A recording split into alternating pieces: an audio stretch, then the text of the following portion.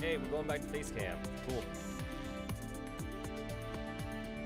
Also because there's gonna be an unboxing today, so back to face cam. We're not in waifu mode. We're FNC. He's been decommissioned. He's been dismantled. I reduced her to atoms. Gone.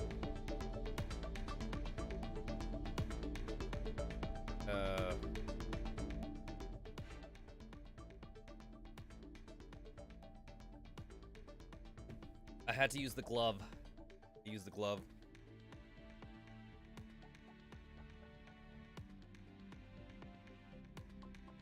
Anyway,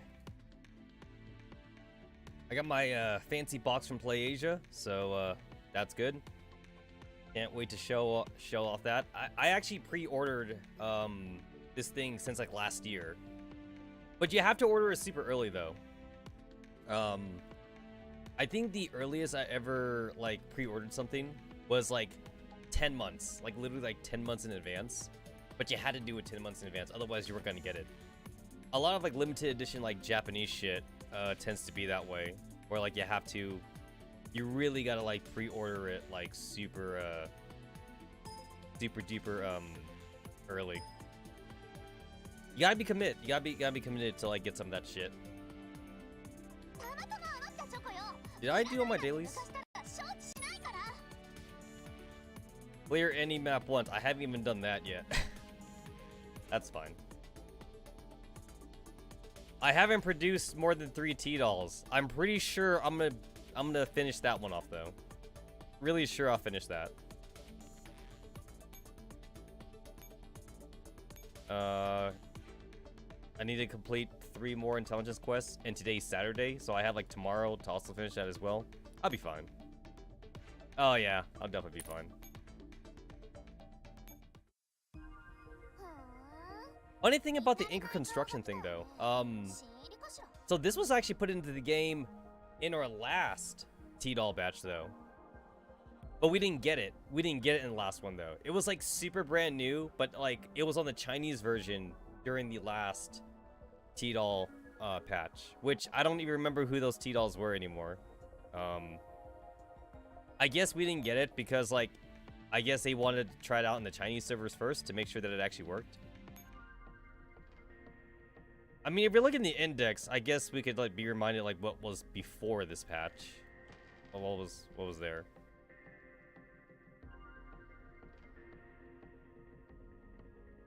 Oh yeah, CVCH, and I guess these bitches. I don't remember. I don't remember. Sub 2000 doesn't count since she was actually a login girl. And then all these girls came from dual randomness.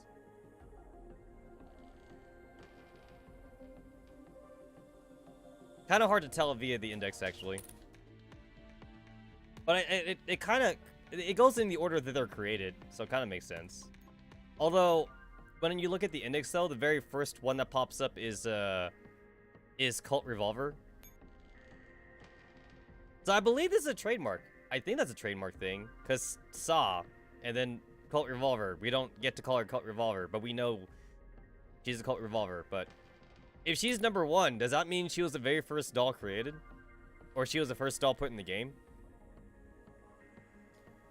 And Nightbot still thinks I'm playing dual randomness. Got it. Dual randomness is over. It is over. False advertising. Alright, I'll go ahead and just update that. There we go. No, wait, this can't be right. Why is Python number 4? If you look at the ID numbers, like, for the most part, this should be pretty accurate to, like, dolls that got added into the game way earlier than the ones that got added in later. But then now, this doesn't make any sense. Because Python wasn't added into the game until, like, after Singularity. And then MP7 also didn't get added in until like after Singularity as well. So I'm not sure what the fuck Python's doing up here. Damn, I don't have like my old streams anymore to check. Because now I feel that Noggin Revolver used to be number 4, but now she's ID number 5 now. So people got bumped. I feel like some of these girls lost their OG numbers.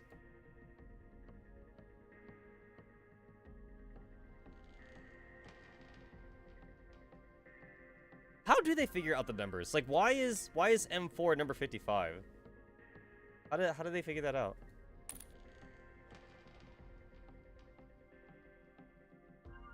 I know that for Pokemon, the Pokedex number legit is just based on like order that they made the Pokemon.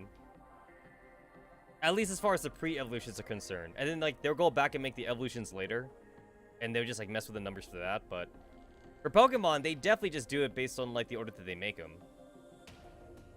And that should be the way Girls Frontline works as well.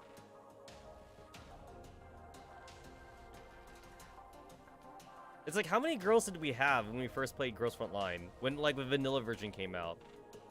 Like 100? 90? I know the shotguns. Isn't it crazy to think that like there was a time before shotguns were a thing? Shotguns have not always been in Girls Frontline. And now that I'm scrolling up, actually, the very first shotgun that looks like it's here is M887? She was added in Arctic Warfare, I think. Are you the first shotgun? I remember that like EN server got shotguns extremely early. But the Chinese server didn't get shotguns until like I think Arctic Warfare. That's when they got their shotguns. Because that's when it was like legit added to the game.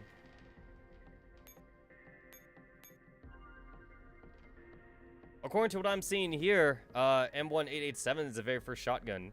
Although I feel like that's probably incorrect though. Maybe M500 is the technical first shotgun. Canadian Girl's a freebie. You gotta make like 10 heavy equipment productions or heavy T-Doll productions to get a Canadian Girl.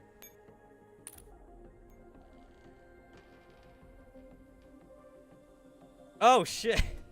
She has one? I forgot she even had a Digimon. That's the only one I haven't done yet. Well, damn, I gotta do that now. She's super forgettable. Where is she? Well, what level is she? She's level 40. Oh no, I gotta dip into my 47k 1,000. You want me to spend 1,000 on her? Okay, fine. I actually can't even give her the neural upgrade right now, because I'm pretty sure the game will say she needs to be times 5 dummied. Hey, look, I'm actually leveling up Rocket Fairy now. I'm leveling up Rocket Fairy since like she's about to get a buff.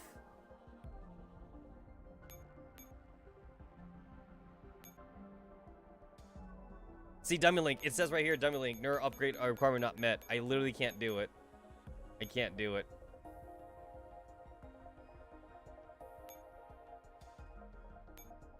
Fairies. So let's see. If we go over to all the changed fairies. So Sniper right now, what she does. In the next battle, aim at the enemy with the highest HP and deal a certain amount of damage. She does that one time. She does that one time only. It might be better to go into index for this. So we can see the level 10. Because it wasn't really worth it to like see their to like upgrade them to level 10 anyway. So technically, Sniper Fairy is actually getting nerfed. I believe it takes like maybe 8 seconds for her to shoot, but she does 20,000 damage to the highest HP enemy. But now she's basically a hawk. She's gonna like shoot like every 4 seconds or something. But she's not going to be doing 20,000 damage per shot, though. Rocket Fairy. So they're actually also upgrading the amount of fairy command points Rocket Fairy uses. So like at a skill level 10, it won't be 10 fairy command points anymore, which is obscene. When you upgrade it, it'll be like two command points or something. Deploy a rocket launcher on a designated node. Do a 20% of current HP damage to 5 random enemies within the range of 5 nodes. And if fed against bosses. So now she's the Hawk. She's just a Hawk. She's just gonna do like, I don't know, like 1,000 damage like every 5 seconds or something. She's basically getting a complete overhaul because she's like a trap node right now. The thing is that like this skill is actually useful, you know, if it actually did damage to bosses. The worst aspect is that like you deal 20% of current HP to 5 random enemies, and that's what makes it suck also. If it was deal 20% damage to enemies based on their max HP, Rocket Fairy would already be usable, even with the tagline, ineffective against bosses. But she's ineffective against bosses, so what the hell are you using her for? Manticores? Like Typhons or Typhoons? I always forget if it's considered Typhon or Typhoon. I think there's only one O in that, so it's not Typhoon then. Same thing too for Landmine Fairy. It does damage based on the enemy's current HP. And it's an thing against bosses. So she was only useful that one time in Polaris Light ranking where you wanted to take out a death stack, and then like it was already nerfed for EN server. And to be fair, she actually does have that as a usage, by the way. Like for if you're trying to like silver rank like some of the stages that want you to like capture all the nodes, you can use her to weaken the death stacks at least. I've actually used her for that when I went back and tried to silver rank some of the previous previous maps. I've used her to kill death stacks. Construction Fairy is weird for me. I feel like I honestly legit feel that the enemy AI is like programmed to avoid Construction Fairy nodes. I feel like when enemies are aggroed on me, if I lay a Construction Fairy node, the enemy won't attack me anymore. Like, the Construction node, like, basically just, you could like almost like manipulate the enemy's AI. At least every time I've used it. It's like, I know 100% for a fact the enemy will attack me. But the moment I lay down a node, though, it doesn't happen anymore.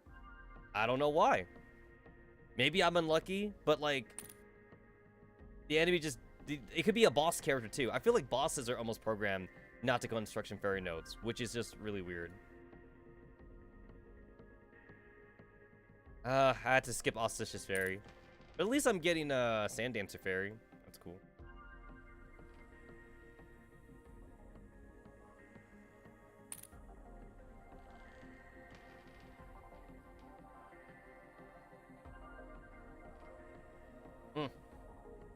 We don't have as many fairies as I thought we'd have.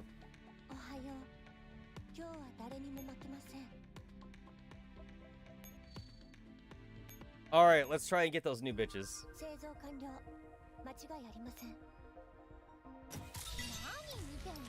I got Micro Uzi. Okay, so I'm getting 2 warrior fairies. I remember when I did it in yesterday's stream, it was just 2 of the same timers, so it's probably 2 warrior fairies. It is. It's 2 warrior fairies. I am maxed out on fairies. Wow.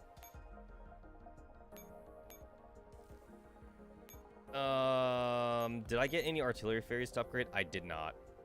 Oh shit! I forgot about my prototype fairies though. I'm still trying to get that parachute fairy maxed out. I also actually have 1 parachute fairy locked because I want to keep it just for collection purposes. Parachute Fairy, funny enough, actually is a pretty good stat stick if you're a newbie player. No, odd enough, like, the 10% upgrade to everything is actually decent. And then, like, if you give, also, like, it's also 5 stars, too. So like in the case of this parachute fairy, damage 2, activation rate 100% because you get prototype fairy at 100%, or at 5 stars, which means that the 2 talents will be at 100% proccing. So funny enough, I would actually recommend new players to not actually use a prototype fairy, to actually keep one prototype fairy at locked, at least until they get like regular fairies to use. But then when you're a newbie player though, you kind of can't afford to do heavy equipment production though.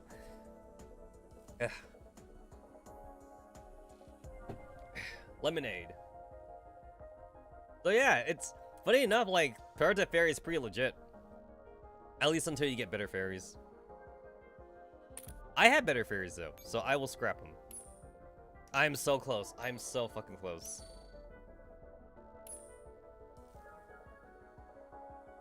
I'm at 2,750 experience out of 3,000. So fucking close. I'm actually making a dupe of Airstrike Fairy because I already have one Airstrike Fairy at 5 stars. So I'm on my second one right now.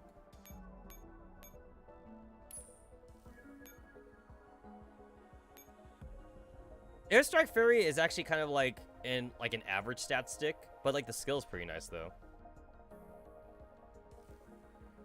Here's a third. I don't know why, but I decided to like lock 3 dupes of Airstrike Fairy.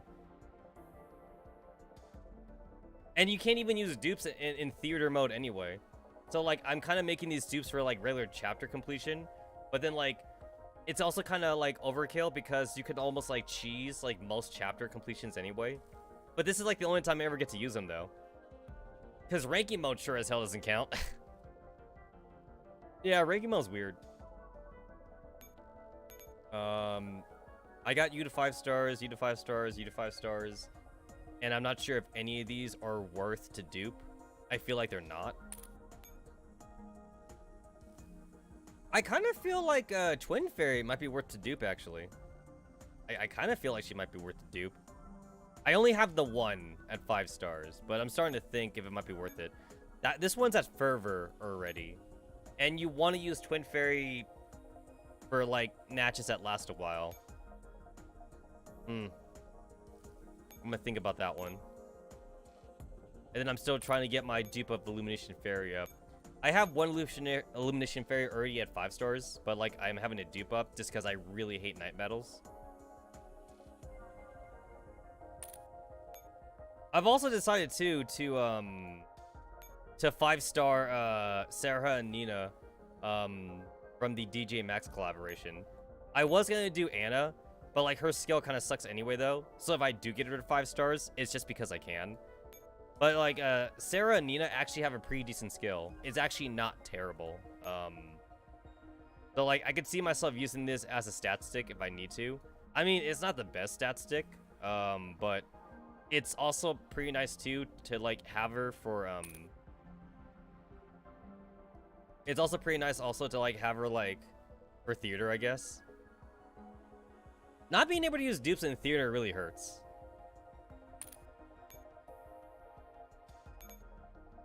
So, boop, boop. I'm actually specifically like not using any of these fodder girls that have a fervor or damage 2 skill. Mostly because it's for parachute. I'm basically using it because I'm basically keeping them around because of Parachute Fairy in case I want to feed them. I mean, you get like a little bit of like an experience boost like for like the talents that match. It's not a whole lot, but it's something though. And I'm still not sure if I want to dupe Twin Fairy, but I already have one here at Fervor, so now I kind of want to keep that. It'd be good. Yeah, these two are worthless to me. It doesn't take a whole lot to get like the collaboration fairies up to 5 stars. I mean, I already got 2 beach fairies at 5 stars anyway. I think I did cheat for one of my beach fairies though. I did use a prototype fairy for that, and I should not have done that. I should have used it for Parachute Fairy instead. But I really wanted to get that 5-star Parachute Fairy right away. I will be doing more Girls Frontline Digimind readings in this stream. I'll do that like after I do my like merchandise unboxing though. I'll probably like bust out the FNC avatar again for that. But right now we rate up. We're in rate up mode right now. All right, I actually already have the Twitter up right now. Just to like remind myself like what I'm looking for. 5-star assault rifle, 5-star machine gun, 4-star assault rifle, 4-star SMG, and another 4-star SMG. So 2 4-star SMGs, 2 assault rifles, and 1 MG. So two SMGs, 2 assault rifles, and 1 MG. Because it's 5. It's 5 girls. So 1, 2, 3, 4, 5. Yeah, okay. I guess I'll try for SMGs first then. Am I gonna do the target? I mean, if I get it, of course. Yeah. When the anchor target has not been produced via anchor construction, the yield or case will increase. No target set for the thingy. I mean, there's no reason not to use it, though. Like, right? No reason not to use it.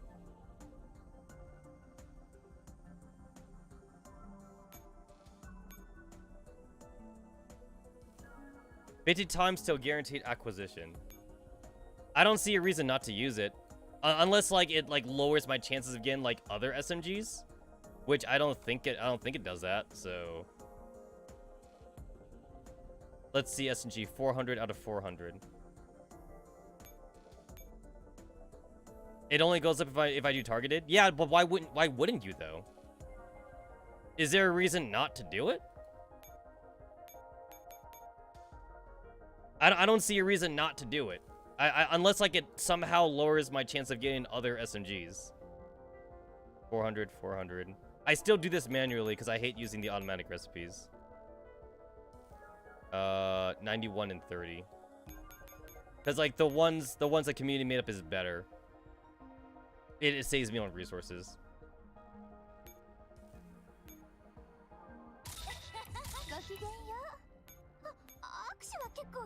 If I also like don't actually get the girl by doing our targeted, then like I might as well not do it then, because I feel like I get lucky enough during raid up to actually get them naturally. The game is saying that I'm guaranteed to get her after 50. You've been more unlucky with targeted pulls than just regular pulls? Wait, I don't get that. I don't get that. So like, am I actively not getting her right now? That seems kind of backwards logic then.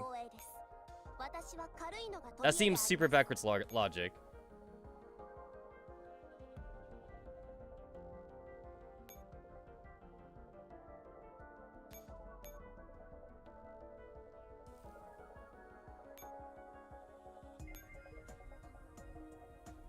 Oh, I gotta hit this button. Oh, I have to hit this button. Oh, I gotta use this shit?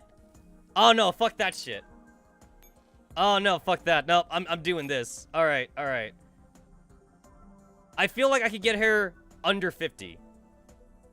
I refuse to use their recipes. I refuse to use their recipes.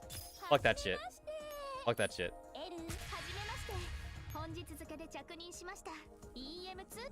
Correct. Okay, wait. What am I at right now? What am I at? I'm at 10? I wasn't keeping track. I think I'm at 10 right now.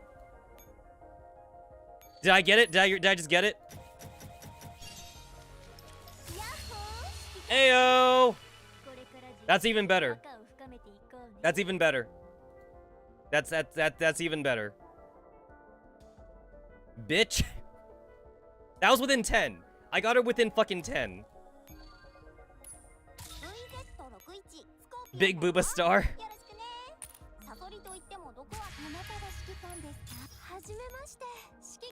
Okay, I already lost track, honestly, but that was definitely way less than 50, though.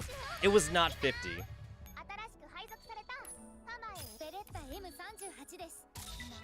So like I'm just trying to get the other one now. Remember guys, I like to look at timers. That's why I'm doing it this way. Cuz you could tell like when you get them just based off the timer. Ooh, oop, 9.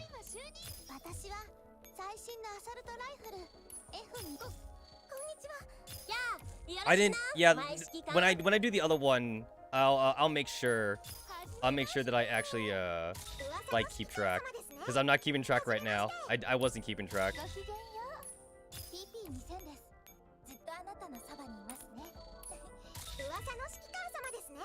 The regular recipe sucks ass because like I hate how much rations and parts they expect you to use, and like those are hard to get. This is a very first world problem that I'm having, only because like I'm already kind of maxed out already at for my resources, but I still hate the idea though. Like for some reason I still hate the idea of like essentially being forced to use more resources than I need to. God damn it. The community-made recipes are more efficient. So why would I use the inefficient recipe? If I go to recommended recipes, all these recipes are inefficient. They use way more resources. Look for the parts. They want me to use 200 parts for the submachine gun, 200 parts of the rifle, assault rifle. When you go to the community recipes only require you to use the base 30. The only exception is machine gun and shotgun, but base 30 is good enough. And parts is hard to farm, so fuck that shit.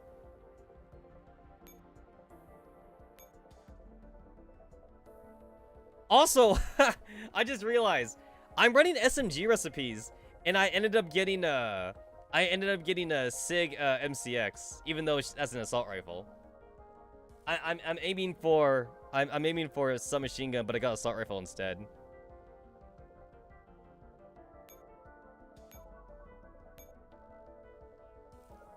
You see, look I get to run 2 of these for 60 parts. But if I run one of these though, it's 200 parts. That's a far cry. That is a far cry big of a difference.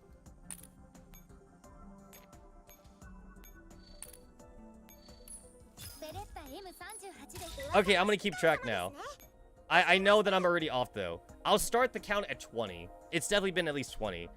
I'll start the count at 20. So we're at 22 right now. 22. Damn it. 24. This is definitely off, but it's close enough though. 26. Hey! I got the Japanese chick.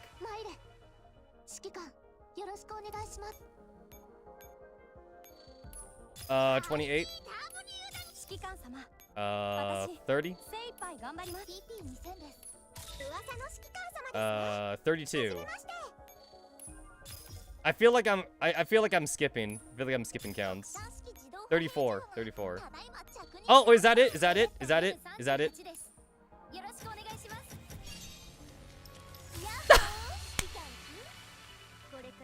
I got 2. Dude, she must love me. I got 2. That was 36, right? That was 36. That was 36. SMG is scam. Dude, I'm using SMG recipe. I'm using the fucking SMG recipe.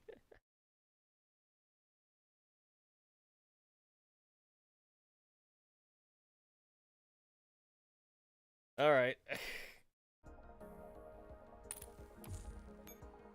So wait, there's 2 SMGs, right? I didn't get either of them. I haven't gotten either of them yet. I got 2 of the assault rifles, though. Also, I got 100 cheeky. I got 100 cheeky at least, though. I'm on 38. This is 38, right? This is 39. It's an odd number now. This is 39. We're on 39. I need to make it even. I need to make an even number. Okay, hold on. Let me go ahead and start start coring. Let me core these bitches. Oh wait, no, can't do FNC yet. I'm still waiting to cash these in. We will cash in all the FNCs eventually, but now's not the time. Oop 9, you.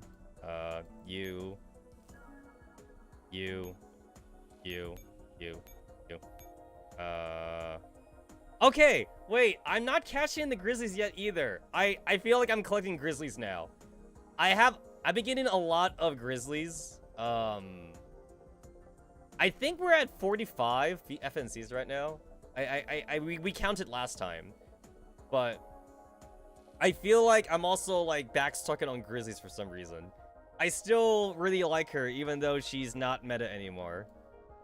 I kind of refuse to dismantle Grizzly. Okay, we should be good. I also kind of refuse to like dummy link or dismantle my Jashin girls too, so they're kind of just hanging around on base. They're kind of just hanging around. Hold on, I'm actually going to keep track of how many cores I'm getting. I just want that as a fun fact. How many cores will I get during like this run? That was 47 cores right there. Oh, oh my god, no way. No way. Don't tell me. No. So like I'm at 41 right now. I'm at 41. Hold on. Let me make this an even number. 42. All right, now we're at 42. Don't tell me. Don't tell me. Bro! Bro!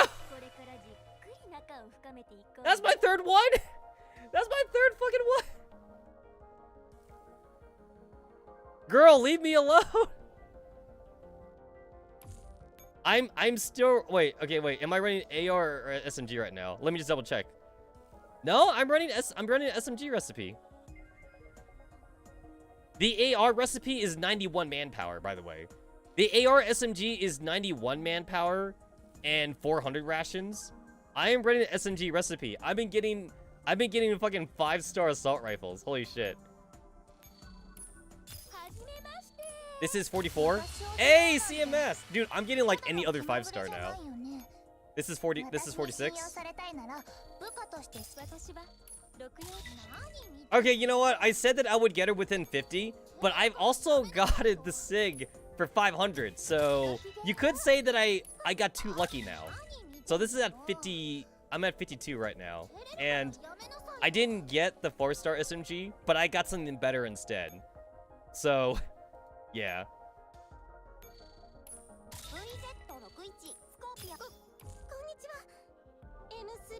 Wait a minute, I'm dumb. Hold up. I could actually...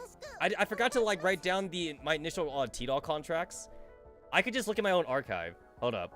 I literally could just look at my own archive. Yeah, I'm dumb. Let me check. Let me check. Let me see. I'm just gonna go back in time really quick. I will go back in time. Here we go. I think I found the start of my construction.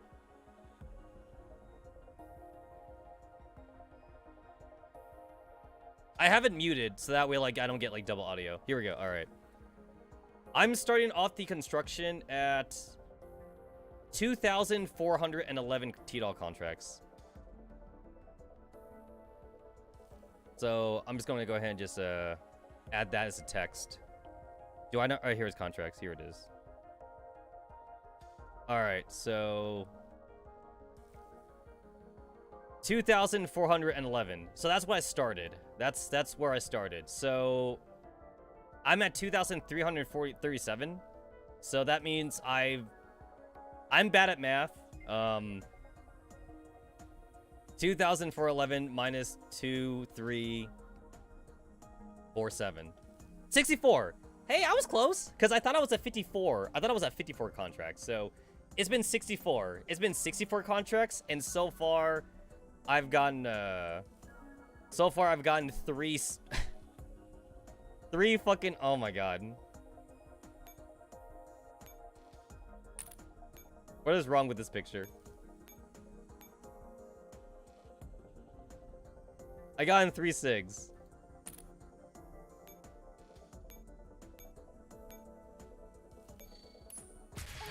I've also gotten like I think 3 5-star SMGs too in that amount of time.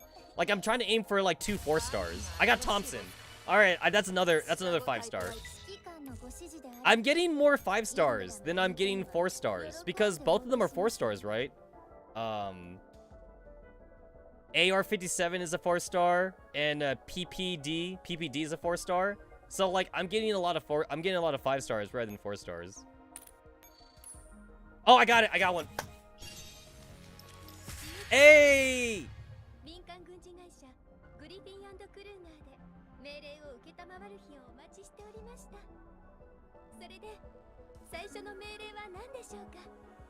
I got Mexican. I got Mexican girl.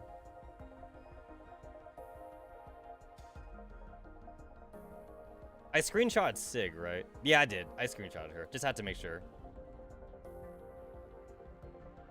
You know what? You know what? Like, I don't think it's wrong to mention a person's racial heritage and, like, it could be not racist. Like, you're supposed to say Hispanic, right? When you say Hispanic, that's being PC, right? Politically correct. But like, I don't think it's wrong to say Mexican, right? Like, it's not wrong to say someone's Mexican. Like, if you say, whether you say they're Hispanic or Mexican, it shouldn't be wrong to say they're Mexican. I don't think that's inherently racist. I also don't think it's inherently racist to say that someone's black versus African American. Like, you're supposed to say African American, right? But like, when you say someone's black, that's considered like a racial term, though. At least that's from what I understand. So you're supposed to say African American, or you're supposed to just say African if they are African. But like, if you dark skin, then like, you know, Hispanic can mean all of Latin America. Like, here's the thing though.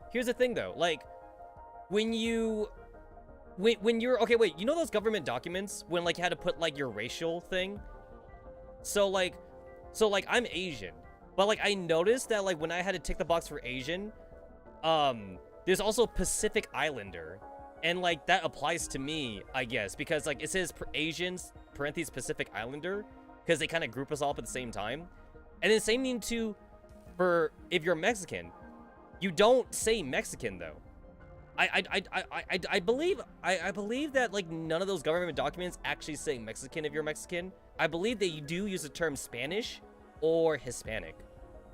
And Spanish, you actually mean Spain, right? But like, I think on American documents though, Spanish just means anybody of Mexican Hispanic heritage, I guess.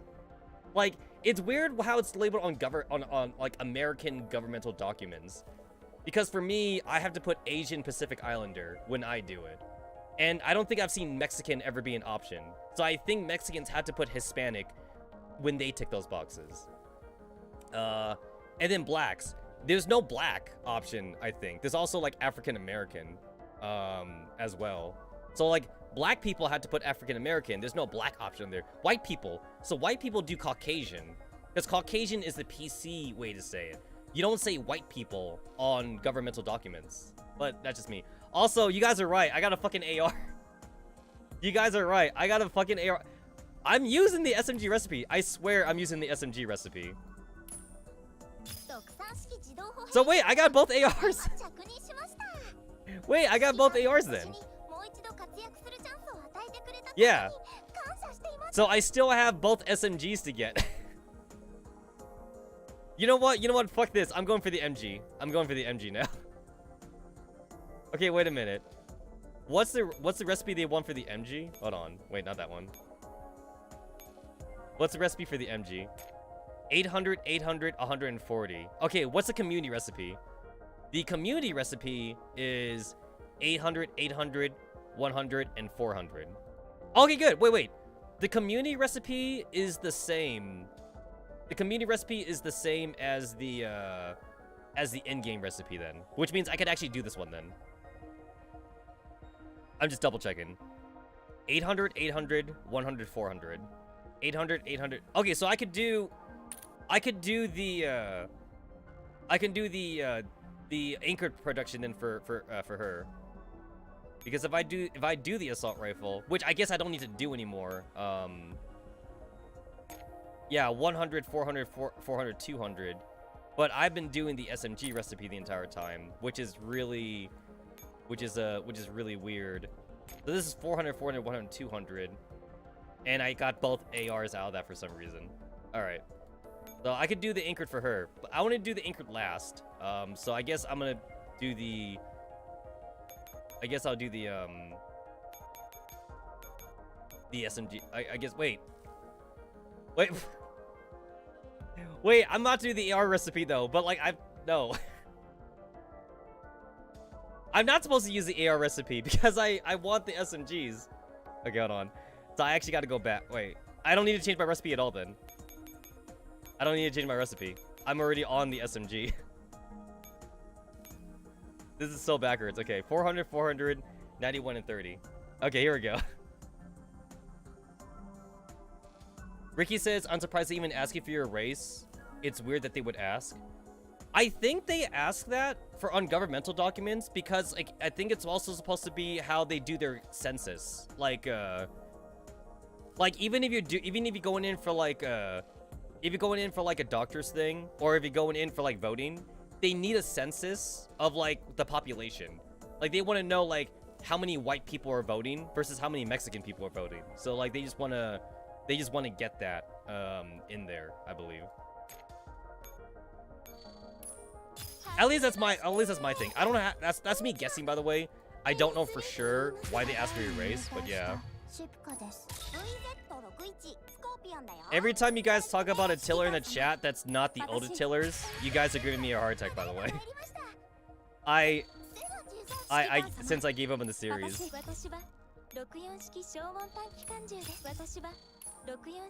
I only... Oh wait, that reminds me of like a joke for the Dragon Ball community. It's like, I only watch Dragon Ball, who dis? And then like the other joke for that is like, I only watch Dragon Ball Super, who dis? Oh, did I get it? Did I get it? I got it! I got it, finally. I got it. There we go! AR-57. Finally. I got an SMG from an actual SMG recipe.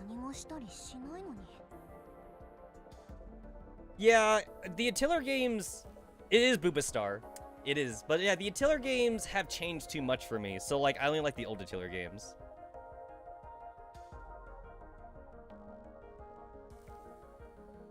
She really does, though. She really does. Guys, wait till she gets a Digimind. She'll be like the fastest one to get a Digimind. She'll be like a new character, but then she'll get a Digimind like next month on CN server or some shit. And then the jokes are come pouring in.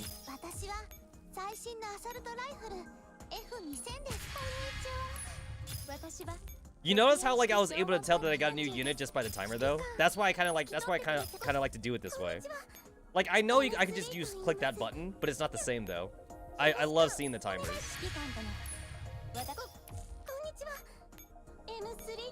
Same thing too for shotguns too. It's like if I don't see like an 8-hour timer for shotguns, obviously I know I'm not getting a shotgun. Oh shit, alright. Nope, that's not it either. Okay. Alright, I gotta start coring some bitches. Gotta start some cores. Let me go ahead and dummy link Canadian girl really quick, just so I could do her thing.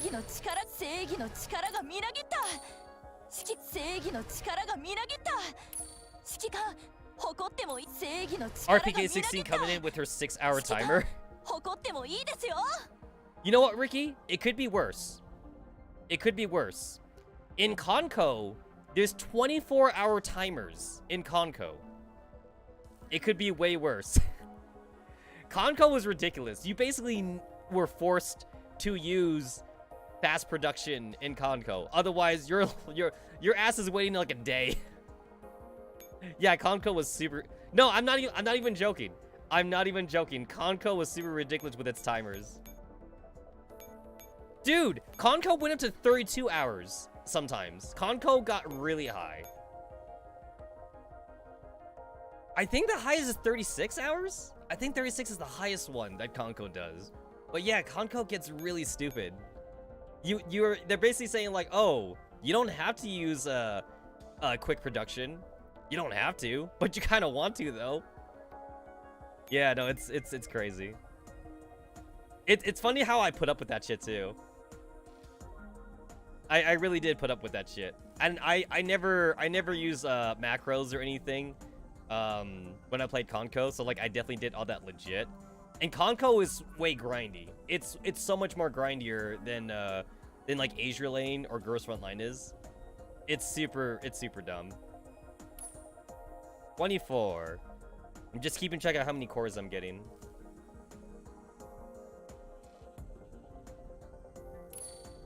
There we go. What's the average timer? Not too bad actually. At least for like the destroyers, it only goes up to like maybe like 30 minutes to 2 hours. It depends how rare the destroyer is. The more common destroyers only go up to like 30 minutes or something. It only gets bad when you get to battleships and like heavy cruisers. Then that's when it gets really bad. The repair timer is pretty bad too. Which is why you want to use quick repair. If you're like a veteran admiral though, you probably have a lot of quick repairs on you. But I remember seeing one of my quick repairs for one of my battleships. And remember the Conco has a permadeath. So you're also like doing it from not 0 HP because, you know, at 0 HP they're dead. When I repaired one of my battleships, the timer was also 30 hours. But Girls Frontline does the same thing too though, with shotguns though. Although with shotguns though, you're probably gonna use a quick repair anyway. But I remember my KSG died though, like in a fight one time. And I think the KSG timer was like 22 hours or something like that. So like Girls Frontline also gets kind of ridiculous, at least for shotgun repair time. But as far as construction time is concerned though, Conco definitely beats Girls Frontline like by miles. Heavy cruisers and battleships, and there's also heavy battleships. That's okay. So like the Congos were like fast battleships, and then you had like Musaki and like you had Musaki and like the other bitch who was like heavy battleships, and then you got normal battleships. There's like different classifications of like battleships. Yeah, you're right. Hawks are also like really long too in this game. Although like you're probably gonna use the quick repair anyway.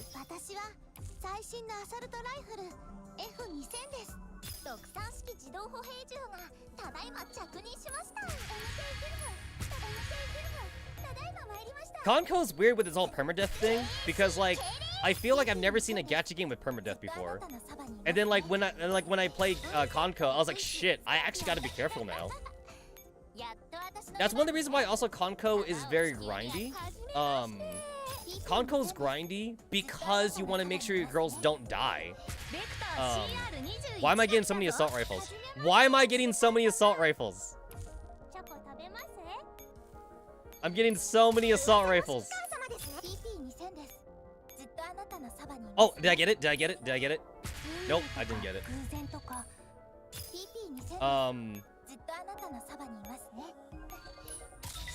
But I remember, oh shit, I got it.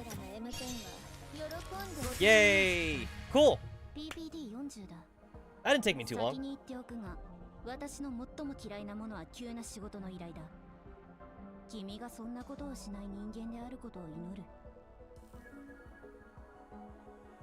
Her pose is funny. Like, what is she doing? Surprised IDW didn't show up? No, the game was too busy giving me SIGs to give me IDW. She looks like she's like trying... I don't know what she's doing. Alright. Her pose is a reference? Ah, reference lost on me. 2296. Okay, wait. So how many contracts did that take me? Where's my calculator? So we started off at 2,411 contracts. Let's see. 2,411 minus 2296. Guys, that was only 115 recipes.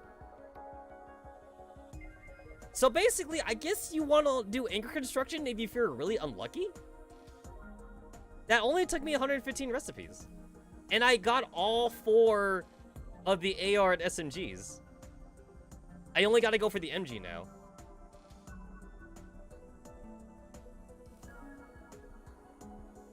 Yeah, you know what? Anchor construction's bullshit. Look at this, 120. It's like that's assuming you don't get her in the 120. All right, whatever. Yeah, no, I'm anchoring for MG.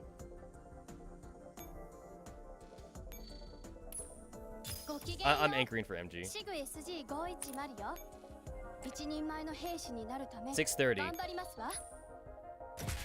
Hey, PK. 450. Nope. Shit. Wrong button. Don't know if we can use for SGs? I believe they said, like, in the future, they were gonna use it for every, like, new T-Doll. Which means it should be usable for SGs as well. That's what they said, when they first brought this in. That was the plan anyway. Whenever we get, like, new SGs, later on. Bar! We got Bar Granny.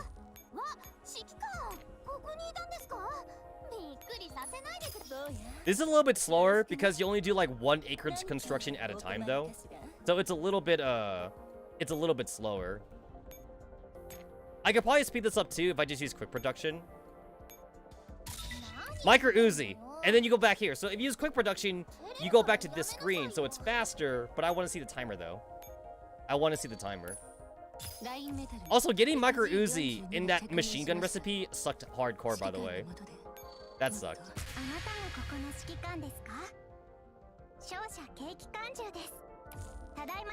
At least I get to see like how many I'm doing though. That's kind of cool. 616. Oh my god, did I just get her? I just got her. Oh, that's so ugly! Oh, that's so ugly! Oh, I hate it! I hate it! No, I don't like this. I don't like this. I hate that this is there. If I tweet it, is it still there if I tweet it? Oh, that's so ugly. No, no, I gotta do it legit now. I gotta do it legit. Nope, nope, nope, nope.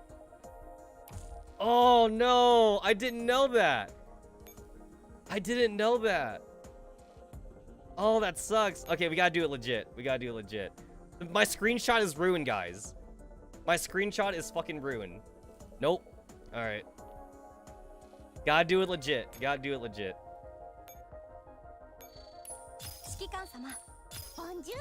Gotta get me that second one now. Okay, so I guess we all know that anchor construction is bullshit now. Now we don't want to do anchor construction.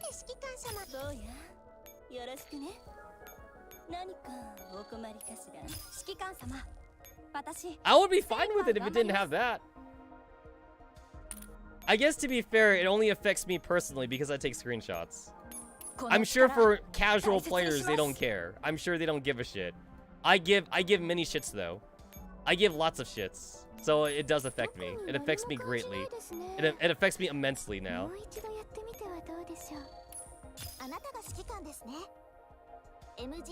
So the redeem function should actually work now. It should actually work. Hold on.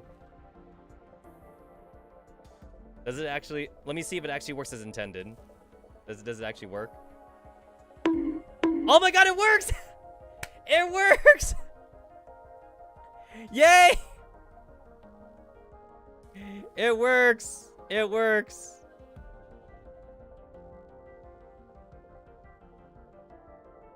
It works. I guess I should move that. I should move that now. Where is that? Where? I forgot where I put it on my thing.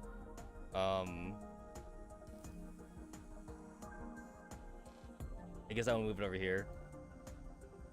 So if I do this then...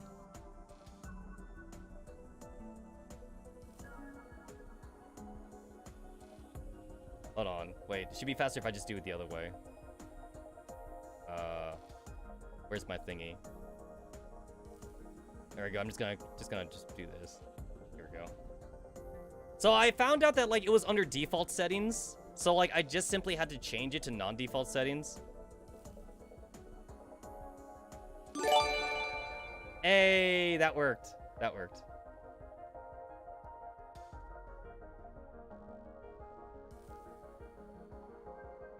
Cool. Totally works. Totally works. Okay, so I moved it above my head. So that means,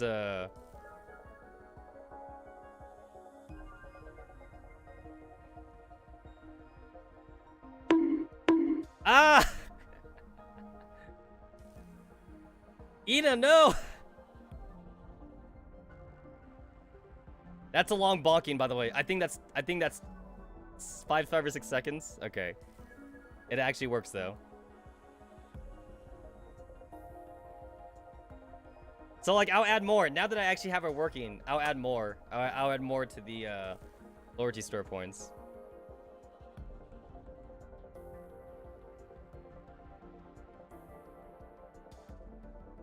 Oh, I see the reference now. Okay, I see it. I see it now. Oh, that's cool. That's a cool thing.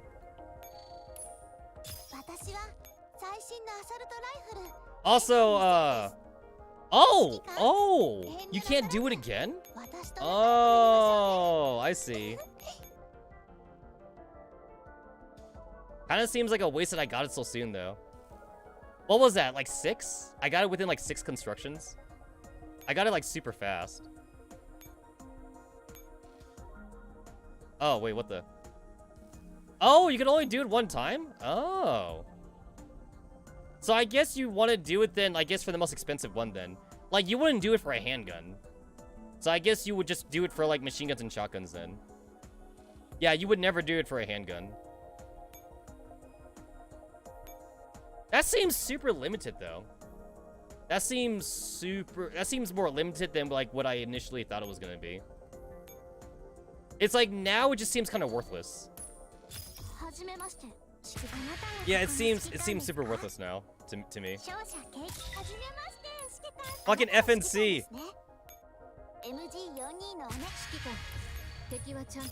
Okay, guys, that didn't count, by the way. The anchor thing didn't count, since obviously it was too ugly. Waiting until I get her legitimately.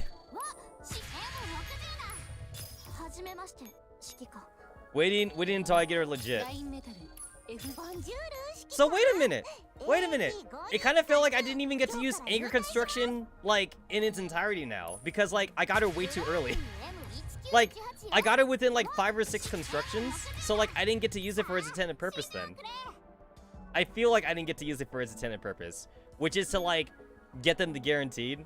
I got too lucky. I feel like I just got way too lucky. It's like it wasn't even there at all. Basically, my luck is too good. So, like, why even use it? That's all machine guns. Who needs power? You need power.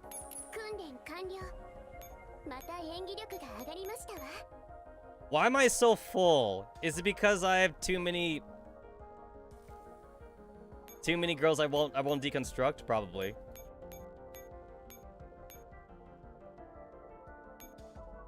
It does. No, I read that part. It does give like the small little boost thing too, like for every construction. It just felt like non-existent to me though. Like, I guess I was expecting something more flashy. I guess I was expecting something more of a UI fix on the menu to like signify that it was going up though. Basically, I never saw like a percentage boost. I never saw the game telling me there was a percentage boost basically. And I feel like I kind of wanted to see that. But like I didn't though. I didn't see that being shown to me. So it feels like I just didn't really get any of the benefits. According to what I see on here, it says that you get a 0.6 thing like per thing that you're doing. And I got her within like 6 or 7 machine gun constructions. So like, who's to say that I got her because of this basic success rate, or if I just got her just based off like the regular success rate? I just got her so soon that like I feel almost kind of gypped. Basically, long story, too long didn't read. I'm suffering from first world problems. Too long didn't read first world problems. That is the wrong 5-star game. I did not want this one. I did not want this one. No! No! I didn't screenshot. Oh no, I gotta do it again. Okay. Don't click that fast. No! Now I gotta do it again! Okay. Okay, I double clicked too fast. First world problems! First world problems! Oh wow, I got donkey?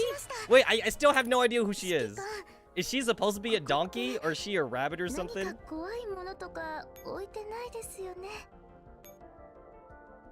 What are you supposed to be? It's a hare. Her ears, but donkey fits. Yeah, her ears. It's just like hard for me to like judge her ears basically. Also double ears. Also, now this reminds me of Arknights. I know that Arknights came afterwards, but like anytime I think about animal ears now in Girls Frontline, I just think about Arknights because of the whole like company split thing, right?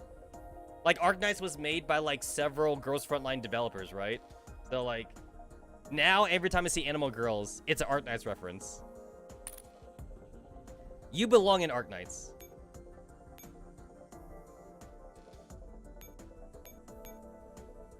Also, if I was paying attention correctly, I believe she's a 616.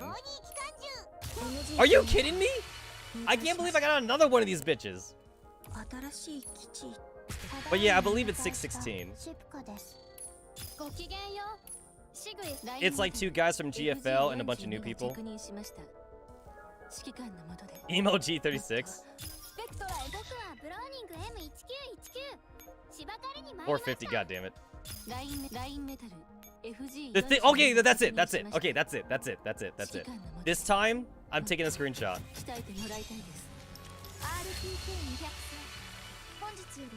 There we go. I got my screenshot, guys. I got my screenshot.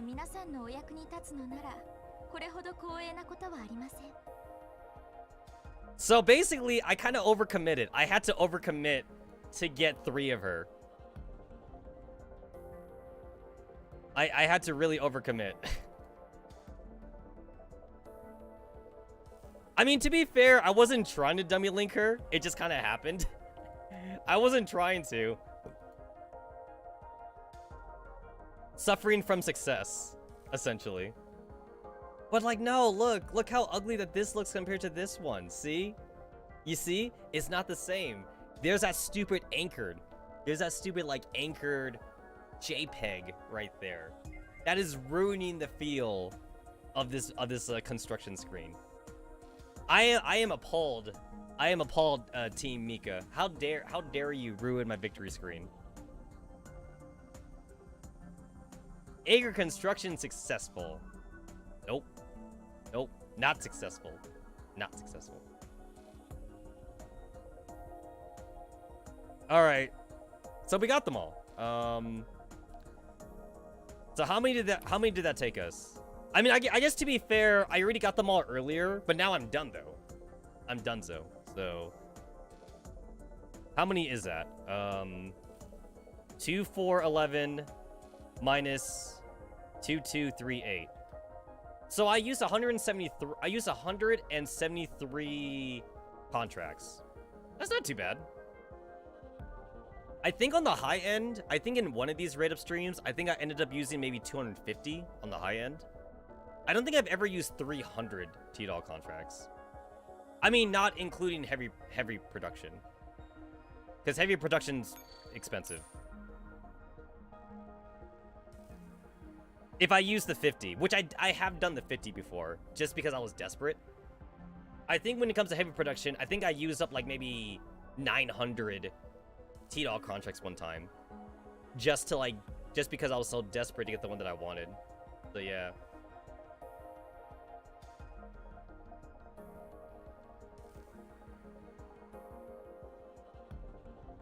Also, just because I'm already here. All right. Shotgun, first try. First try.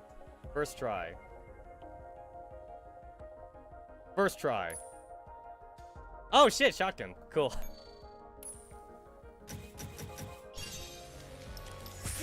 Ayo, shotgun. All right, awesome. It's not a new shotgun, but I got a shotgun. Good enough for me. I'm missing 2 of the 4-star shotguns. They're the latest ones. Because I have all the 5-star shotguns now. I produced 10,000 T-dolls? Seriously? Damn. I'm not even sure if you can even have 10,000 T-dolls in your base. I am missing Defender and PM5. Defender and PM5. So yeah, whenever they do a T-doll shotgun raid up thing, I'll try for that again. I'm not in any hurry to grab these girls unless these girls are required for like a T-doll memory thing. Which, by the way, now I just reminded myself I can finally do the T-doll memory thing. I've been sleeping on like Operation Star Chaser for so long because I was missing fucking FIMA2. I was fucking missing her. And she's like literally in the first one too. Like I was gonna like do like this like halfway until like she became a permanent character, but she's in the first one though, so can't really do anything about that. Yeah. Also, like, I accidentally clicked on that. That's kind of my bad. I had to, like, go back and read that one. I kind of accidentally clicked on that.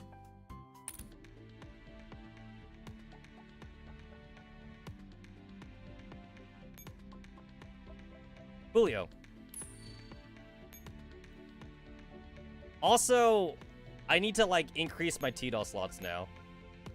Alright, so we have 2 T-dolls that, like, I'm refusing to dismantle right now.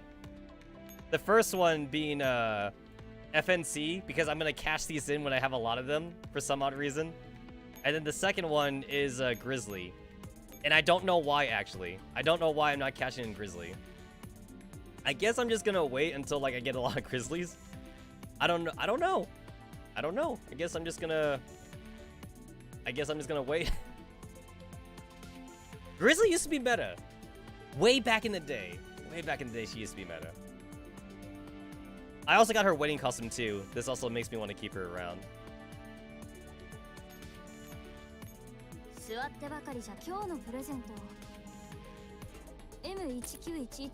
Cute tomboy. Cute tomboy character.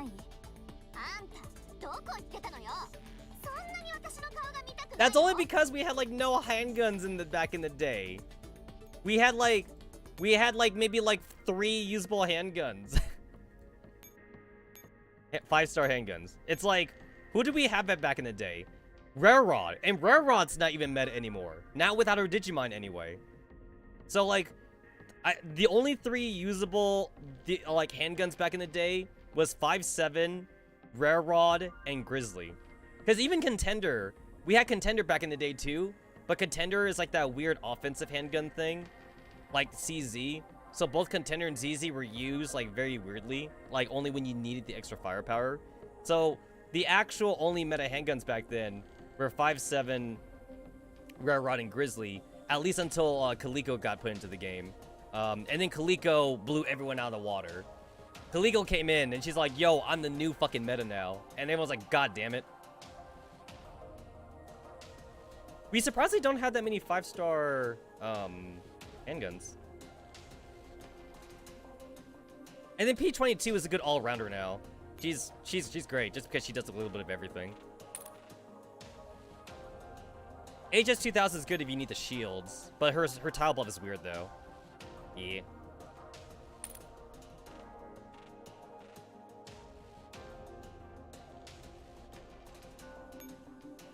I really wanted you to be meta.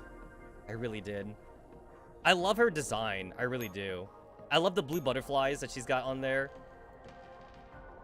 Your skill is just too complicated. Just too complicated.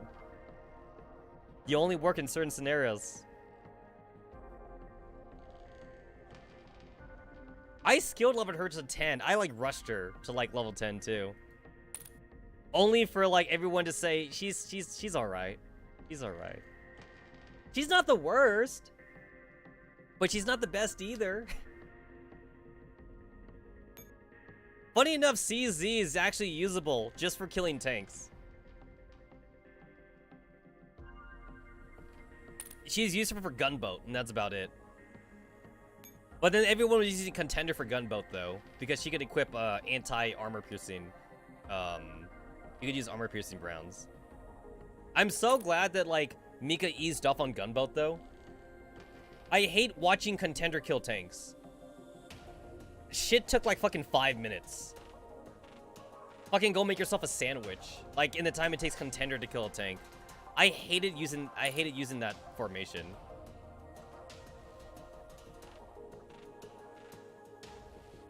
If I remember right, I think in my experiments, I think surprisingly enough, I think Python was also pretty good as well. Funny enough, if you had like a good enough fairy.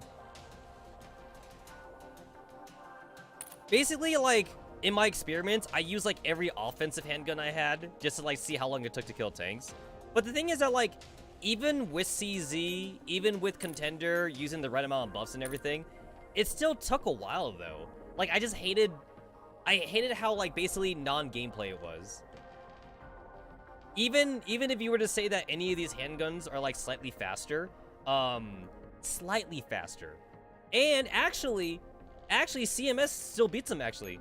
As long as like you can micro CMS good enough, CMS is actually faster. She's not a handgun though, so like her dodging ability is slower, but like she actually is faster. It's just that like it still takes a while though. CMS still takes like a couple minutes to kill a tank. It's just so dumb. It's just so dumb. So I'm glad they eased stuff on that. I'm pretty sure it was not intentional by Mika for people to use the gunboat strategy to kill the tanks. No, you're right. That's what I'm trying to say. Yeah, I'm pretty sure the idea was that we were kind of supposed to treat them as like death stacks, right? They wanted us to kind of avoid them, but like we still did anyway because like we found the strategy to actually kill them and get rid of them. So yeah.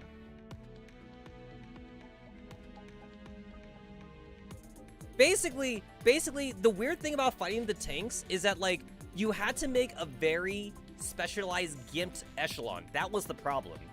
That was the biggest problem. So whether you use contender or CZ or CMS, and in my testing CMS was the fastest, you're still making a really weird echelon. That's not good for anything. You're making one echelon for one dude. And I'm pretty sure Mika doesn't actually want us to make super specialized echelons like that. Like, of course, like, you are making specialized echelons a little bit to fight certain enemies. Like, you have rifles, you have assault rifles. But I don't think they actually want players to make an echelon that kills one kind of enemy, though. They want us to use kind of rare-rounded echelon typings. At least that's my understanding of, like, the way they make them. Of course, you want to use, like, either... Like, even when you fight armored units, you still have the option to use machine guns or over rifles or something. You don't have to use strictly rifles, for example. We got options, but, like, for the tanks, though, you have to use a gunboat formation. And the gunboat formation, that's a fan-made community name. That's not even a name that, like, that the official developers even use. They never made up that term, basically. We made it up because, like, we're stupid and we try hard everything. It's like, yeah, we were gonna try hard, so yeah. That reminds me of, like, the OG anti-rain formation. If I remember right, this was back in the Girls Frontline beta. But the original formation, which was really stupid, and it's a good thing they actually fixed it. Okay, so, like, M4... Stop mod, Start 15, and then M16. God damn it. Anyway, the original formation was like it was okay, 416, you've been recruited. It was like this. It was a fucking it's a fucking cross formation. So if I remember right, it's like M4 buffs up there, and then Star 15 buffs down here, M16 is the tank though, so M16 was in front, and then M16 buffs behind her this way, and then Sop Mob buffs this way. So basically, every unit of the anti-rain team, they only buffed like one person next to them. Basically, it went in a circle. It's like a super dumb formation, but at the same time, I kind of wish they almost kept it. But then it would have made anti-rain like really weird to use together though. Actually, there's a lot of screenshots actually. If you were to look at a lot of like beta version of girls in Girls Frontline, there's like weird skills and like weird tab buffs they never brought into the actual 1.0 vanilla of the game. There's also tile buffs too for certain handguns where like they only buff the top layer. Like this top area, that's all they buff. They only buff that top layer. And then there's some, they only buff the bottom layer and shit like that. Remember 5x Vic? I do remember that, yeah. Yeah, there's some really weird oddities, so I'm glad they kind of like made it more uniform, I suppose. One thing that I'm definitely wishing that they would do more of, and I hope we see more of them in the future. I want to see more T-Dolls that buff more than just the basic formations that we got used to in the original game. So for example, handguns, they only buff all types, right? Rifles only buff handguns. SMGs only buff assault rifles only buff SMGs. But like, I want to see more real weird guns that kind of like buff like different typings though. Like for the SMGs, we got like Sub 2000, right? Sub 2000 is literally a handgun. She buffs all types, right? I like that. I like that she does that. We also have like the rifle chick. Where's she at? The shark waifu. Here she is. She buffs all types too. So she's also like a handgun, even though she's a rifle. So I definitely want to see more T-Dolls buffing outside of their comfort zones. I definitely want that. Oh yeah, I totally forgot about MP5. Yeah, I forgot about her.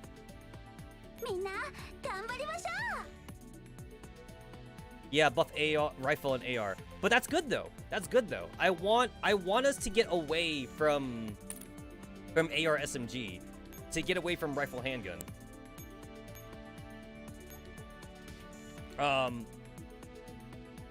Like I want like a viable reason in game to make weird echelons basically. Okay, this team is only here for affection boosting for the dorm, but look how weird this team is. SMG, rifle, and shotgun, right? And assault rifle. I got 2 rifles, an assault rifle, an SMG, and a shotgun. It's like I would love a formation like this to be a team. There would have to be a reason to do this. Like maybe this middle part could be an offensive SMG, and then the shotgun is there for tanking, and then like everyone in the back row is like for offensive, and then like the rifles are for armor penetration. But then you're fighting a team that also has like regular dudes, so you need the assault rifle to kill that. Like I would love to use a team like this, you know. But there's not many applications though. There's not many applications for a team like this. And I believe it's because Mika also doesn't want the game to be too tryhard, probably. Like, okay, do you know what's a tryhard team? A tryhard team is a team where like you use M4 and then you just slap her with like a whole bunch of handguns and shit. Like that's a fucking tryhard team. This is a tryhard team right here. And then you retreat 2 of the handguns, so that way like M4 can like use her fucking particle cannon. Like I'm pretty sure an M4 Exodia team like this is probably not intended by Mika, but like people use this team for like theater mode though. And this is actually a good team, surprisingly. I'm not good enough for this though, but people actually use an M4 Exodia team for theater mode, and it actually works for like a large majority of the on manual. Yes, on man. I'm not good enough for that. I am not good enough for that. I have my N4 on automatic. I know it's good though. I know it's good, but I don't want to learn. I don't want to learn how to do it. Unless like the game starts forcing me to learn. But yeah. I've seen YouTube videos too. Like, I've seen formations that like I have problems with, and then I saw a YouTube video where like a guy gets to it with no damage, and he's using M4. Because I'm using like a rifle, a handgun thing, because that's supposed to be what you're supposed to use against this particular enemy group. But then like there's an M4 formation that does it, but then like you have to make sure you micro though. And like, also like the real tryhard also is that like you retreat 2 of your handguns, but then like you're also you're microing your other 2 handguns here back and forth to make sure like you stay in the battle for the longest time, so M4 can like keep shooting. And then like you end up like retreating like 1 handgun, and then you got like 1 last handgun left, and you're doing like a bunch of micro, and then you retreat the last handgun, and then you have like M4 here in the corner, so that way like she doesn't get shot at by the dudes here up top. And then the dude is here like in this part right here. So like M4 has to shoot this last guy before like you automatically lose the match. Now that is something that I cannot do. Maybe one day if I want to try hard I can do that, but that's something that I cannot do because I'm too afraid of like just outright losing if I like micro like wrongly or something. But I've seen it done before though. We need a second M4, honestly. And when I say second M4, I don't mean like a dupe. I mean like I want like another special T-doll that like goes into like some kind of like transformation mode, like when there's less T-dolls in the field. M4 is like so unique, but I would like to see that again though. I would like to see more of that. Have I tried the newer version of the IWS Exodia variant? I have not. I know the old versions of IWS. I actually never got that much mileage out of IWS because like I only used her in Arctic Warfare. After Arctic Warfare, I kind of stopped using her because there wasn't much of a reason to use her though. But I did use IWS to one-shot Architect though. I did use it for Architect and Geiger for IWS. After that, like I kind of used her a little bit for farming purposes in Chapter 12, but then M4 was still better than IWS though. It's kind of weird because like IWS did get less popular over the over time, mostly because better Exodia formations kind of came out. Like there's also like even grape Exodia formations as well for like certain farming maps and shit, and that was just naturally better than IWS. IWS is still good though. I'm not saying that she got bad.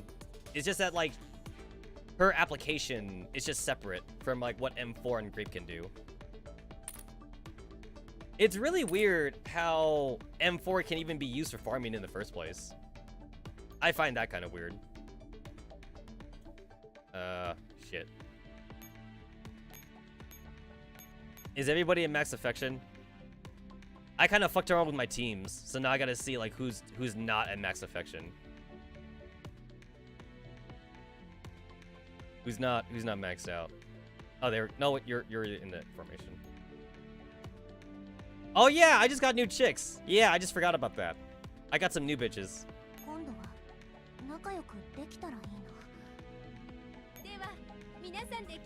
I kind of want to oath AR-57. Kind of. I kind of want to oath her. I'm not going to. Are you maxed out? You're maxed out.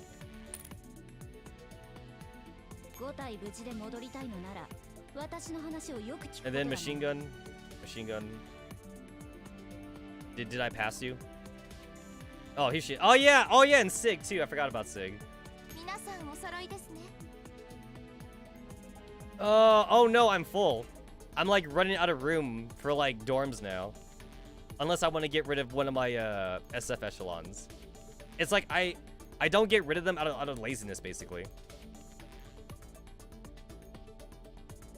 Oh. I gotta... Oh wait, you're fine. Are you guys maxed out for affection?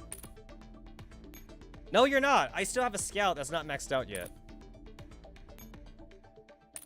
Because, you know, this scout is super meta. Even though it's not even a swap scout. And I refuse to feed this thing fucking cake. How does that even work? How do you feed cake to a scout? How does that work? Okay, yeah, so I refuse. I absolutely refuse.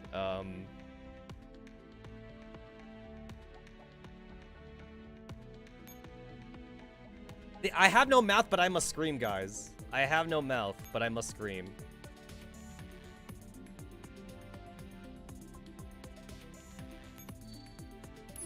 Okay, there we go. Dude, no, scouts are bullshit. I totally agree with you.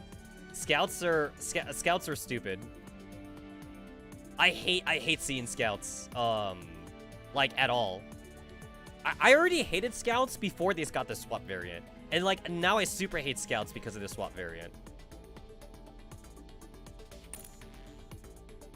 Alright, I need to buy more T-Doll slots. I mean, this wouldn't be a problem if I just got rid of all my FNCs and all my Grizzlies. But like I'm still refusing to do so.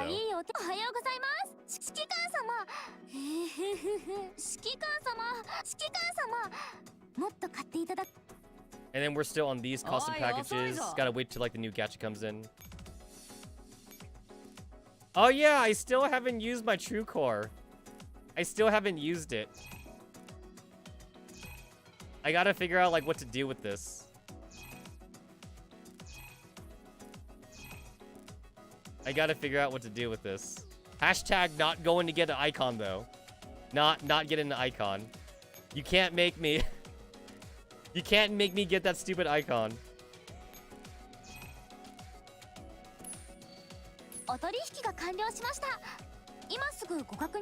Okay, I need to figure out who to dismantle. As long as it's not Grizzly and FNC. I gotta figure out who to dismantle.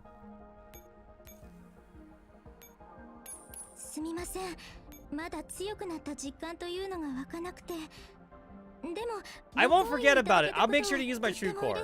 I'll make sure to use my True Core. Okay, who am I getting rid of? Well, I'm definitely not getting rid of my my collab units. And then like I already have like a dupe of Clear and L fail.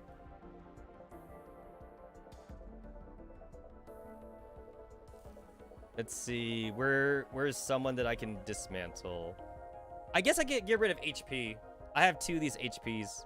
Oh, I can dummy link Saf though. I forget what. Okay, wait. I forget what the actual joke for this was. It's like, so Saf looks like Scarecrow, but then she also got like green highlights of like that's like similar to like Kaliko, I guess. So I think the original joke was that there's some kind of like love triangle or like NTR going on between like Thunder, Kaliko, and Scarecrow. That was like the joke. That was like the joke for Saf. Remember seeing a lot of that. So I guess I'm getting rid of Browning, because I don't really need a dupe of Browning anytime soon. What the fuck do you even do, by the way? Passive. When fighting enemy units that are suffering from a debuff, or when fighting at night, inflict 8% vulnerability. When fellow units are suffering from a debuff or fighting at night, gain 15% damage reduction. Active. Inflict 18% vulnerability on all enemy units for 6%. So she's a debuffer. She's a debuffer. Got it. Not you. Not you. Oh, I could also dummy link PDW. I could do that one too. So I'm dismantling HP Browning, and I think that's it so far. Everyone else I'm just dummy linking. I gotta like free up some space in my my factory. I have 2 dupes of Cord. I got 2 tubes of Desert Eagle. Oh, cool. I have enough Chow Toots to get her to time swipe dummy, so I'll do that too. And I will dismantle 1 Chow Chat. Oh, cool. I got my 3rd MG36, so I could also dummy link her as well. M200, that's fine. Okay, I have like 2 dummies of like P22, and I'm really wondering if I want like a 3rd dummy of P22. I guess I'll get rid of my PX4 Storms. I don't like her anyway, so even if she does become meta, I won't be too sad about losing her. I have 2 MH70s, and she's at level 62 right now, so that's also for dummy linking. I need 1 more 100 Shiki to ×5 dummy her, so that's fine too, I guess. I have 1 CMS, but I don't know if I want to dummy. I don't know if I want to dupe another CMS. I probably don't. I guess I'll get rid of CMS. Here's the thing.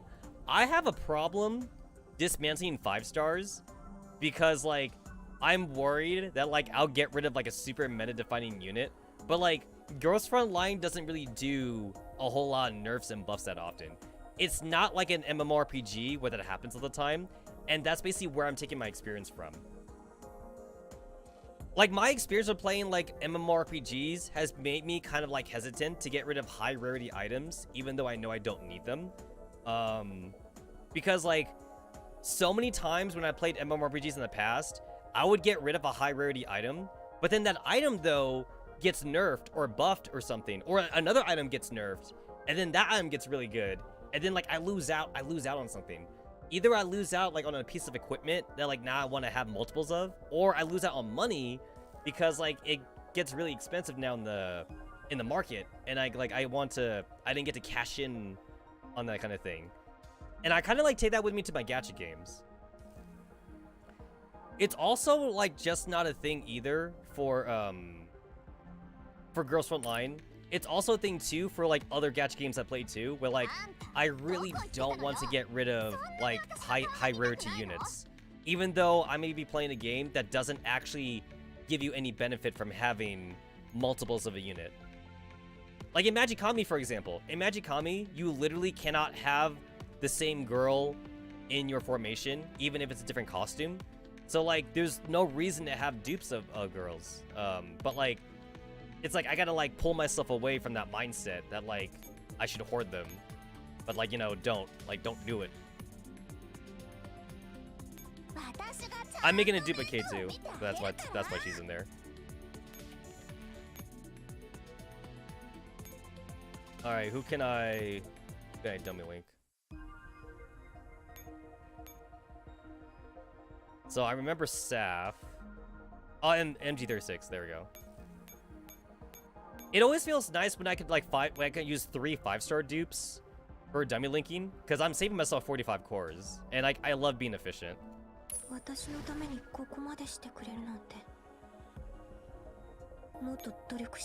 That always feels nice.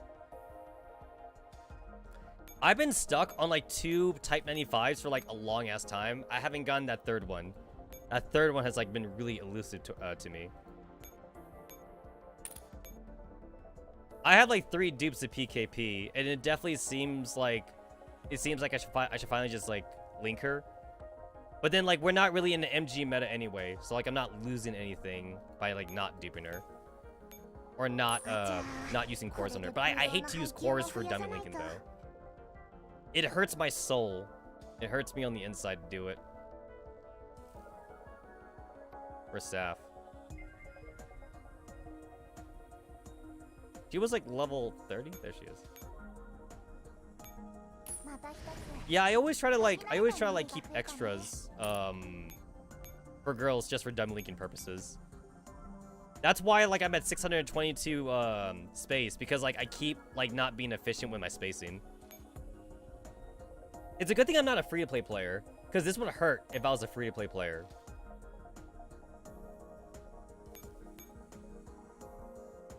So I could get rid of 1 Chow Chat. I could get rid of 1 of those. I guess I'll get rid of Thompson. Yeah, I'll get rid of Thompson. There's no reason for me to have that there. D21.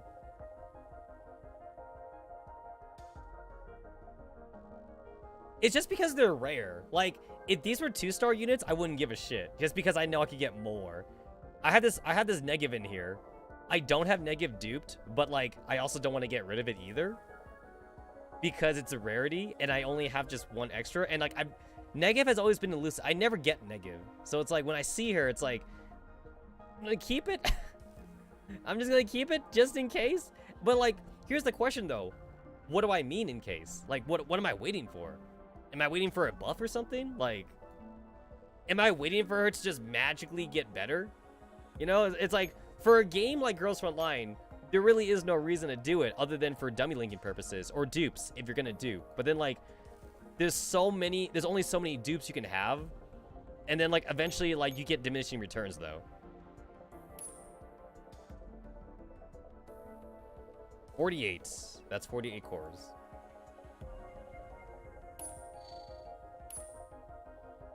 All right, cool. I'm gonna add all these numbers up. So like, how many cores did I get out of this? 47 plus 24 plus 32 plus 48. So in today's stream, I have dismantled enough girls to get 151 cores. That's cool. 151 cores. Nice. Yeah, I started off like in the 500s, so that's cool.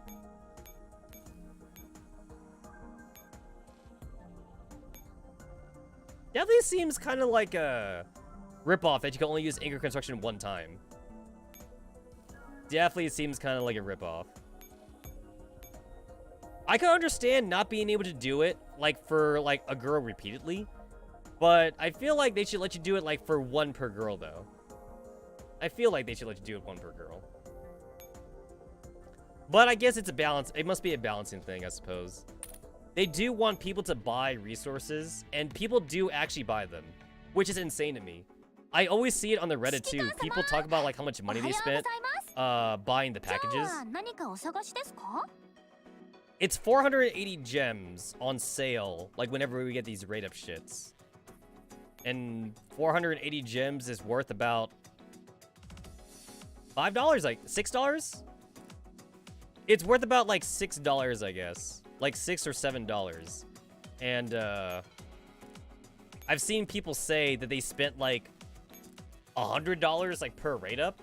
And then my question to them is like, why? Like, you're not getting just one? You're trying to get dupes or something? It's like, I could kind of somewhat understand buying the resource packs if you're doing it for shotgun recipes, I guess. But I don't see a reason why you would want to buy them, even if you are a whale. But I guess the mindset of a whale is very different, right? Whales have too much disposable income. Like, even I have limits for costumes. Like, I really only want to get costumes that I really, really like. I'm just not gonna get costumes for the sake of getting costumes. The character that the costume's on, like, greatly affects whether or not, like, I want to get it or not.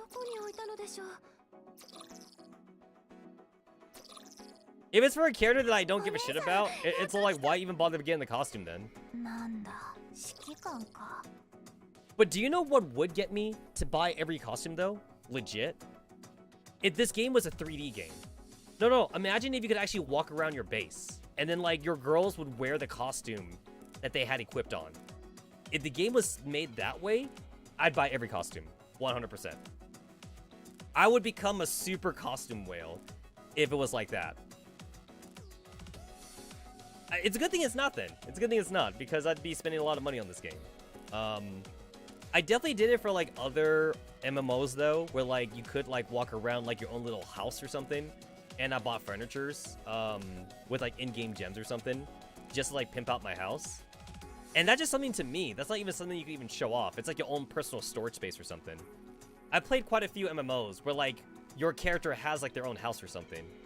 And you can't even invite other players to see your house. So, like, when you decorate it, it's just something for you. And, like, you can share your house, like, via screenshots, like, on the forums or something. But you're just doing it for yourself mostly, though. It doesn't even give you, like, any game bonuses either. You're basically spending, like, almost hours in your own personal house just decorating for something that doesn't actually help you, like, kill monsters faster. But I'm a person that, like, loves, like, little stupid knickknacks in video games, though. So, like, I try, like, not to waste hours in that, but I still end up doing that, though. I know that in Final Fantasy, you could buy, like, apartments or something, I think. Or houses? I remember there being, like, a fucking housing market in Final Fantasy Online. And people will talk about the fucking housing market like it's fucking real or some shit like that. Like, people are hardcore about stuff like that. There's like a few MMOs out there that have, like, a housing market. Because, like, there's only a limited amount of houses in the game. You just can't buy a house and just like have it appear out of nowhere. Like your house is like a legit like destination. Your house exists in the world, which means there's a limited amount of them, which means people fight over those houses, and you pay rent. That boggles my mind. Every game that does that, you actually pay rent. It's not a one-time purchase. It's real life. It's real life. I'm sorry. When I play a fantasy game, I play it for the fantasy, not to bring my responsibilities from real life into the game world. It's so mind-blowing. This basically reminds me of how, like, in World of Warcraft, actually. World of Warcraft is surprisingly used in a lot of, like, scientific metadata. I've seen, like, a lot of research papers use World of Warcraft for things like economy research, the sickness research. When World of Warcraft had, like, that glitch in the game that allowed people to have the plague or something. It's legit, like, COVID-19, except if COVID-19, like, actually turned people into zombies. And it was super... And if COVID-19's, rate of passage to other people was also, like, 100 times more, more catchable. It's a really funny research thing. You can watch it on YouTube. About the glitch that made people, like, give the plague to each other. World of Warcraft has been used for a lot of research papers like that, and I think it's kind of crazy how real life bleeds into video games like that. Yeah, exactly. Yeah, a case study for plagues, exactly. I think that's very interesting. Shit like that actually makes me sad that, like, I don't get to experience that firsthand.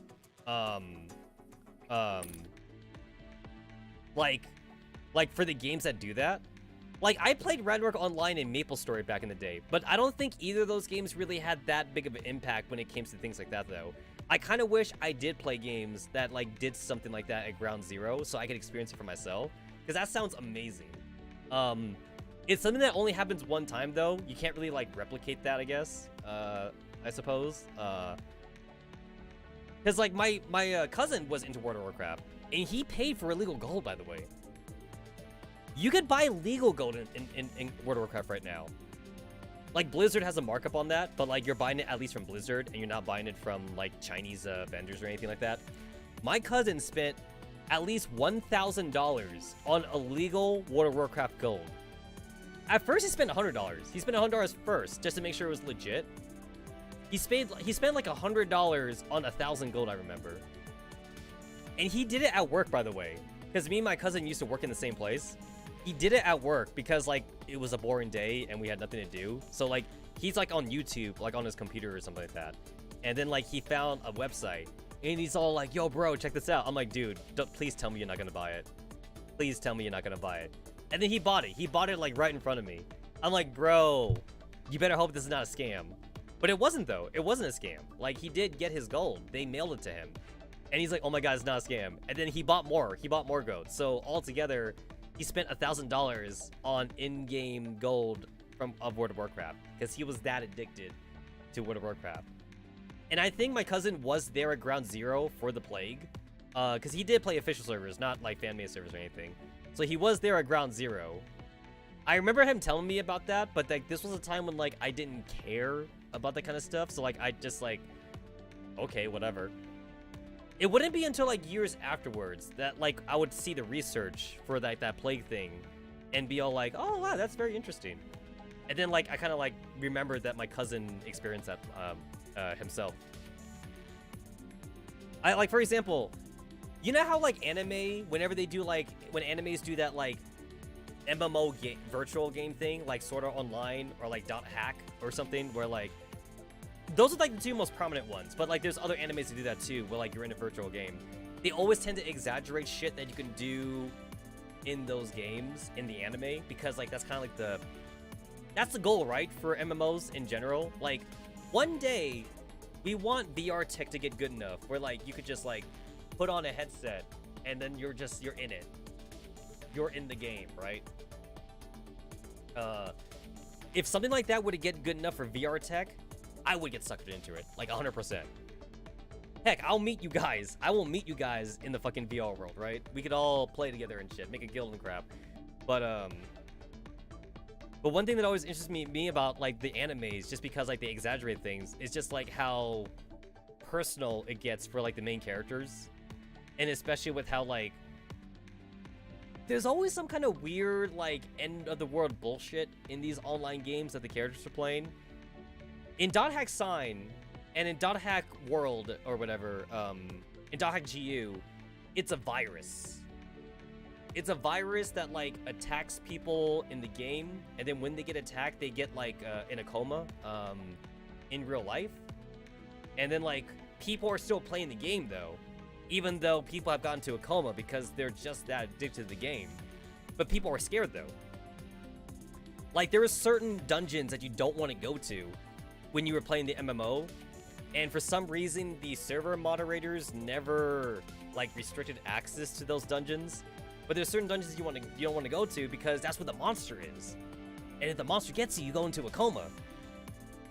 I don't know about you guys, but if I found out that like any MMO game that I was playing could put me into a coma, I'd stop. I would go cold turkey. I don't care like how much money I spend on the game. I don't care like how addicted I was initially. I mean, I'm saying this now, you know, but like maybe I would be really addicted.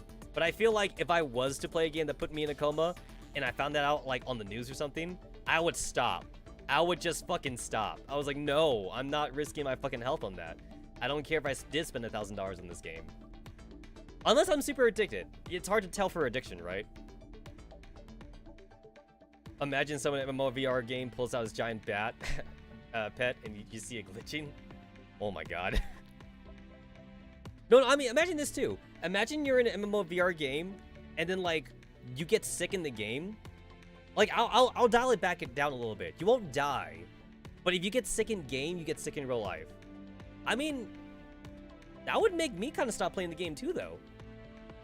Even if it's just a fever, even if it's just like a common cold or something, it's like, imagine if you hear someone coughing like in the game or something. It's like, sorry guys, I'm sick. I got the common cold. And then like he coughs on you, and then like in the game, and then somehow those virtual germs, his germs go from real life to virtual reality to you, and then you get sick. Like that would just be crazy. Imagine if germs found a way to digitize themselves, and then like they could spread via your computer. Your computer would be literally a ticking time bomb, because now your computer can get you sick. Yeah. You would need one hell of a antivirus. You would need one hell of a firewall and antivirus now to like block the pathogens. That's what a firewall would do now. We would change it. Lag doesn't get enough press in these kind of things. You know, you're right. You're right. I feel like maybe that's just because it's not, I guess it's not interesting to write about, I suppose. I have seen a reference in the game for Dot Hack GU and Dot Hack, was it just called Dot Hack? I think it was just called Dot Hack. I've seen it both for just Dot Hack and Dot Hack GU, the game, not the anime and manga, where like you do see references to lag. Like there's actually some cutscenes where like a character is like stutter stepping because he's lagging or some shit, or like a character his text is broken because he's lagging. But I've never seen it like reference like in anime form or like in manga form though. I guess the idea is that like if we're that far into the future, maybe lag is a thing of the past. Maybe there's no more lag or something, or some of that. You will see a reference where lag was someone just rubber banding around. Dude, that'd be funny. But yeah, I guess it's like, I guess you would joke about it one time maybe and just never reference it again, I suppose. I guess here's my issue maybe also with like the way anime virtual games also do it too. I guess like they always had to pull that thing where it's like whatever happens in the game is real life. Just because like they want to make it seem real to the players. And that kind of gets old to me whenever I see these kinds of storylines sets up, just because like it kind of feels like isekai with extra steps to me. Because like sometimes they do reference the real world characters for the game that they're playing. It depends on like the story that's being written though. Sometimes they never go to the real world, like in Dot Hack. In Dot Hack, they go to the real world very rarely. In Sword Art Online though, I feel like half the story for Sword Art Online they do in the real world versus in the game. But I know in Dot Hack though, they don't go to the real world as much though. 90% of the anime at least is like in game. In the manga, it's like maybe 80% is spent in game and 20% in real life. And like, I definitely want to see more of those kinds of anime settings where like maybe it's like a good split 50-50, like Sword Art Online. But I just didn't like Sword Art Online because of the drama though. I didn't like Sword Art Online in particular to me. I guess I'm just looking for something else then, as far as like that kind of anime reference, anime thing is concerned. But I think maybe I just don't like the genre in general though. Like I said, it feels like isekai with extra steps. I feel like I might as well just watch a regular isekai thing then, rather than do that. I also would like to see the anime video game kind of genre. Is there a particular name for this kind of genre? I'm just calling it like MMORPG genre, I guess. But like, I want to see one where like there's no end of the world shit though. There's no like saving the planet. There's no trying to fight a virus or anything. I just want to see one where like it's like a maybe fun comedy slice of life anime where like maybe they spend 50% in game and 50% in real life, and it's just a bunch of otakus just playing a game, just having fun. Maybe there's a tournament. Maybe there's a tournament later on or something, and they just practice really hard for it. I feel like I've never seen that. I'm sure it probably might have been done before in a light novel, but maybe that light novel never got popular enough to get an anime or something. I do want to see that in anime form though.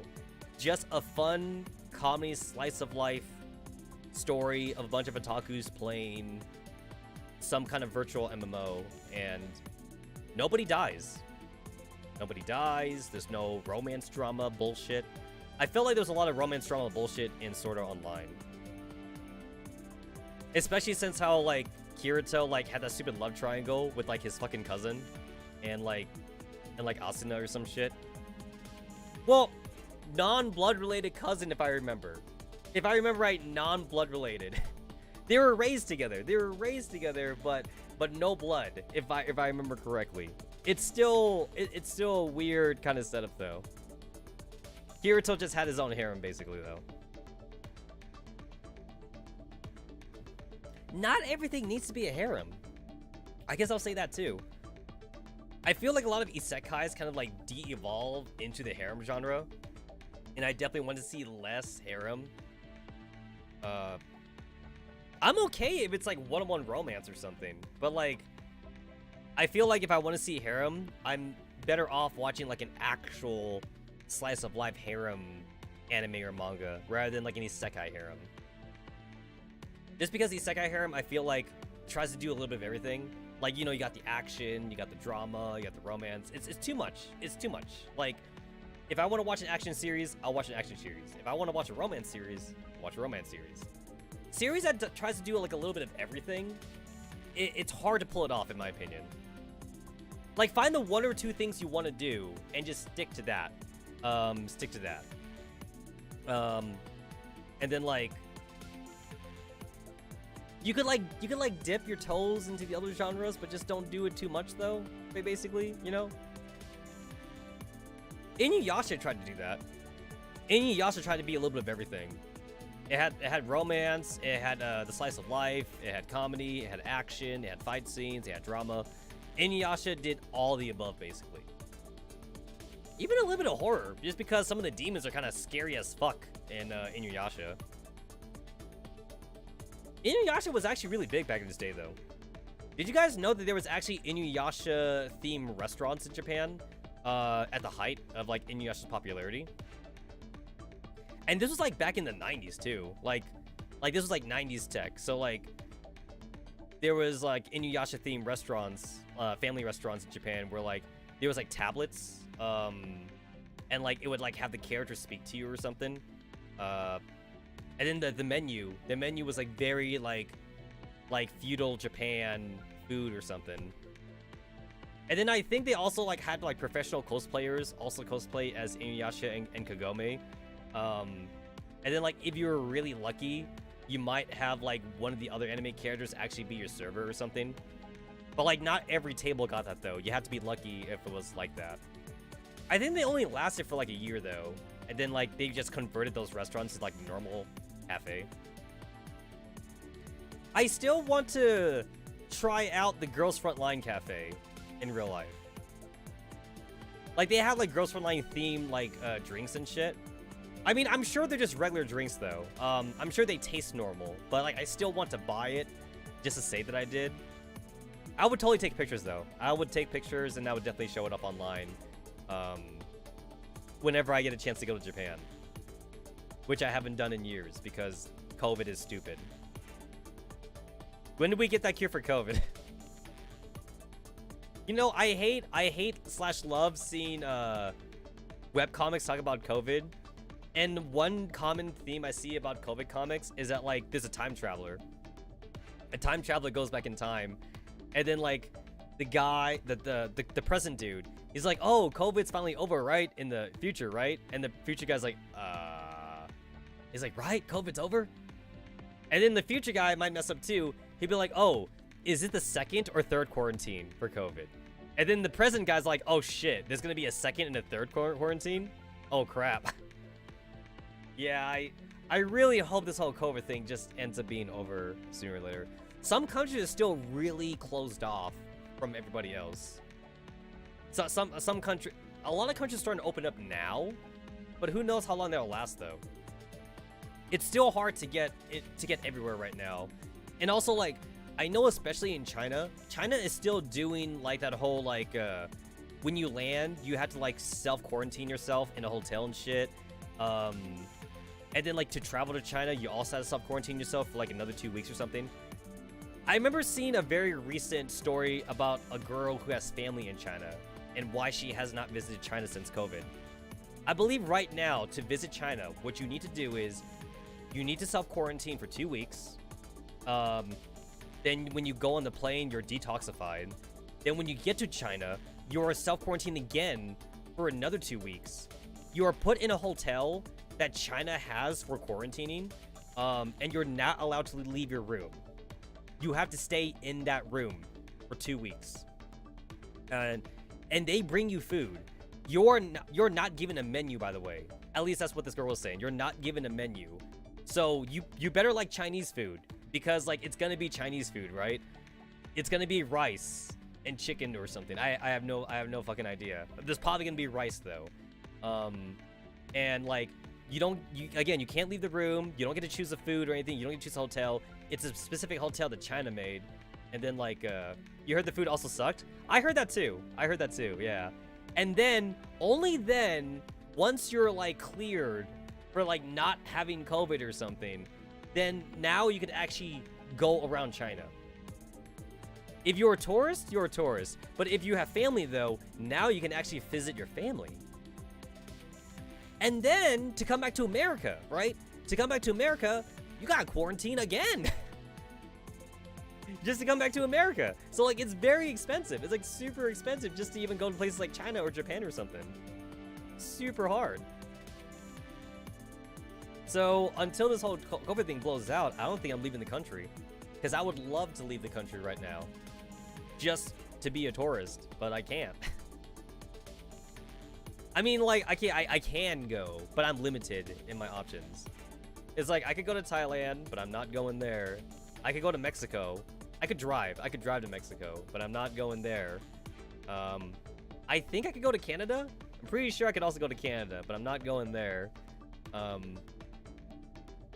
think most of Europe is open now. So I think I could also go to Italy and France if I want to go, but I never had a desire to go see the Eiffel Tower or anything. Go to Paris or something. Oui. This is the Eiffel Tower. Everybody takes pictures of it. It's like, yeah, I can also see professional pictures of the Eiffel Tower, you know, like, online. The only reason for me to go there and take a picture is if I'm gonna be in the picture. That's one thing I noticed too. Like, a lot of people like take their own picture of like these landmarks, but the professional pictures you see online is gonna be better than your picture though, because you're probably also using like a shitty camera, maybe. So you might as well make sure that you're in the picture so it actually means something, other than you taking your very amateur shot of like Mount Rushmore or like the Grand Canyon or something like that. Eiffel NFTs. I think I've seen one. I legit think I've seen an Eiffel NFT before. I'm gonna go to the dorm right now because I'm gonna change music, because now we unboxing. Time to show you guys what I got on Playasia. Yeah, this is good. Hey, 40. All right. Hold on. Just for fun's sake, I'm gonna put Team 404 in here, since 40's there. Also, not that. I'm gonna change costumes for this one too. There we go. Alright, so this one. Oop 9. G11.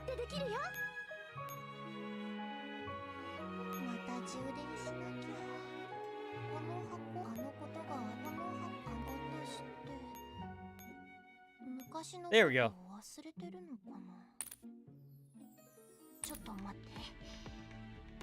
Alright, we're gonna do the unboxing. I just wanted to like get that out of the way first. Look! Team 404 is full again.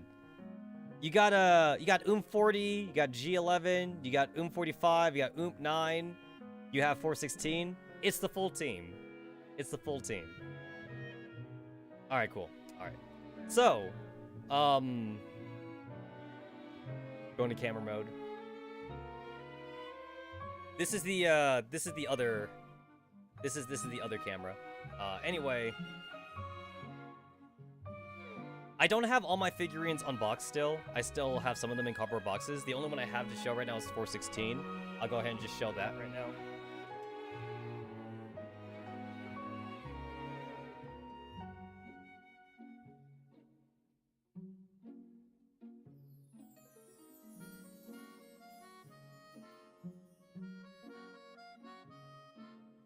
Okay, I have 416 and Nero actually.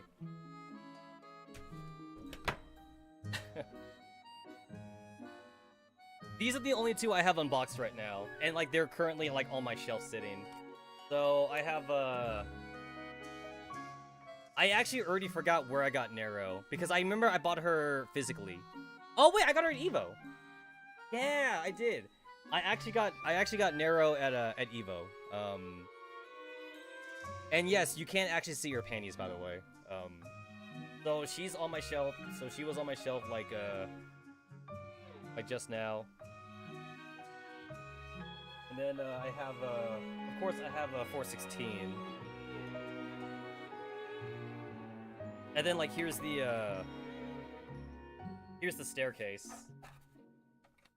She fell off the staircase. But yeah. Can't get her on there. Oh, that works. She also came with like her gun case. The gun case you're supposed to put like on the stair or something like that. There's no peg for the gun case though. So the gun case just kind of stands there like freestyle. So yeah, I got the 416 figurine. I had the Nero figurine on my shelf. So I have 2 more figurines that I got from Playasia.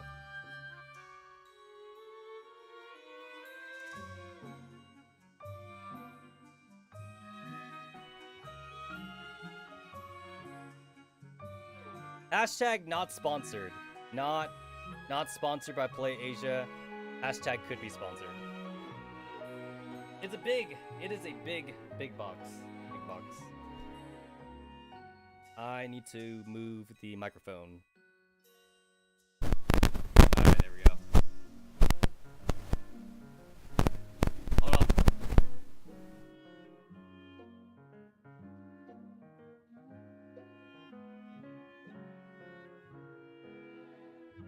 I think my microphone was wigging out right now because like I was like moving it too much.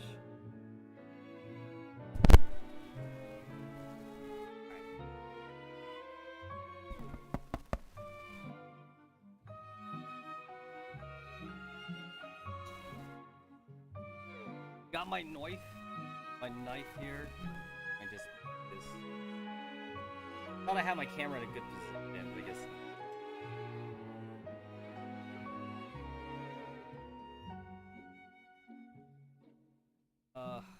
See.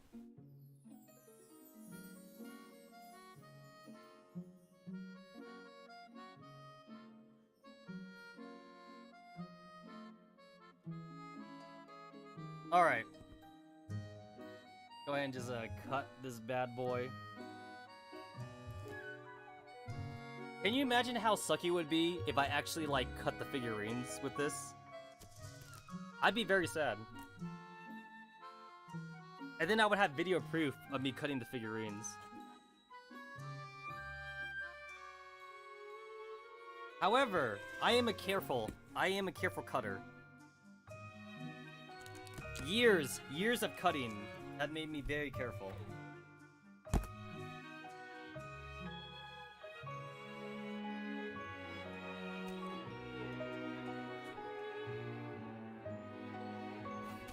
Okay, you know what? This isn't working, by the way.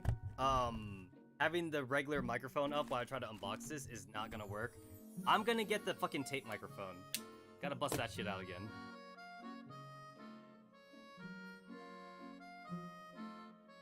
Here it is. The fucking tape microphone.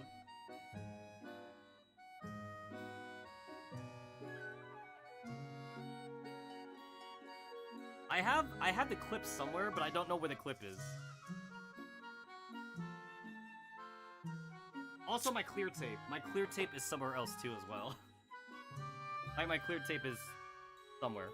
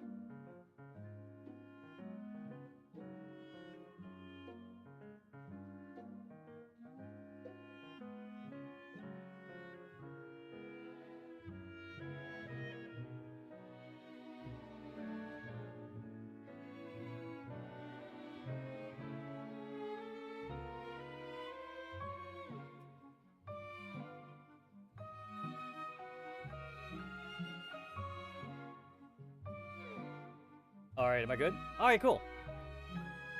If I remember right, the quality for this microphone actually isn't too bad, so I'm not sure if you guys would actually hear too much of a quality difference. But I remember it always being at least pretty comparable to the expensive microphone, which is actually kind of sad when I say it out loud. I've done initial tests on this microphone in Audacity, along with the AT 2020. It just looks ghetto though. It just looks extremely ghetto. So like I kind of don't like using this unless I'm on the beanbag or something.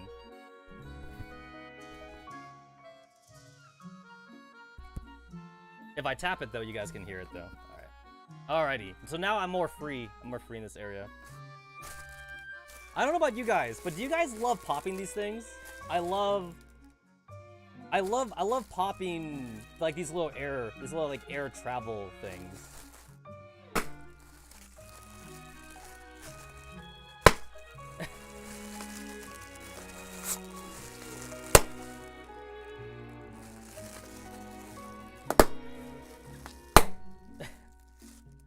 Am I peeking my microphone? I think I'm peeking. I'm peeking my microphone just by popping these things.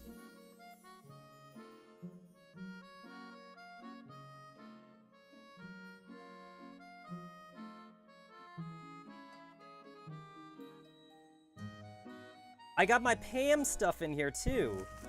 This is actually not the main course, but like Playasia,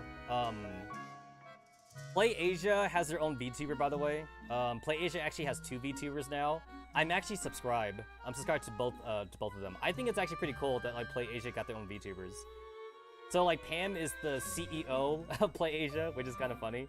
And then they have like an assistant, which is Aka, as the assistant for her. They stream like, I think like 4 times a week or something like that. I don't see all their streams. I just like see it like whenever I see it. But like, it's pretty chill. They actually don't have that many subscribers though. And I think the live viewer counts, I think the highest I've ever seen Pam's live viewer count go to is like 30 on average. In her debut stream, I think she had like 100 live viewers or something. But on average though, her streams only go up to 30. But then they peter out like in the middle, and it goes around to like maybe 20 or 15 people live viewing. So I'm sure that in real life, the person that plays as Pam, she's not just VTubing then. She's probably does other stuff for Playasia. I don't know. I don't know if it's even a part-time gig for her. But I'm sure that if she is working for Playasia, maybe she's not a full-time VTuber then. She might like do other stuff on Playasia. Also got that Playasia sticker. It's cool. So this one is this is like a keychain thing I got for also like you could put something in here. I think it's for a Nintendo DS card or something. I think it's for a Nintendo Switch. I think it's actually for a Nintendo Switch card. I would actually need to like double check my order to see what this is for. I think it's for the Nintendo Switch cards though. I think, yeah, this is a Nintendo Switch card. So I got this for like actually absolutely no apparent reason whatsoever. I believe that's not supposed to be Pam's hands. Or no, it is her hands. I think that's her hands. It's either her hands or like it's her assistant's hands. I actually don't know. I'm gonna go ahead and just put this on the side.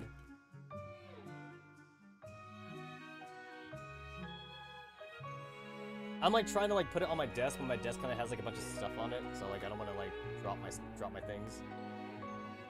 I guess I could throw this away now. Also, for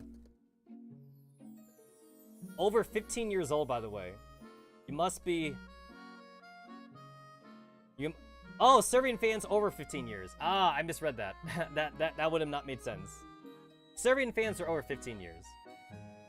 Oh, this right. This is Pam on the little like coat thing. So I guess that is Pam's hands in. Here's the age thing. For ages 6, warning: choking hazard, small parts. For ages 6 and up. All right, this is the real deal right here. I'm actually gonna go ahead and just take off the box off of that now. And just all right. I will go ahead and make my face cam a little bit smaller because that is not the focus anymore. Now it's this camera.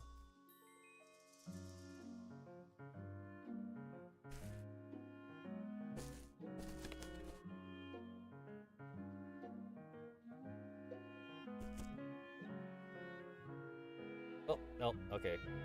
Alright, we're good. Okay.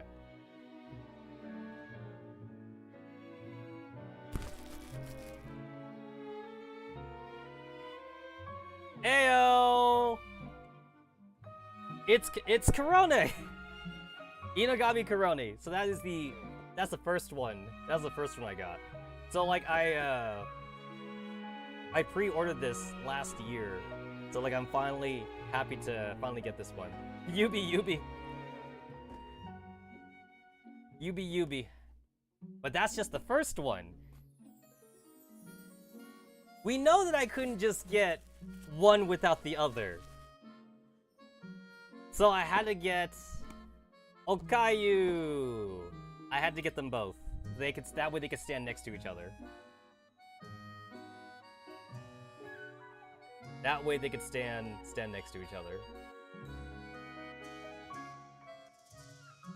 So I will make sure that like when I put them on the shelf that that they will always be together. I cannot separate them. Now here's the thing though. So like if I want to be like that otaku, I could like just keep them in their boxes forever because I don't want to disturb the pristine condition of these things. I am not that guy. I am not that guy. I could also be that guy. I could have ordered 2 of these things, right? I could have ordered 2, so that way I could keep 2 pristine in their boxes forever, and then maybe eBay them in the future, and then the other 2 I could unopen. But I'm not gonna do that either, since I only ordered 1 of each. Also, this reminds me of how on Niji Sanji, they keep talking about the fucking Kum jar, and how, like, you put a figurine in a jar, and then you kind of fill the jar up over time. That is disgusting, and I can't believe that's a thing. But I guess people have actually done it. Yeah, there's not gonna be a fucking Kum jar for these 2. I don't have a jar big enough for these 2 anyway. If I remember right, it was originally done with a My Little Pony. Like, the original idea of the Kum jar was a My Little Pony figurine in a jar, and the guy slowly filled up the jar over time, and he showed it on Reddit, or not Reddit. He showed it on 4chan. He showed it, like, on 4chan or something. Alright, how do I open this? I guess on the bottom? Because, like, there's seams down here. So I guess you open it from the bottom? Because I don't... This... Oh, wait, right here. Is there tape? Oh, there's tape. There's tape right there. Okay, so I gotta cut the tape. Gotta cut the tape.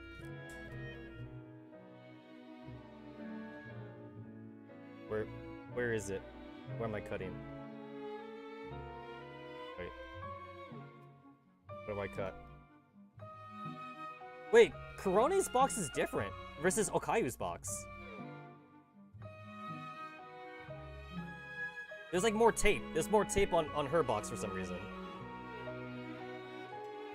Oh no, they got the same amount of tape. Okay, I gotta like cut on all sides. Remember, guys, I do not endorse cutting. Hashtag emo. If you're gonna cut, do it the right way. Do it the right way. Man, YouTube is gonna ban me again. YouTube is gonna say that I'm endangering children's lives.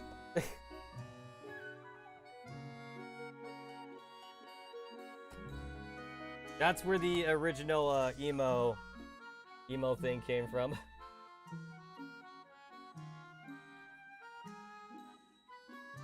Good old emo Fuka. We gotta bring back the whole emo Fuka thing.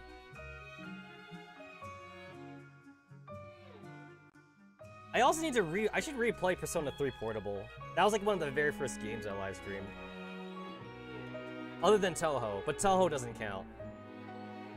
We don't count Toho.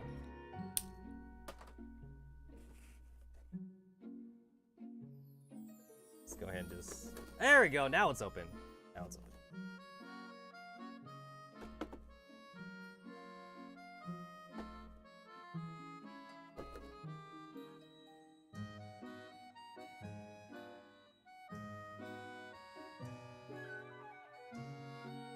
I think my filter, my noise gate filter is a little bit too high. I'm gonna lower this, I think.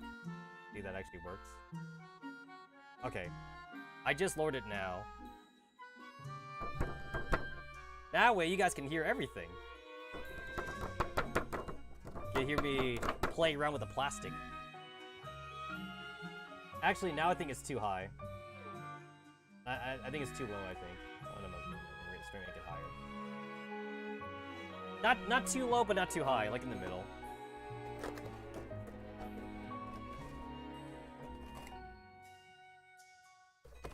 So what the fuck do I do with this thing?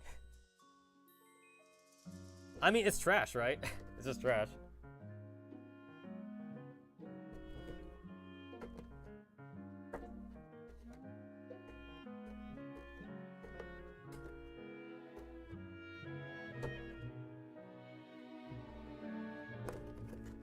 For some reason, I want to close it back up. I don't know why, but I just want to close it back up first. It looks like it's really hard for me to close it back up. There we go.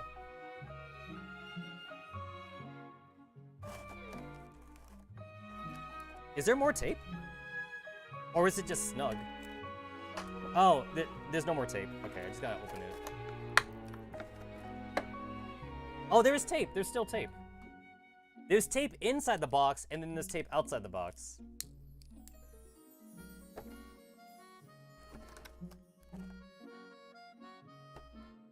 Yeah, they taped this thing up all the way.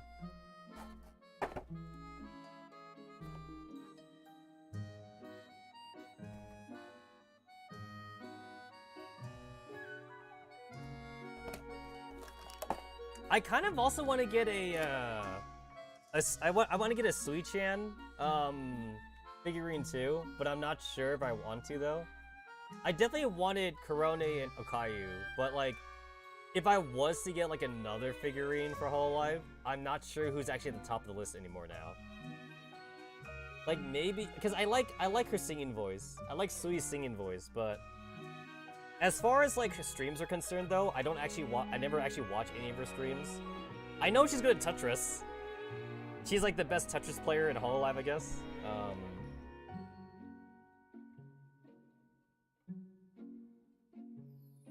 Luna's kind of fun, I guess, too.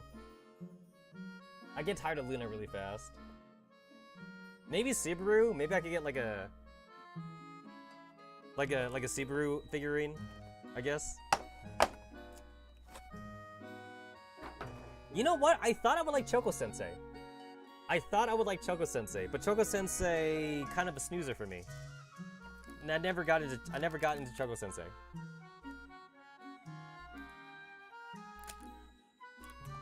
One thing I always found interesting when the other girls collaborate with Choco Sensei is that like sometimes they call her Choco Sensei-san or something. That kind of implies that her full name is Choco Sensei. What was that?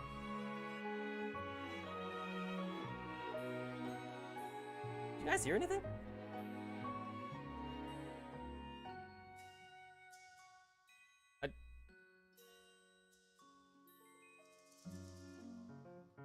I heard like this really like low pitch like breathing noise. Like it was like a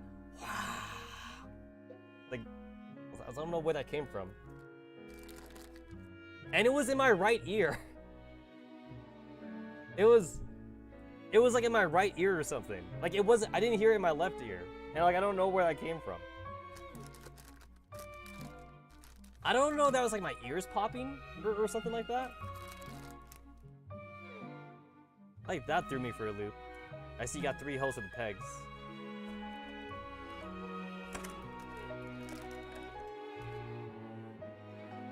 That's it. Remember guys, save the planet. Make sure you throw away your plastic wraps responsibly.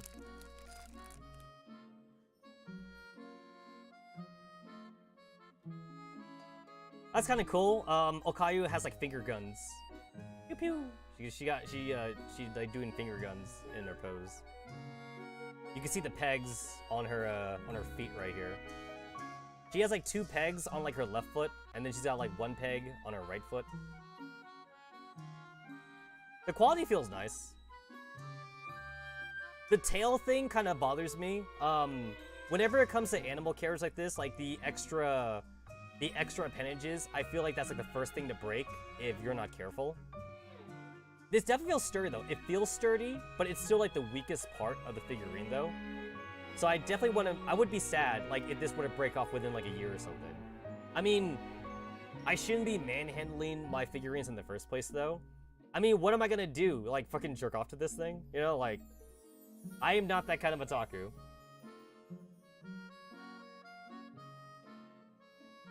And just place her in the peg.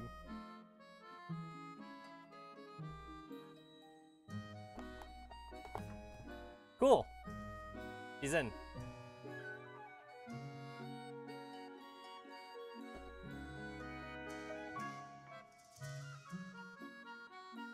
Technically, I'll just say this is standing, just for the camera.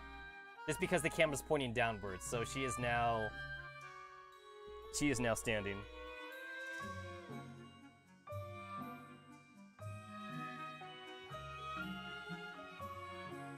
Her ahoge also feels like really sturdy as well though. Like I'm not too worried about this breaking off. I would really need to, like, rip it off, though, if I wanted to rip off her ahoge. And I guess her straps for her hoodie, like, it's also kind of... They're not that sturdy. I don't think they're sturdy. I could flick them. I could flick these and they're fine. The base is sturdy. I mean, it better be, right? This thing is, like, just solid. It's just like a solid piece of plastic right here. Yeah. There's not much to it. It's not like there's parts for this thing or anything. It's not a garage kit.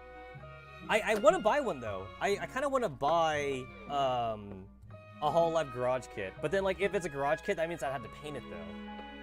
I'm not sure if I'm confident enough in my painting skills to do that. It could be a learning experience, but I still don't know if I want to do it or not.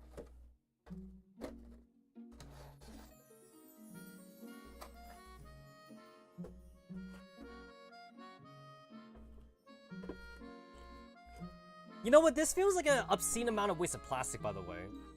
I know that I sound like a fucking hippie right now, but like, this is like a fucking big ass square of plastic made for this. I feel like they could just went cardboard. Cardboard makes me feel a lot less guilty for destroying the environment than to have like this giant plastic box. Because the box is made out of pure plastic. I would have preferred actually a cardboard box. Cardboard just feels more sustainable to me. And yes, I actually kind of care about that. I guess the best thing I could do with these plastic boxes is just recycle them, right? Just make sure I actually put it like in the actual recycling thing. Save the planet, yo. Save the planet.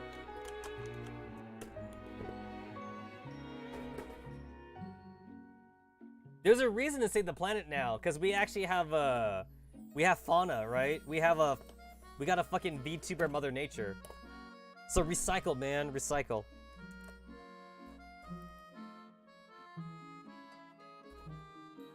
Technically, isn't oil part of nature, though? So fauna would be okay with the usage of oil, I guess.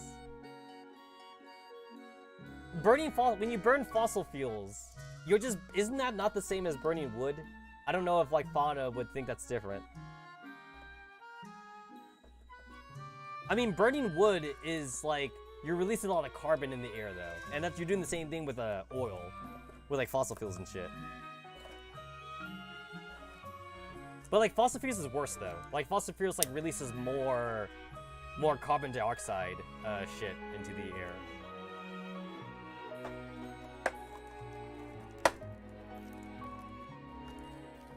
I missed a piece of tape, whatever.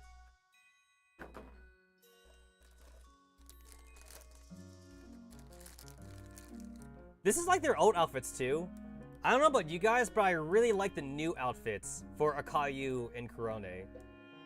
Kurone has like a very like sporty kind of outfit, and then Akayu has that erotic teacher kind of vibe to her. A lot of people say Arrow teacher. I'm going to assume that wasn't the intention of the artist though. But she looks like a teacher. Like Akayu, especially when she wears glasses, she looks like a sexy Daneson teacher. Also, like I really did get used to like Kurone's like old school dress like this, but I do like her new outfit. Also, they put like a separate plastic just for Kurone's hand right here. I had to like take this like one piece off. They didn't do that for Akayu. There's like a little tiny piece of plastic right here just for her hand.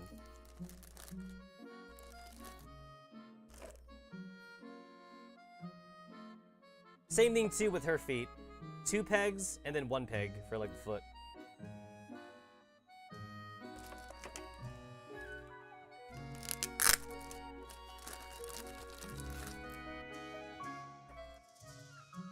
I just realized there's no instruction manual.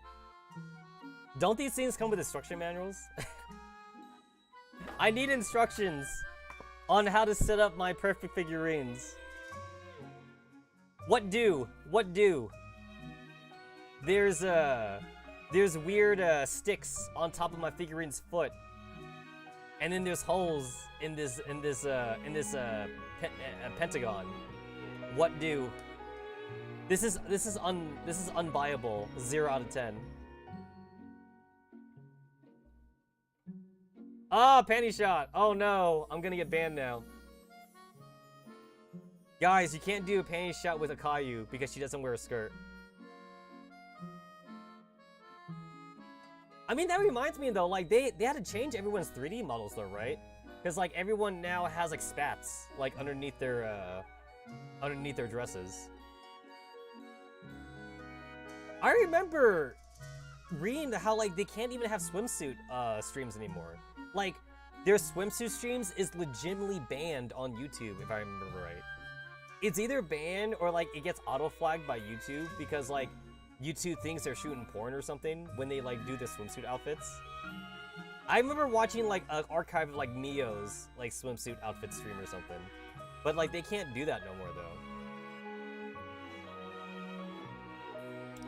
I don't know about you guys, but I've always found Tails interesting when it comes to like human Kimono Mimi characters. Like Hirone's pants, for example, there has to be like a special hole for like her tail to come out. And then like Hirone, she has like this recess up in her coat to make room for like her tail. And like I assume this also like her skirt probably also has like a hole up there too for that. I feel like when it comes to like clothing logistics in anime, like you don't see too much of that because like no one cares about that shit, I guess. But it is interesting to think about like how clothing works on like special like animal characters. Like horns, right? If you got horns, you don't wear hats, right? Like, do you wear hats if you have horns? You wouldn't need to have like a hat or a helmet that's made for horns. Like if you went to war, if humans went to war with like a horned species of alien, would they wear headbands or would they have helmets, but the helmets would like be horn shaped or something? Or would they have holes? Would they have holes where the horns would be? Would they want to protect the horns? If the horns is made out of keratin, which is like what our fingernails are made out of, I feel like they would want to wear a helmet for the horn because keratin's not that strong. I don't know. I'm just thinking stupid stuff.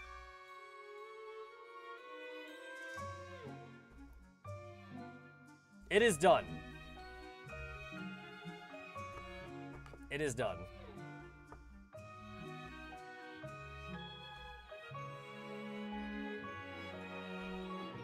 Yay. I'll toss you there too. Nero can't even fit. She's bigger. She's bigger. There. Oh, she's actually about the same size. Nero's about the same size as the other ones. Wait, where's 416? I want to do like a comparison. There she is.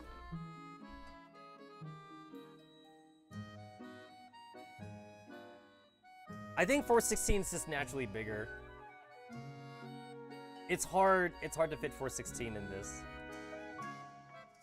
If I just try to shift everyone over.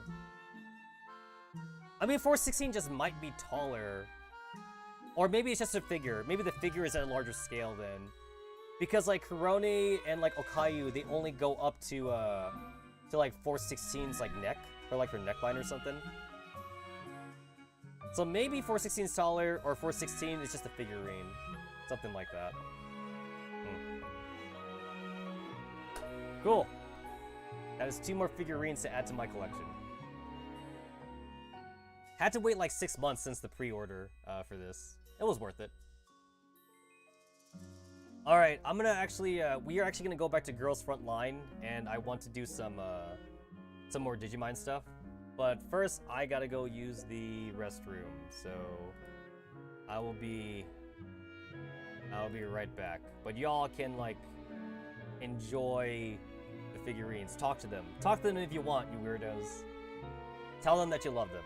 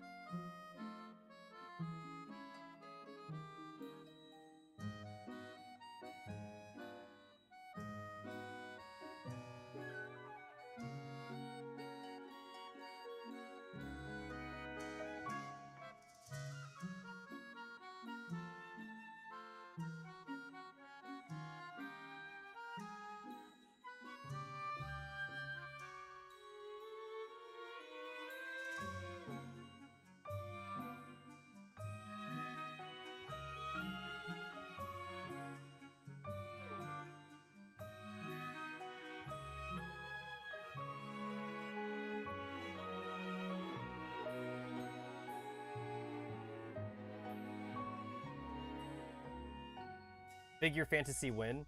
You know what? I don't know much about that game. I heard it's just your average run-of-the-mill gacha game. It's just another gacha game, I guess. I don't know too much about it. I've seen the ads. I've definitely seen the ads for it. Yeah, I don't really know. I mean, does Figure Fantasy get sponsorships though? Like, do they get to show off like regular figurines that you can actually buy? Because that would seem to make sense to me. If you have a game that's based around figures, I feel like you should do sponsorships then. You know, it's like, hey, like, you want to put your figure in our game so we can advertise it or something? I don't know. That seems prime for sponsors though.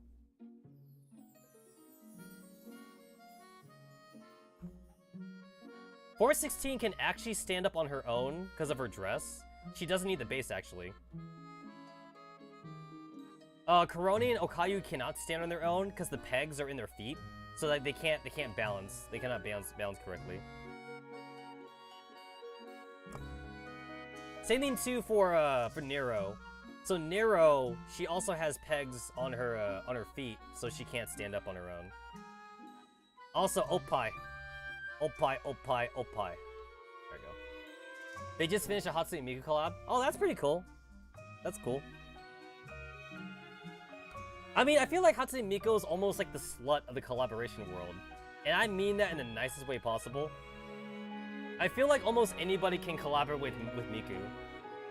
Miku, like, kind of appears everywhere. I wonder if it's really cheap to get a collaboration with Miku.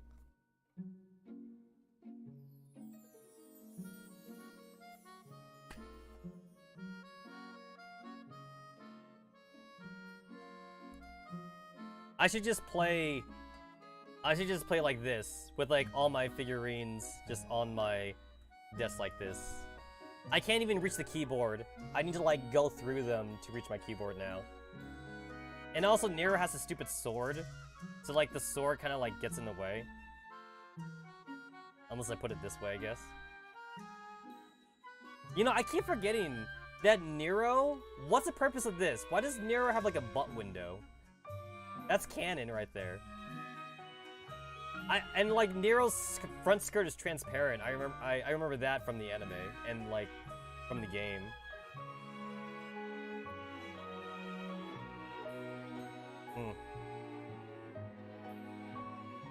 Umu, raise your umus, umus.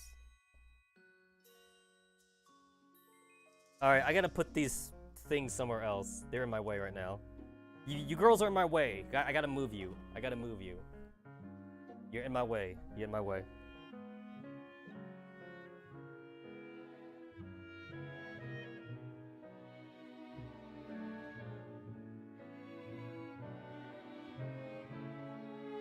It kind of feels like the hole there is like if Nero had a tail.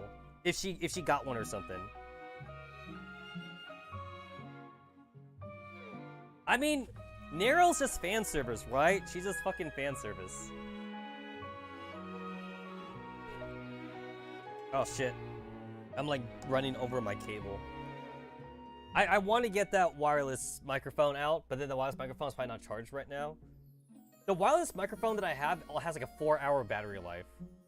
So like I only use it whenever I do the smartphone streams, which I haven't done. I haven't done that in a while. I want to do another smartphone stream. Definitely would love to do one. Oh yeah, another thing too. I bought this a couple days ago. Takoyaki balls. It's a potato chip. Does it taste like takoyaki? Not really, actually.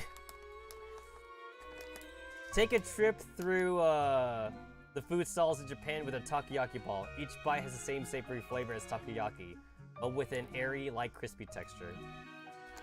It's like, not really. Hold on. Now that I've said it, I want to eat one. I want to see if it actually...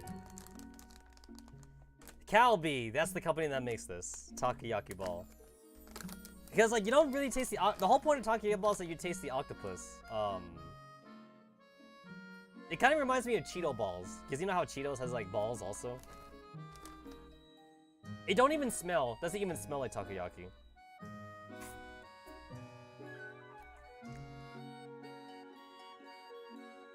Honestly, I'm not sure what it tastes like. It honestly does not taste like takoyaki at all.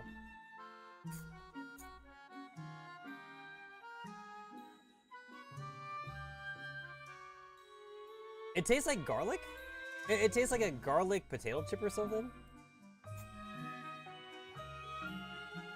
I don't know. I don't know what it tastes like, but it definitely don't taste like takoyaki.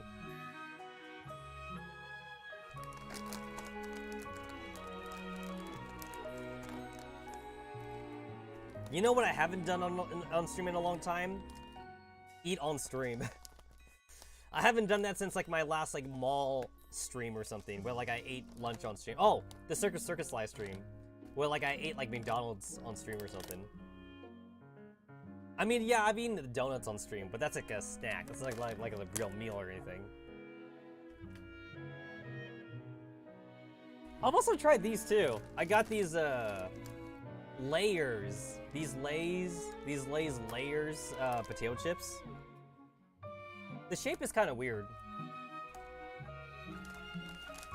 The shape is kind of weird. They taste good though. No artificial flavors. It's all right. It's like I'm not sure if I would buy this again.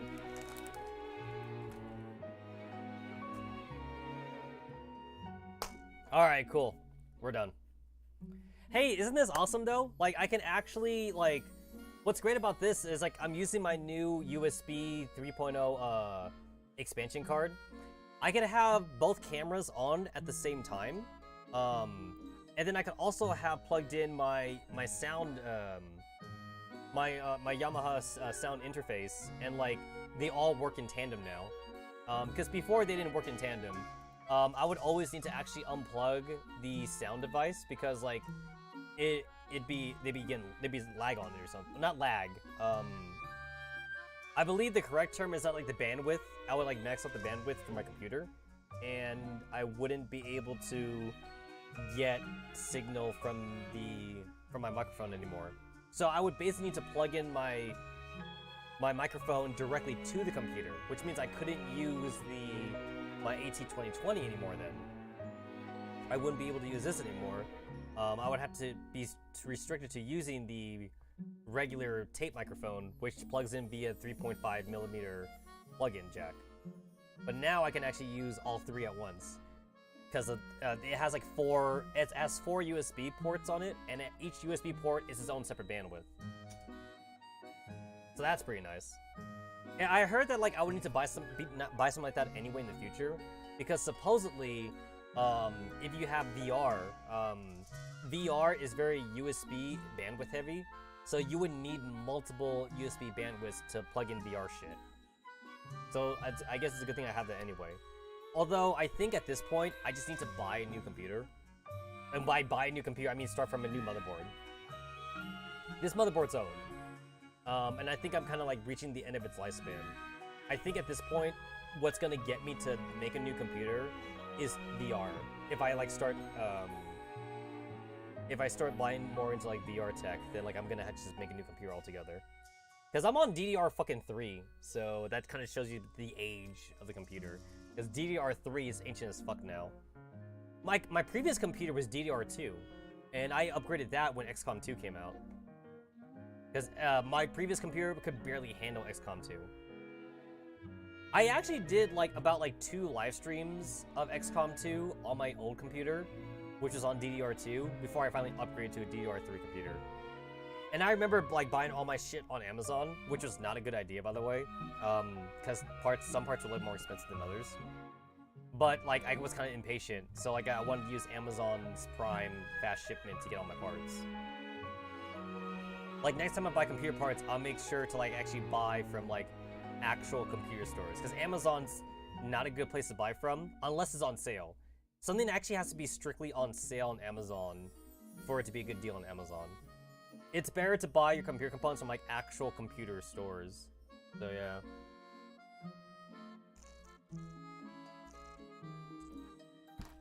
But I guess that's the big heart of the stream right here. We did the raid up, and we did the unboxing. So at this point, I could technically stop the stream right now because I did everything I wanted to do on stream, but I won't be doing that. Now we can actually, I can actually do some more Digimon reading, which was actually not the goal of today's stream, but you know, I could do that too now. So that's cool. I guess I should switch back to my. I should switch back to like my my good microphone. I know that like quality-wise for my kind of streams, it's not like I'm doing ASMR streams or anything, so it's not like I really need to use the good quality microphone, but I like to use it. Makes me feel more professional. So in order for me to do that, I need to unplug the current microphone and plug this in. I'm actually not sure how it would work if I plugged in both microphones at the same time. I've actually never bothered to test it out. I'm pretty sure my audio interface only has one channel though. It actually has two channels, I think, but the second channel is made for the guitar though. I don't have a guitar. And drums. I think I can also put in like drums in here too. Guitar and drums in here. I'm not exactly sure. I never looked at the musical capabilities of this device. I've only bought it just for the microphone. So I actually have no idea how that works.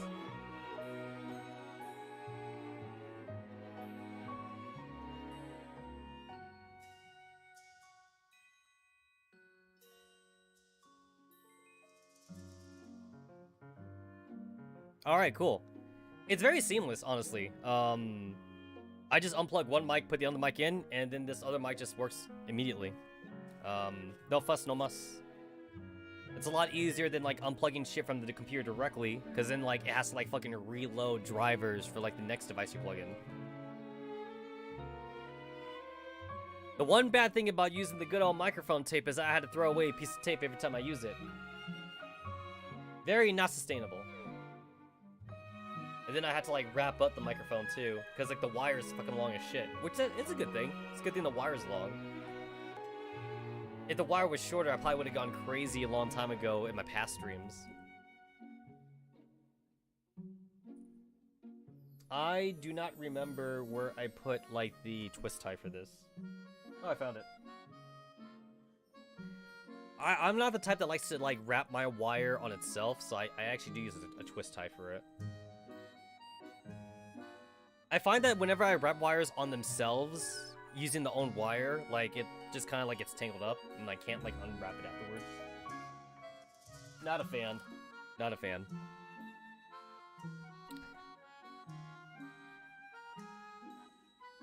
You know, I kind of don't like G11's giant red headband. I kind of prefer the regular hat. But then I can say the same too with 416 though. 416 also has a stupid hat now. I prefer 416's beret over like her fucking idol hat. It's basically an idol hat because it has to be on her head like via a headband. I love Oomp 9's like head visor though. I love that. Although I'm not really much of a fan of like Oomp 45's like fucking one eye thing. I feel like she could have gotten that fixed by Deer. I don't know why Deer can't fix it. I'm not sure they mentioned it in detail, like why he can't fix it. I'm actually not sure why. I know why he couldn't fix the arm though. The arm couldn't be fixed because it's outdated. Oomp 45 is she's using two eyes in combat? Oh, okay, then we're Gucci. Then we're Gucci. So she's basically pulling the AK-12 then? But yeah, I know that Oomp 45 has a very outdated body, but she doesn't want to switch bodies though. That's why she has the robotic arm.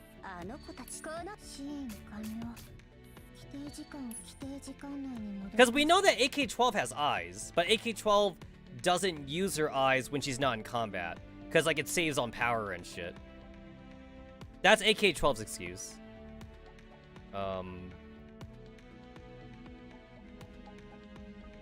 Let me go ahead and bring up Steam. I've done all the face cam. I've done all the face cam bullshit. I could retire the face cam now. Face cam retired.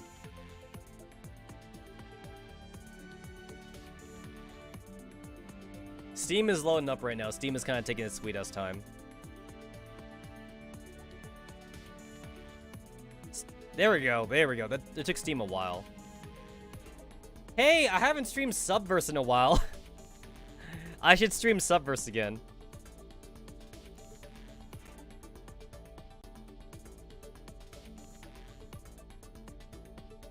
I'm very disappointed with how Subverse turned out, but I know Subverse is a fucking open beta. Or early access. I'm sorry. I mean early access. Whatever you want to fucking call it. I really hate the term. I hate the term early access so much. I'm just not a fan of it.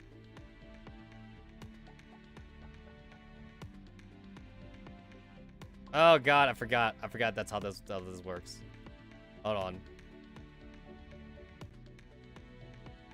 Forgot that's how that worked. Alright, there we go. We should be good now.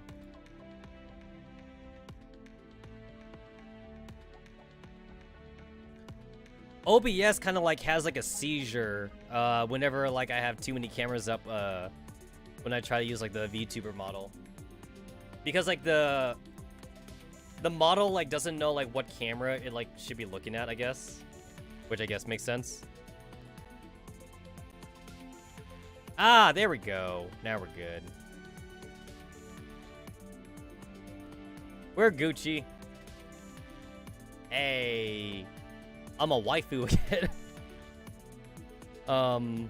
Where's the HD camera? I should probably disable that too. There we go. I mean, there's no reason to keep it on if I'm not using it. So like, it's just taking up valuable resources on my computer. And who needs that? Okay. So like, I already did G11 and Row 65 story like yesterday. So I just kind of want to like go through the gambit of like the other girls I've done. I haven't ranted that much in today's stream, mostly because like I actually did the shit I was supposed to do. Do the unboxing and do the raid up. So the ones I definitely need to read is Mazin Nongit and GSH18. And then like the other girls, I have not like gotten their Digimon 3 yet. And there really isn't actually, there surprisingly is not a reason to do Digimon 3 for most of the girls in the game. Digimon 2 is actually good enough. The only reason to do Digimon 3 is like for the story, because the equipment usually doesn't justify spending all the memory fragments for.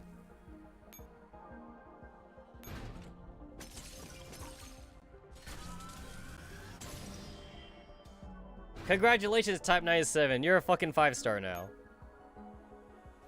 I have Galil and SV98 at Digimon 2, so like I'm ready to Digimon 3 them. Not sure if I really want to spend the resources. I'm still thinking about that. I'm also still on the fence on whether or not I want to Digimon a second dupe of Kaliko.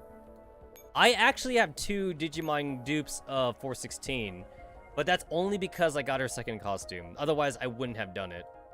It's kind of stupid, I will admit. It's kind of stupid. I really had no reason to dupe 416 Digimon, but I had to do it for the costume. There we go, I had to do it for the costume. That's the only reason. Oh, now that I have this G11, I want to see her oath now. Let's see how different it is. I want to see it. I want to see it. Show me. Show me G11 being cute. How cute are you, girl? 指揮官、こんな夜中に何の用ですか？え？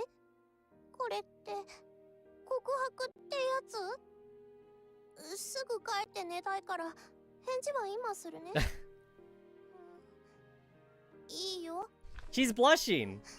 ありがとう。I mean, to be fair, she kind of already has like a perma blush on her anyway, but like she was like blushing more though. She was blushing more than usual. Yeah, she kind of already has like that perma blush face. Also, I hate her position actually. I hate her fucking open leg spread position. Not a fan.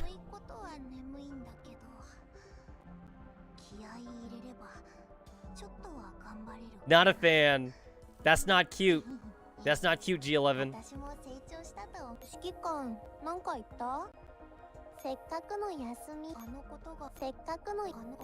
Like, that's cute. This is cute. This crying, the crying face, that's cute.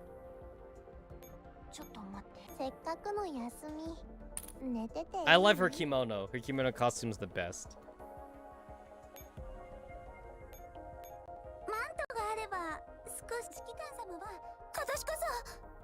I have too many costumes for MP5.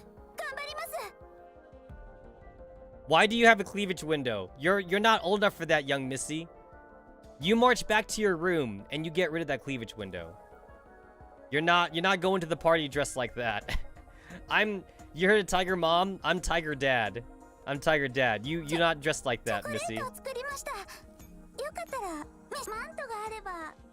Open shoulders? What is this? What is this open shoulder shit?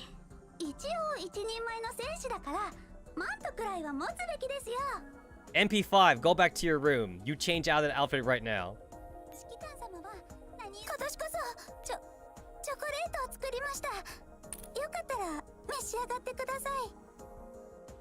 You're too young. You're too young to be wearing outfits like that, MP5.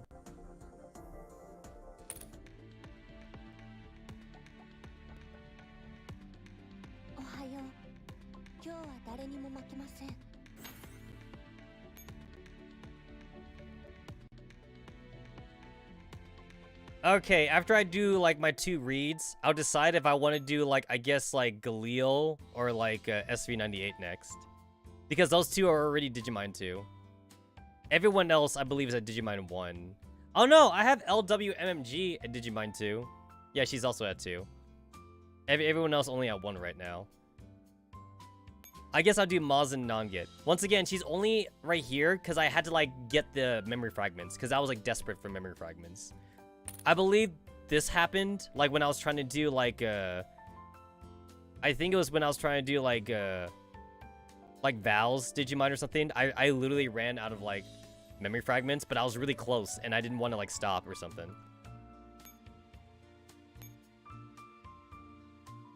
All right, what's your story? What's your story, girl? In the Griffin base. Like I was saying, didn't you think it was hilarious, SVT38? I just couldn't hold it back then. Oh, wow, that's another 2-star bitch I forgot about. They really need to, like, up the game on, like, giving all the 2-star girls Digimons. It's a free story, too. When you think about it, when a 2-star girl gets a Digimon, it's a free story background for them. I can't believe you actually laughed out loud at a place like that. It was very rude. She LOL'd, guys. She LOL'd. I'm gonna say that in real life from now on. I'm not gonna laugh no more. I'm just gonna say raffle. R-O-F... Do you say R-O-F-L or do you say raffle? I say what raffle? That sounds bad anyway. They both sound terrible. Don't do that. Don't do that in real life, guys. People will look at you weird. I would have done my best to hold myself back if I had been in your place. You're just saying that because you didn't see the cat and the look on the commander's face. Go full Kek. K-E-K? Or Kek? Kek. Hey, Groza! You know what? I feel like Girls Frontline 2 has spoiled me on Groza now. Every time I see Groza now, I just think about Girls Frontline 2. It's like, I'm the canon waifu. I win. It's like, you always wonder, who's the winner? Who wins the harem race? But now we know. Now we know Groza wins. She wins the harem race. Unless she doesn't. You never know, guys. Girls Frontline 2 might pull a fast one on us. We don't know the whole story yet. Maybe Girls is not the real waifu. Maybe someone else becomes waifu instead.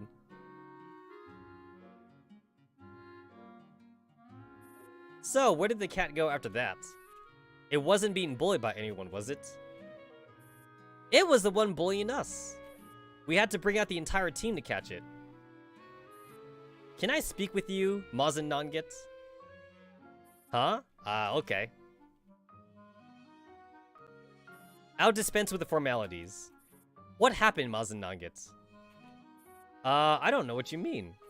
Are you talking about how that stray cat interrupted the commander's briefing? No, I'm talking about you. I don't understand. I don't know what you're talking about. Could you give me a more solid hint? Maybe that might bring something to mind. I see. Alright, I know. Maybe I was mistaken. Sorry for asking you an odd question. It's fine. Ask me anything you want.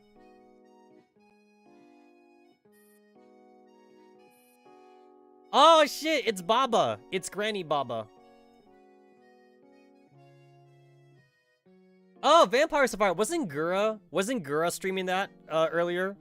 It looked interesting. I saw it. I saw Gura's thing for like 10 minutes. It looks very interesting, Louise. Yeah. Big sis, could you help me get something from the top of the cabinet? Oh, she's so short. Shorty problems. Shorty problems. Alright. You want me to get the cup up there? She is Babushka. Anyone who disagrees gets shot. Honestly, who was it that put it in such a high place? Here's the cup. Take it. Thanks. It's time for the meeting. I'll see you in the conference room. Mazin Nangit leaves. Have you guys noticed something funny about Mazin Nangit recently? Hey, Takarev! You have very yabai costumes. Takarev is like always like very fan servicey. Miss Mazin Nangit-san? I added the san for emphasis. She seems like her usual self to me. Well, if there's anything strange about her, I'd have to say that she seems more cheerful than usual, right? Yes, that's the problem. Mazin Nangit must be bothered by something. I've never seen her like that before. I don't really see a difference. But considering this is M1895 talking, I doubt you'd be mistaken, right? Given my experience, I'm sure of it. The question now is, what happened to Mazin Nangit? How did she end up like this? She's too happy! It's sus. It's sus. No one's that happy. Late on a certain night, there's a quiet knock on the cafe door. Dude, I love it when they use like this art for Springfield and not like her regular art. This is like, this really like shows off like Springfield like in her best, honestly. Springfield's special. Springfield gets a non-combat art. You also can't use it. You can't use this art when you're in combat either, which is a damn shame. I want to use this. I want to use this when I field Springfield. It kind of makes sense actually. I mean, it makes just about as much sense as like sending the girls out in bikinis, right? Like, imagine like she's in the cafe and then like a SF like attacks the cafe or something. Then like she has a rifle. I assume she has a rifle like somewhere like where the drinks are stored. So like she would have to fight while she's in her cafe uniform. I mean, I don't know. It makes sense to me. This cafe uniform also is more protective than like sending the girls out in bikinis or like wedding dresses. I mean, there's no reason why we should be sending out the girls out in bikinis anyway. No more bikini outfits. That is not army regulation. Most likely when someone calls Destroyer short. I feel like Destroyer would be like she would be like not by choice be part of like the Lully gang or something. Like they'd be like, Destroyer, you're just like us. You're part of our group now. And Destroyer would be all like, no, I am not in the Lully group. And then they'd be like, yes, you're in the Lully group. And then she gets angry.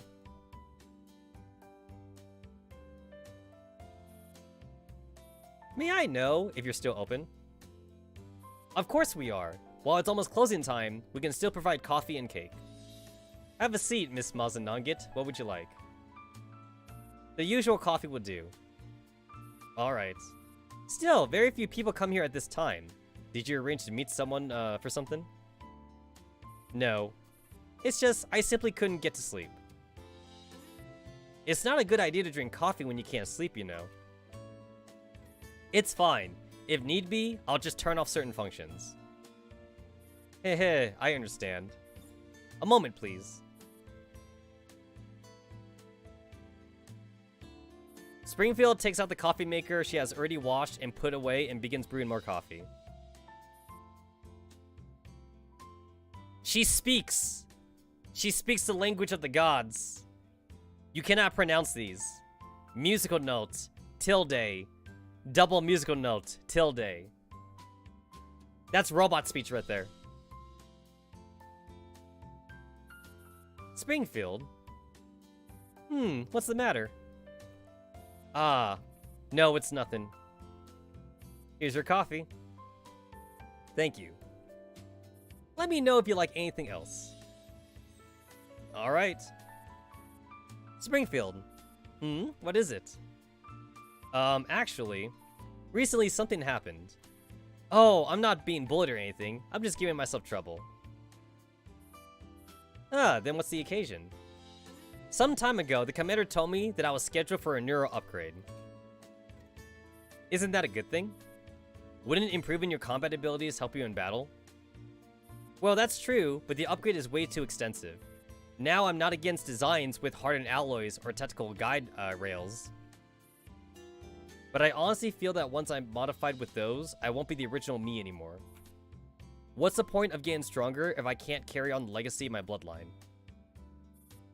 Can't you just refuse or state your opinion about it? Surely the commander would hear you out, right? It's not that I can't refuse. But I was moved up on the schedule because the commander was worried about the growing gap between my combat effectiveness versus that of my juniors. If this goes on, I'll probably be transferred out of the combat echelons. I mean, she's already in logistics for me anyway, though. Girl, you in logistics right now. I'm actually not joking. She legit is in logistics. I transferred her out of combat a long time ago. So that's how it is.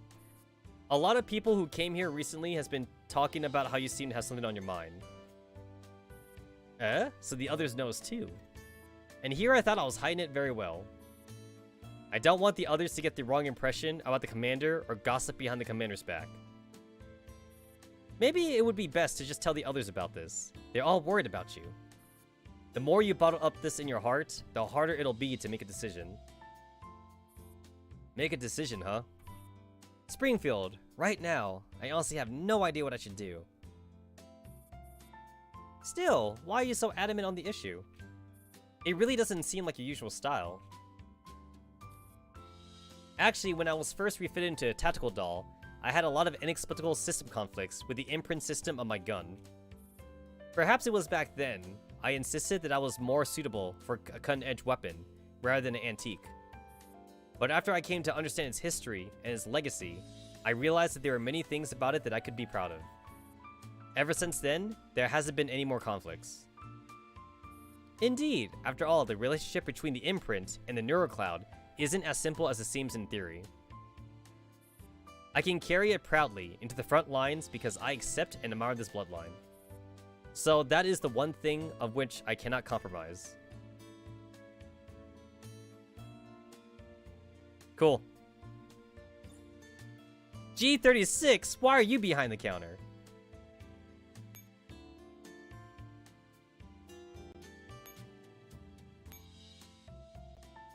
Wait, was that mod 1 or 2? Fuck. I legit like lost track. That was so long. That was so long, I legit lost track. I gotta double check now. I gotta double check. Okay, that was 2. That was 2. Alright. Curse this short-term memory. I'm old, guys. I'm old. The Alzheimer's kicking in. It's kicking in. Late at night in Springfield Cafe, there's a quiet knock on the door. Wait, what? Wait. Wait a minute. Wait, what did I just click on? Wait. Okay, there we go. It's different. Okay, wait. It's different. I thought I got stuck in the same loop. Alright. Yes, we are. Would you like the usual coffee, or would you like to order something else? No, the same old coffee would do. Okay, wait, I swear. The startup was literally the same. Late at night, yeah, it's the same. This whole startup phase is like the same until you get to Springfield. I got so confused. Please give me a while.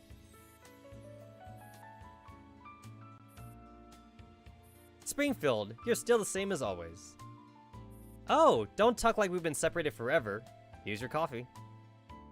Thank you, Springfield. Haha, I knew it. This is how coffee should taste. I just can't get used to the stuff they serve in HQ's cafe. I'll accept that as a compliment then. Or maybe it has to do with the person making it. After all, you don't make the coffee over at HQ. Speaking of which, Springfield, why did you choose to work in a cafe? Which answer would you like to hear? Huh? I could say that I was tired of it all, that I wanted to change of pace, that I wanted to learn to make coffee, or that I wanted to see everyone smile. But none of these are the answer you want, are they? I don't know what I want. But I envy how you can be so self-assured and handle everything with ease. Oh, I've got problems of my own, and I get frustrated too, you know. But your situation right now is much more pressing, right? What happened? Takarov came to talk to me today, and afterwards I felt that she was right. But I don't know what to do now. In any case, I'm just making more trouble for myself. While I don't know what she said to you, do you still care that much about your bloodline? I used to think it was very important, but now, I can't find a balance between embracing myself or others. No matter what I do, I always feel like I did something wrong. That's because both sides are important to you, so you can't accept favoring one over the other, am I right? Springfield, I think I've fallen back into the same confusion I started with. Kinda funny, right? If you can't pick one over the other, then what if you and everyone else each took a step back? Wouldn't that make things easier to accept? Each of us takes a step back. But Springfield withdraws a neural upgrade plan from her drawer and hands it to Mazanonget. This schematic, isn't this? Someone asked me to hand it to you, just in case you came by here again. But aren't the contents, huh? This neural upgrade plan's been heavily revised. It's no longer so single-mindedly focused on improving combat effectiveness. On the contrary, it's gone out of its way to preserve as many of the old parts as possible. It's different. Did the commander change it? But why? It was because of Takarov. After she came back to the HQ, she immediately roped everyone into writing a petition to the commander. It seems more people were willing to sign on than she expected. A petition? But why? For me? But I don't understand. Why do they have to? They all went and asked the commander to reconsider what the neural upgrade and your bloodline meant to you, in the hopes of changing the direction which the neural upgrade would take. The commander thought about it and agreed, which is why we had the revised plan. Now the only thing left is whether or not you're willing to accept it. Come back to us. Everyone's finding it hard to adjust to the days without you around. Aye. It's because you never gave up on the others that others, won't give up on you so easily. So you better prepare yourself. Commander. Everyone.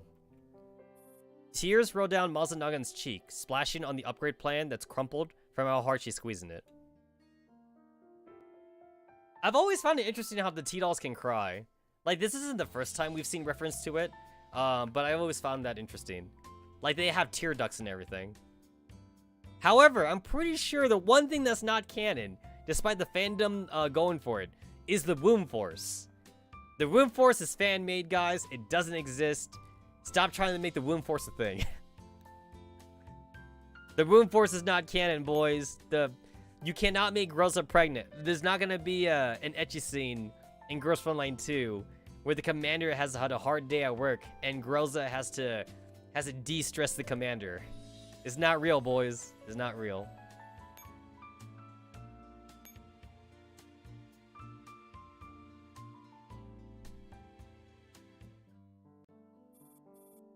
At Springfield's Cafe, SVT38 rushes in.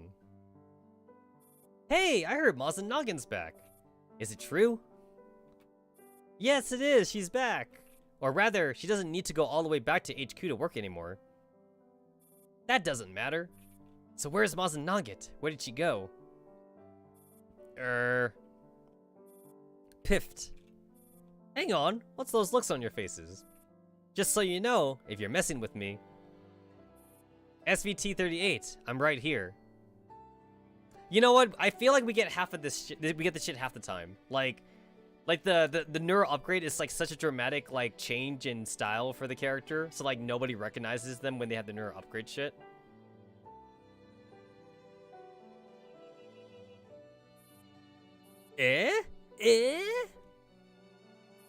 The remodel was completed without a hitch, and some stuff has been changed, like my outfit and so on.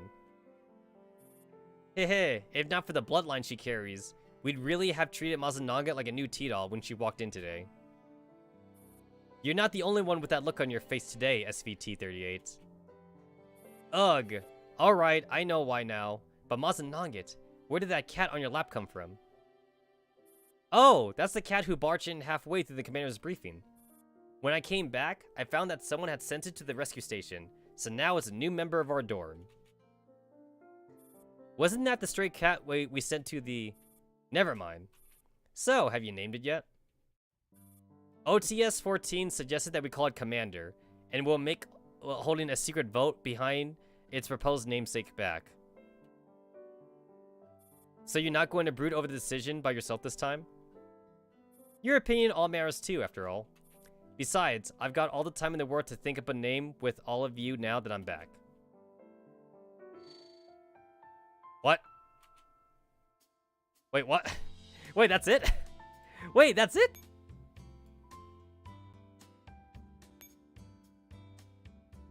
That seems so short.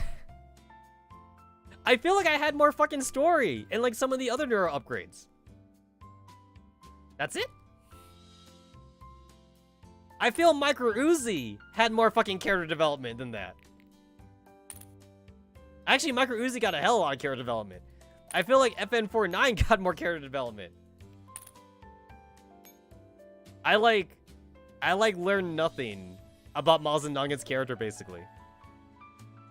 At least not things that, like, I already couldn't kind of infer from, like, her regular T-doll lines. Huh. I actually feel like Springfield was more of a character in Mazananga's story than Mazananga was. Like, I learned a lot about A as Val. Like, A as Val had more story. Man, I learned more about IDW. And IDW is a fucking meme character. Well, okay, I was not call that a disappointment.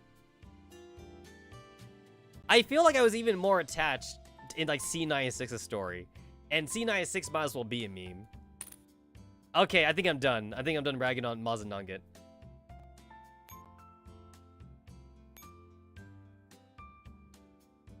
Alright, GSH 18. Let's see what you got.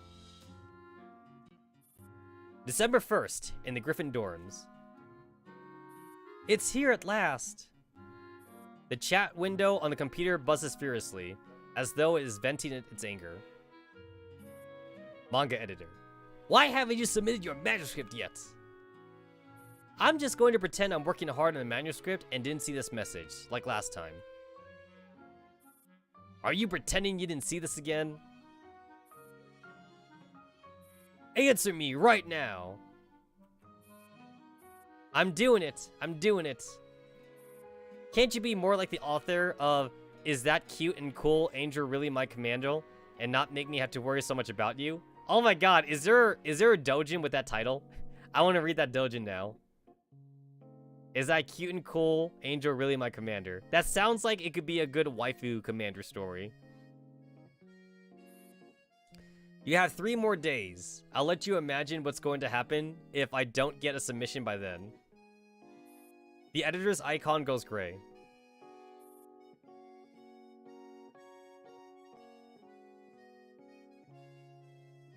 Not all mangas are doujins. Aha! But that's the thing, though. Like, within this context, though, it's most definitely a doujin. Why do you keep comparing me to all the shoujo manga artists? We're working on completely different genres. Ugh, only 3 days left. Looks like I need to decide on my theme by today. Basically, for the most part, it's considered doujin if it's worked on by indie. Like, let's take Toho for example. Toho is only worked on by Zune, which is like one dude. But just because it's considered official, it's still considered doujin material, even though it's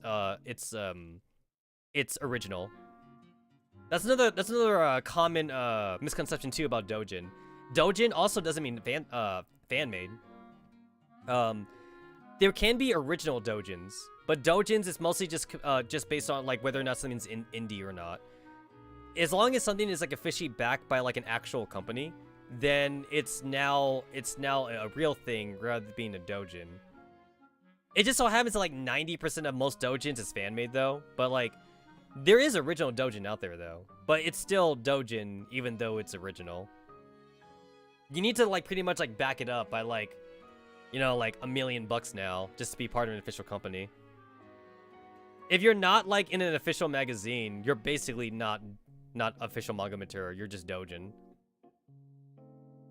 Same thing too for games. There's actually quite a bit of like original doujin games nowadays compared to like 10 years ago.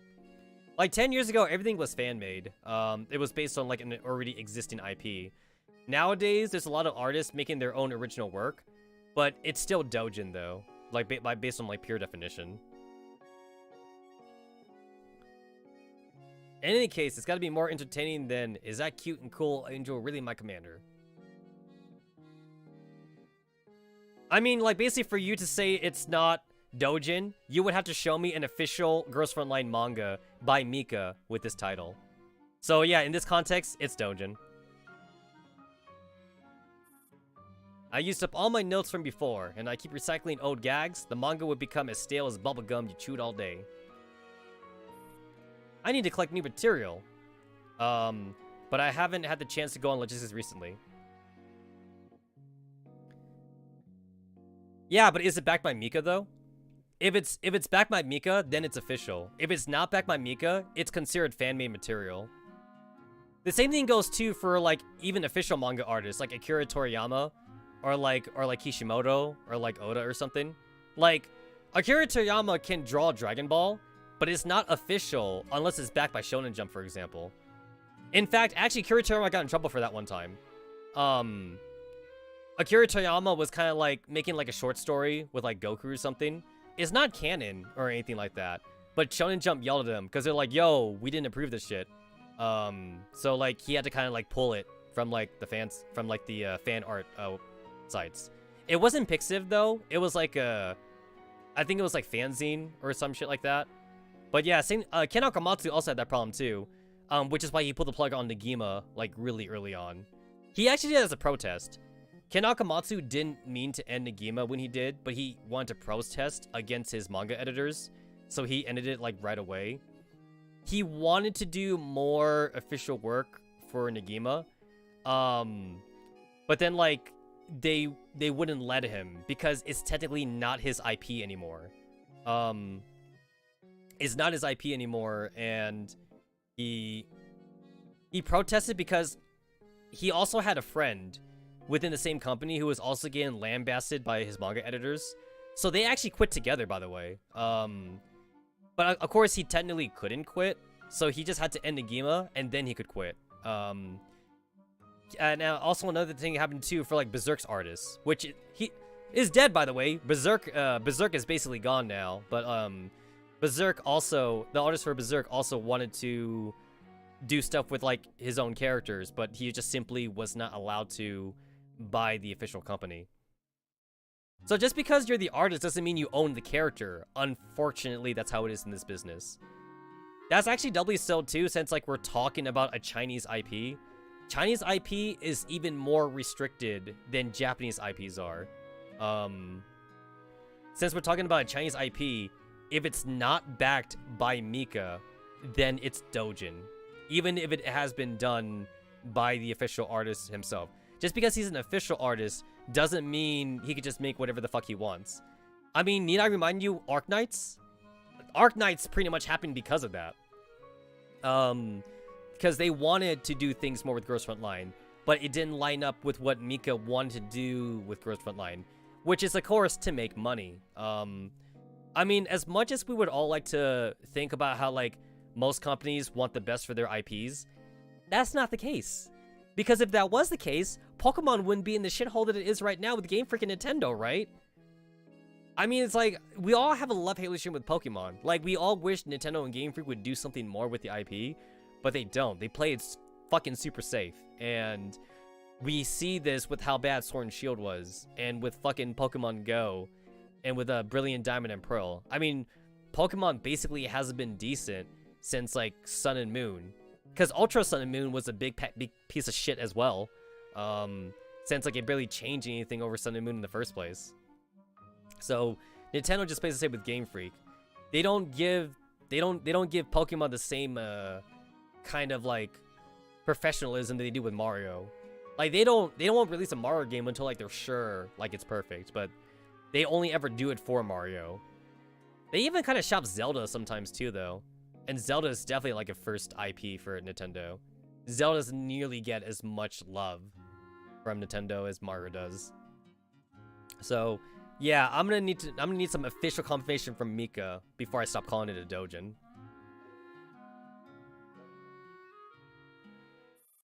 DH18 steps out of the dorm and wanders aimlessly through the base.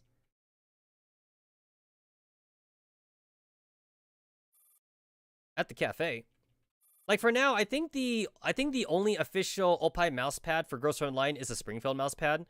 If you see any other Opie mousepad, they're all Dojin material. Like, I've definitely seen some of, like, Team 404, for example, but that's all Dojin, though. Springfield should be the only official merch, as far as Opie mousepads is concerned. Honestly, it's crazy to think of, like, how Mika hasn't capitalized on official merch yet for Girls Frontline. I feel like they could definitely do more and people would buy into it, but a lot of good merch out there is all Dojin material, though. They're just more of a market than Mika is willing to accept, I guess. Like, that's actually a really good amount of stuff on Esti, for example. Esti's got some good stuff, but, like, I feel like Mika is kind of just sitting on their ass and just not doing the same thing that you see on Esti. And of course, Esti is of course lower quality because it's not made in a big factory that, like, Mika could probably afford. It also kind of sucks too because, like, I feel like Hololive does a lot with what they can do merchandise wise, and they're always coming out with new merchandise like every month. Mika doesn't actually do that though. Mika only comes out with new merchandise like maybe one every 6 months, and it's only for a limited time though.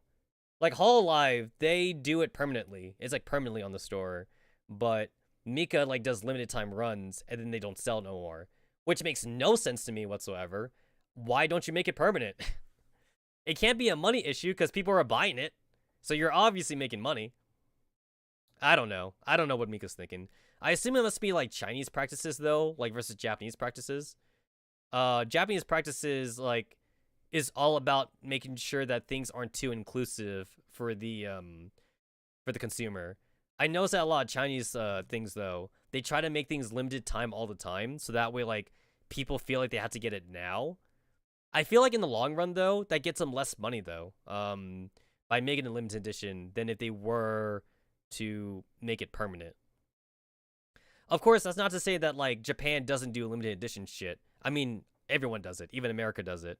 But, like, eventually, like, they do come out with, like a standard version of their product that people can buy. It's not the same as limited edition, though, but it's close enough, though, that people will buy it regardless, even if it's not the same. But, you know, different countries, different cultures, I guess. Ah, are you practicing how to brew English tea again, NTW? Oh, cool. They're using the costume this time. That's awesome. Sometimes they don't use the costume, even when they could, and that kind of annoys me. Alarmed, NTW picks up the tea set and swiftly leaves the scene. I guess she's still bothered by what happened last time, huh? But mixing mustard into the tea would have neutralized the spicy taste, right? The fuck kind of tea is NTW making? GH18 stealthy approaches PP1901 as the latter is focused on her book. Huh, what are you reading now, PP19? An 1836 edition of Backseat's Lily of the Valley? That looks pretty interesting. May I have a look? No, I spent a long time looking for this book. And I still remember how you doodled all over my book last time. I haven't settled the score with you yet. Oh, so that's the kind of book it is. I understand. Keep reading then. I have things to do, so I need to head off now. Hey, get back here. At the training ground. You know what? I remember seeing the original pronunciation for this, and like I already forgot what it was. I believe it's Surd U-curve, because I was saying Surdikov before, and that's definitely wrong. So I believe it's Surd U-curve. 443, are you training? I just picked up a really shiny rock, 443. What rock? Memph. Shit. Have you forgotten what happened during the last training exercise?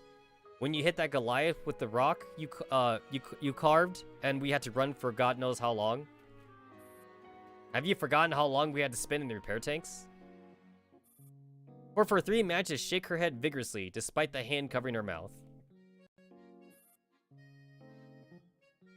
Now, do you remember who gave you that rock? What should we do, Serdurkov? The problem is, though, is that, like, you remember all their real gun names. I don't. Because I don't fap to guns. So, like, I just read what's on the screen. GS-18 with an impeding deadline sighted. Activating Class 2 emergency plan. We retreat. Serd Yukov and MP43 stealthily leave the training grounds. It's times like these that, like, I wish they had real names. I mean, I get that's Girls Frontline gimmick, though, that they have gun names and shit. The problem, though, is that, like, guns are just numbered all the time, so I kind of wish this was, like, a normal gacha game where they had real names. That'd be easier for me to remember. Huh, I thought I saw two of them here just now. Outside the forward base camp. Why is everyone avoiding me? I was planning to manufacture some new material, but I guess that's not working out. If only I could order everyone to obey my orders like in mangas. GH-18 gaze falls upon the real-time relay terminal. Another batch of dolls has gone out on expedition. Unfortunately, I'm not among the favored dolls this week. That's funny. It's funny that they actually, like, reference the favored dolls for expeditions. P7, AK-47, SPOS-12, and FN-49. So, we have a prankster, a drunkard, a glutton, and a kitchen wench.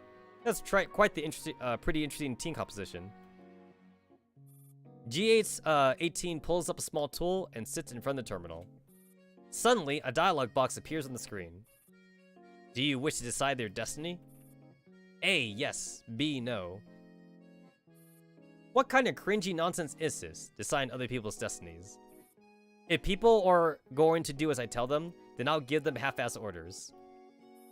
Deciding the destiny of the characters in my own manga is hard enough, and now you want me to decide the destinies of people in real life. Forget it. GS-18 finger hovers over the option B. Then again, if I can decide their destinies, I might be able to make them do more interesting things. Which means I might get more amusing material from my manga. GS-18 finger moves to option A and presses down. Shit, that was fucking chapter 1? That felt so much longer than Mazanonget's. It almost feels like whoever was writing Mazanaga was like at a time crunch. So like he just had to write it super fast. December 1st, the expedition team discovers an abandoned wooden house. Man, I'm still waiting for an AK-47 Digimon. I remember like back in Arctic Warfare, she had a costume that you could earn. But the costume was ugly as fuck though. I hated her costume. Yo, this looks like it hasn't been looted yet. I wonder if there's any food inside. Well, Sposs 12 never changes. Or Sabrina. We could just call her Sabrina. Hey! That's cool. So I guess in this timeline, FN49's been Digimined. That's cool. It would be nice if we could find the kind of chocolate FNC likes. Oh, P7 getting Digimon would also be nice. I still don't really like her character that much, though. I think she's too much of a prankster for me.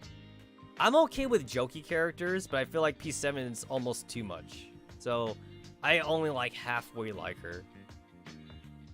Like, I feel like she would be very tiresome in real life. I wouldn't want to hang with her.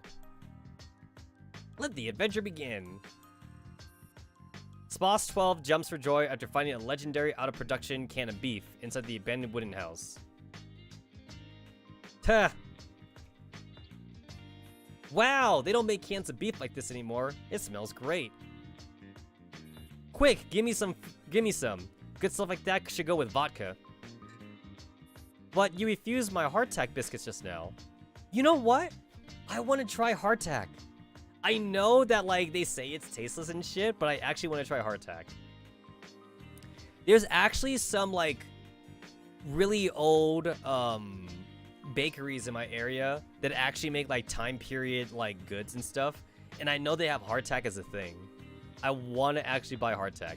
And funny enough, they actually sell hardtack, like a fair amount. Like, people buy hardtack for, like, the historical purpose of it, basically. I'm pretty sure no one's buying hardtack for the taste, but this bakery that I know, though, they surprisingly go through their hardtack stocks. I wanna try hardtack. And supposedly, like, you're all supposed to, like, dip it in, like, your drink or something to try and, like, soften it up or something. It's like, I'll do both. Like, I'll eat hardtack, like, normally, and then I'll try and, like, dip it, like, in hot cocoa or, like, water or something just to see if I can soften it up. I know that, like, sailors back in the day, they would dip it in grog, which I never tried. Never tried grog, but I also want to try it, though. Or rum. They would either do grog or rum, and I also want to try to see if I can dip it in rum, see how that would taste. And I'm definitely interested in, like, the historical foods like that. Even though I heard they'd taste bad. I want to try historical foods more often. Ahem. My motto is never eat anything you don't like.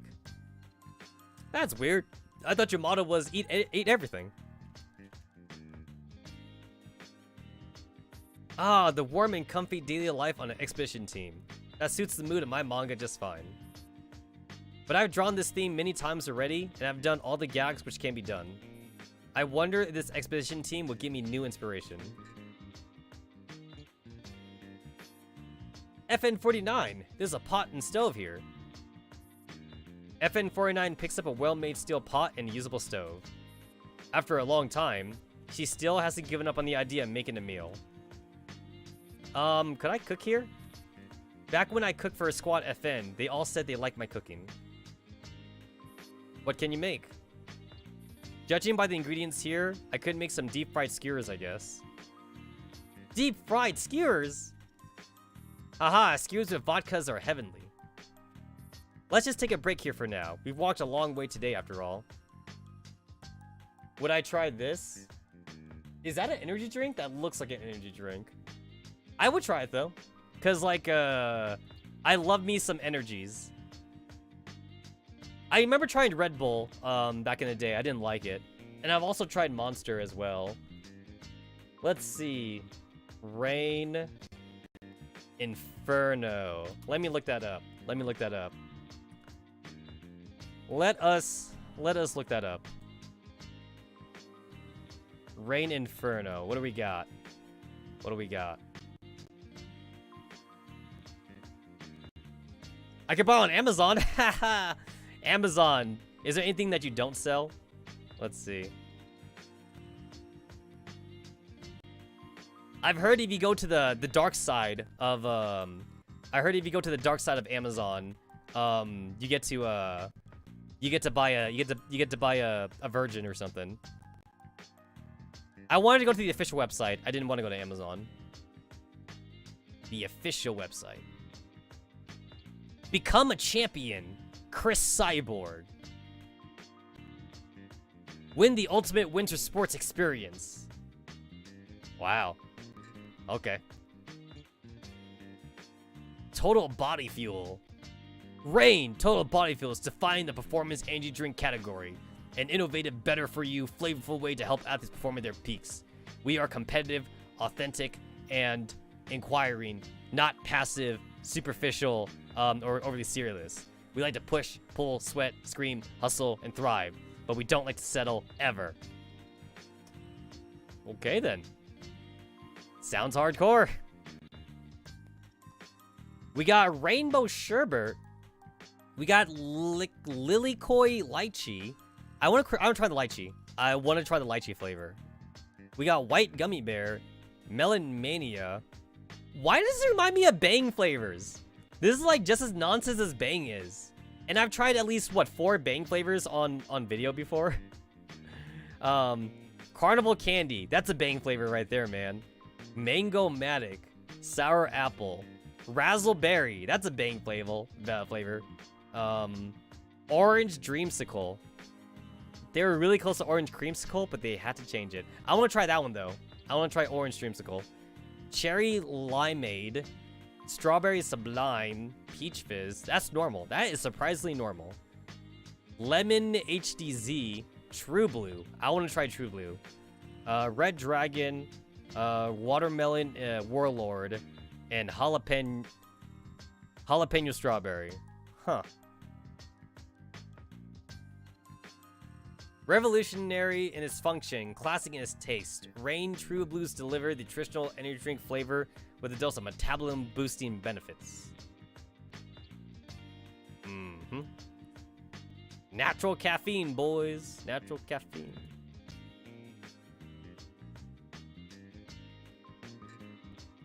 Electrolytes. Buy at Amazon. Find near you. Buy at Walmart. Buy at Vitamin Shop. Buy at Bodybuilding. Really? Bodybuilding.com too? I've bought stuff from Bodybuilding.com actually. I'm not even lying, guys. I've actually bought stuff here before.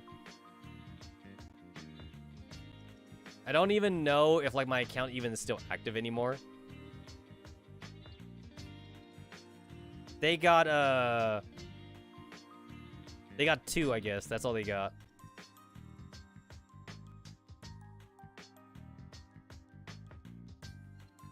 What kind of proteins do they have here?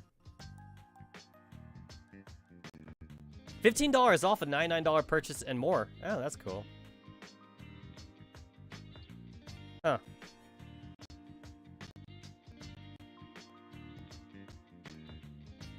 Alright. I probably shouldn't dive too deep into that. Well, that was interesting. That was interesting.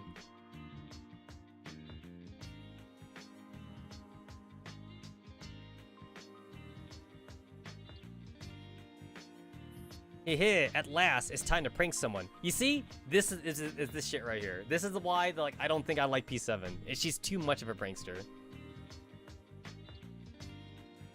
Fucking called it. That smile is pretty familiar. According to my past experiences, this is P7's classic expression when she's about to mess with someone.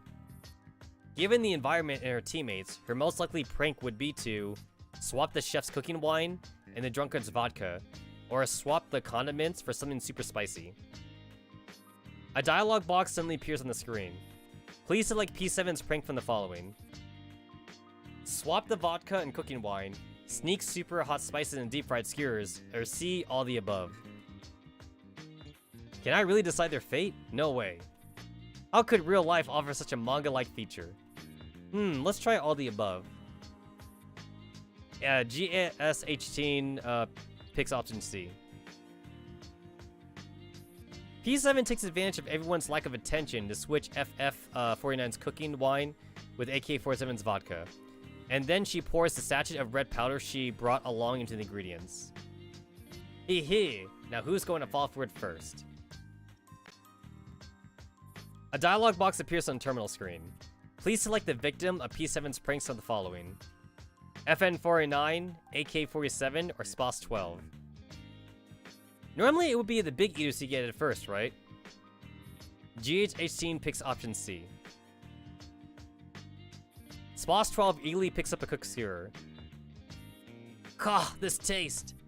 The double heat of the vodka, the red hot chili peppers. It's punching straight through my neurocloud. Huh? But I didn't put any peppers in our vodka, did I? I definitely used my own cooking wine and spices. Hey, who switched my vodka? Don't think you could get away with touching my booze. It wasn't me. Wasn't pants. Me either. It wasn't me. When it happened, FN49 was cooking, and SPOS-12 was busy drilling next to her. You're the only one who had the time for this kind of nonsense. I didn't. How could I do something as stupid as pouring vodka into the cooking wine bottle? ...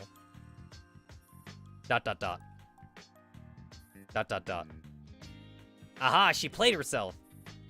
From all of P7's previous antics, every time she gets caught, she'll give up and try to duck out by acting cute.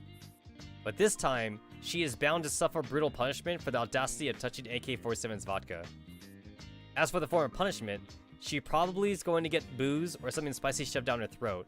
You know, the old trope of letting the punishment fit the crime. A dialog box appears on the terminal screen. Please select the punishment which AK-47 will administer.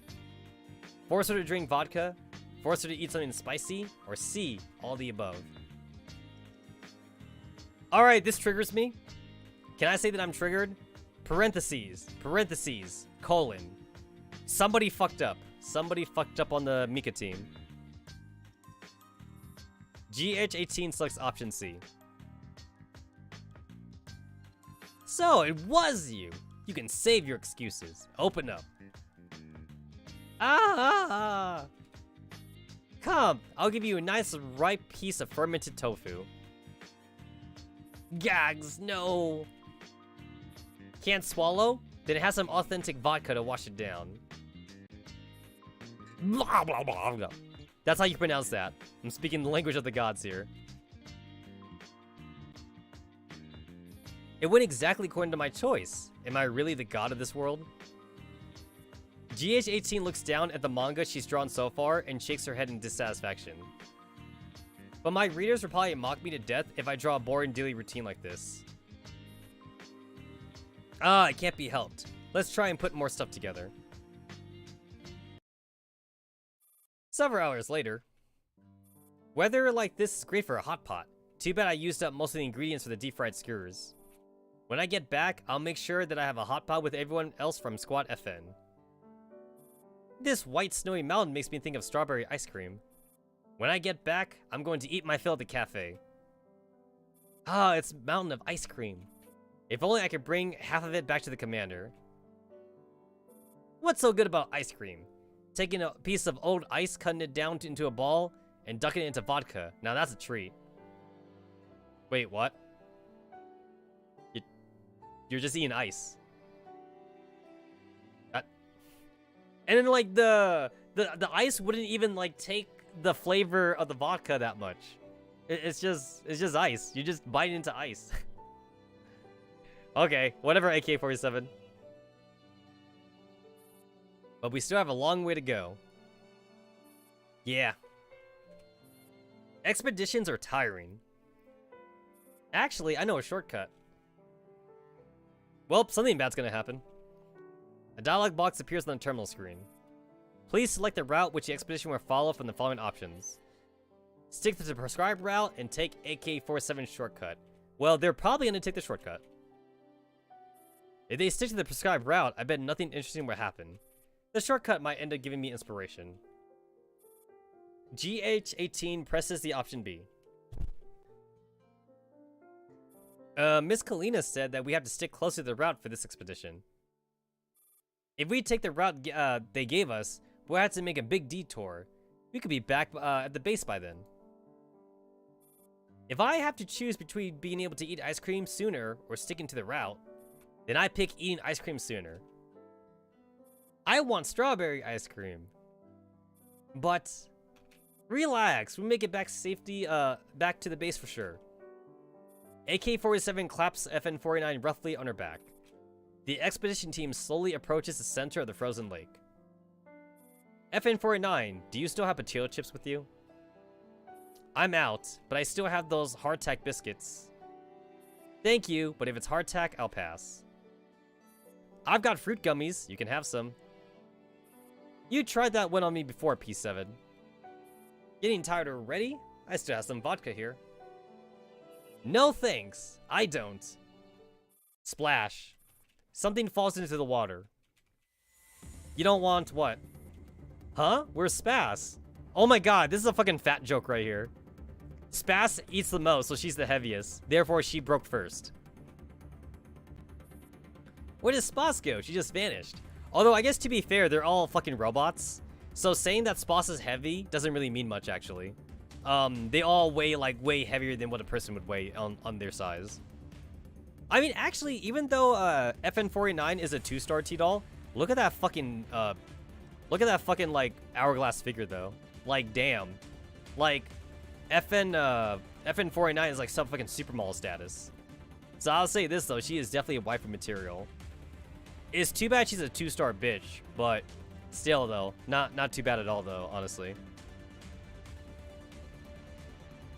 I love her costume. How did you do it? Teach me, Spaz. The ice here is broken. It's Spaz. She's in the lake. Bolzez-moi. The water's carrying her that way. I think I'm going to faint. We need to go after her. Spaz! All they can see through a layer of murky ice is Spaz 12 being carried to parts unknown by the Undertale. They run frantically. They pant heavily. And as they do, the ice behind them begins to crack quietly. Wait a minute, isn't this a lighthearted slice of life manga? What the hell's with this development? A sudden mood shift like this makes no sense. The author's neurocloud ought to be reformatted. Wait a minute, I'm the one who has say over where this is going. A dialogue box appears on the terminal screen. Please select the course of action which the other expedition team will follow. Keep on Spaz's trail and rescue her. B. Move calmly and abandon Spaz 12. Oh my god. That kind of reminds me of Rose 65's origin story. Where like they said that like she like abandoned M4 and like M4 died. That's kind of funny. And then like the rest of the team kind of like was giving her shit for it. How the hell could they abandon her? Aren't friends the sort of people you need to protect in times of danger? GH18 presses A option without any hesitation. Spaz 12, stop moving, please stop. Wait for us, AK-47. I can't keep up, you guys are too fast. Miss P7, I'll pull you along. Miss P7? FN-49 jerks her head back, but all she can see is ice. Please don't scare me. P7? Oh my god, the music is all sad and shit. This music plays a lot for M4, I notice. That's enough, Miss P7. Stop playing around. Please come out. FN-49's quavering voice is drowned out by the sound of the ice splitting open. AK-47! P7's gone! AK-47? FN-49 looks in AK-47's direction. Cracks have suddenly appeared on the smooth surface of the ice, and a golden mass of seaweed flows beneath the cracks in the distance. Miss AK-47! How did things end up like this? I made every choice for them. Could it be my fault? Did I do this to them? I can't believe I turned a warm and comfy slice of life manga into this for the sake of gags and entertainment. A dialogue box appears on the terminal screen. Bad end. Do you wish to start over from the beginning? Note, starting again will expend a page of manga sketches. Start again, or B, continue. Do you even have to ask?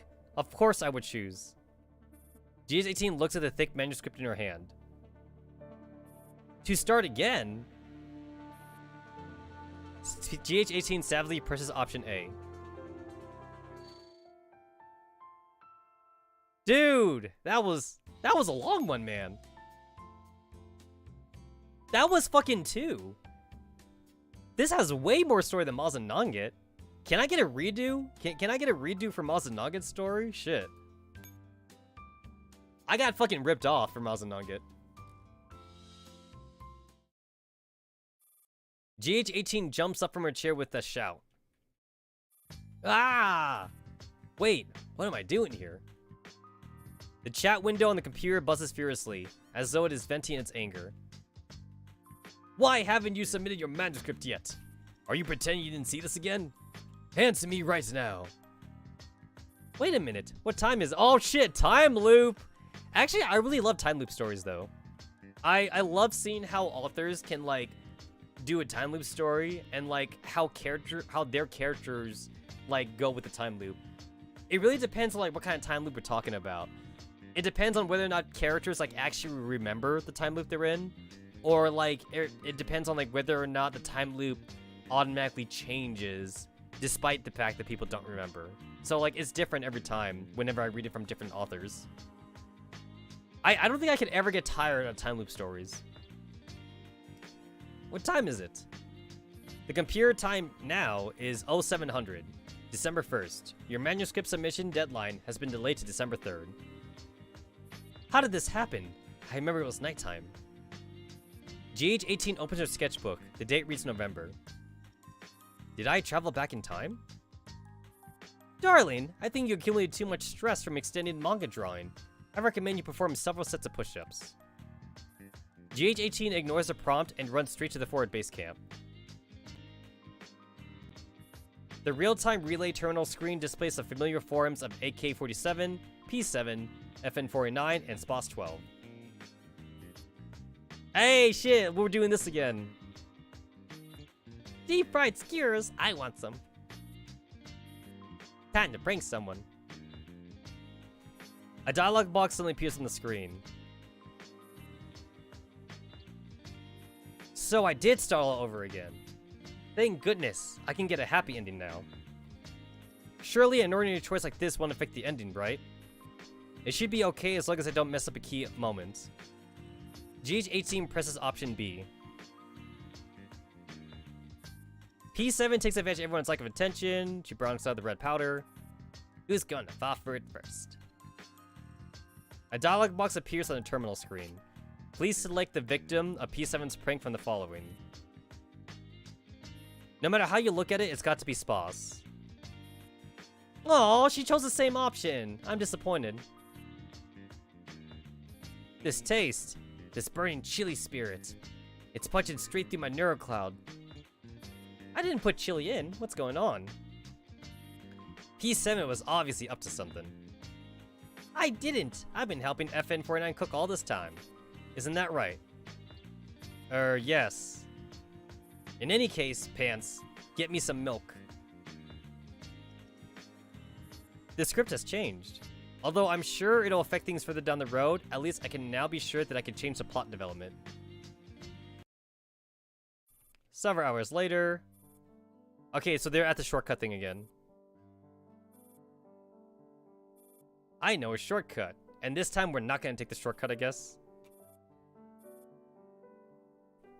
This is it! This is the choice! If I just pick A here, the following disaster won't happen. Mealy presses the A button. But Miss Kalina tells us to stay closely to the route for this expedition. Apparently, a previous expedition team strayed from the path and terrible things happened to them. Yeah, I think I heard about that too. Let's not do anything which would scare FN-49. Alright then. AK-47 shrugs nonchalantly, then takes out a vodka bottle from her pocket and knocks back a few mouthfuls. Wait a minute, did AK-47 take a swig before at this point? If I remember correctly, I don't think she did. So ever since, P7 switched out the cooking wine and the vodka, AK-47 hadn't drunk again. Could it be that P7's prank was also a key choice? A dialog box appears on the terminal screen. There's an upcoming QuickTime event. Please press the appropriate buttons in time. Failing more than 3 times will result in mission failure. The QuickTime event will begin in 3, 2, 1. Hey, wait a minute! What the hell is this now? This didn't show up before. The A button appears in the center of the screen and it quickly vanishes after 2 seconds. A new notification appears in the upper left-hand corner of the screen. Failure, count 1. No, wait.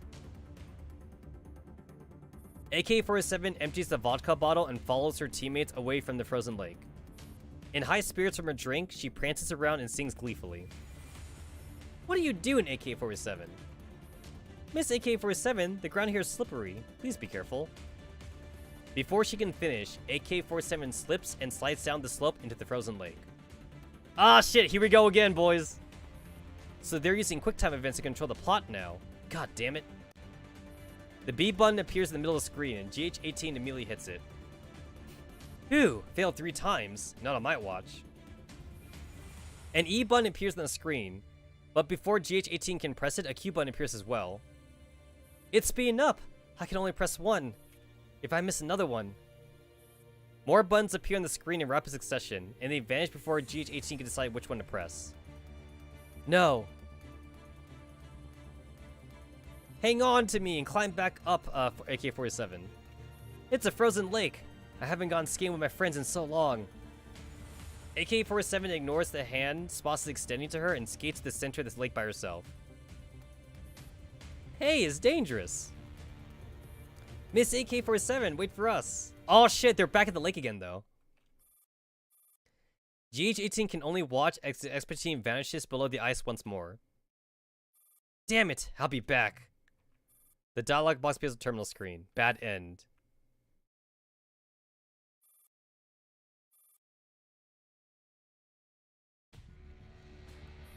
Oh shit, the music's different now. Shit, we into some serious music. Ah! I gotta turn on the music here. Yeah. I have to succeed this time. Whether it's saving the expedition team or handing in my submission before the deadline.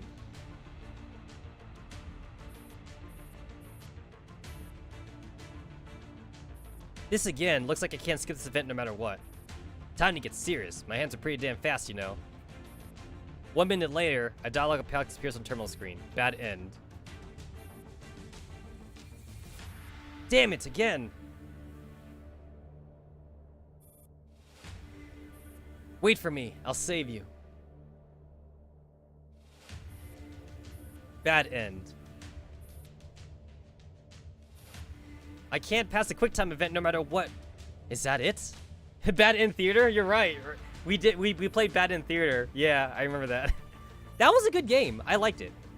I liked it. Bad End. Bad End. Bad End. The bad end gets bigger. It gets bigger each time. GH18 sketchbook is almost empty. Am I still not fast enough for this? Wait a minute, I've got an idea.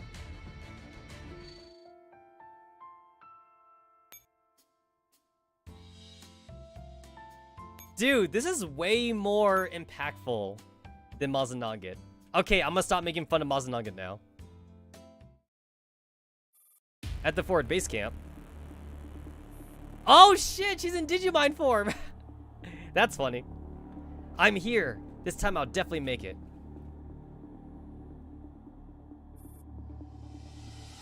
Okay, so they're doing this again.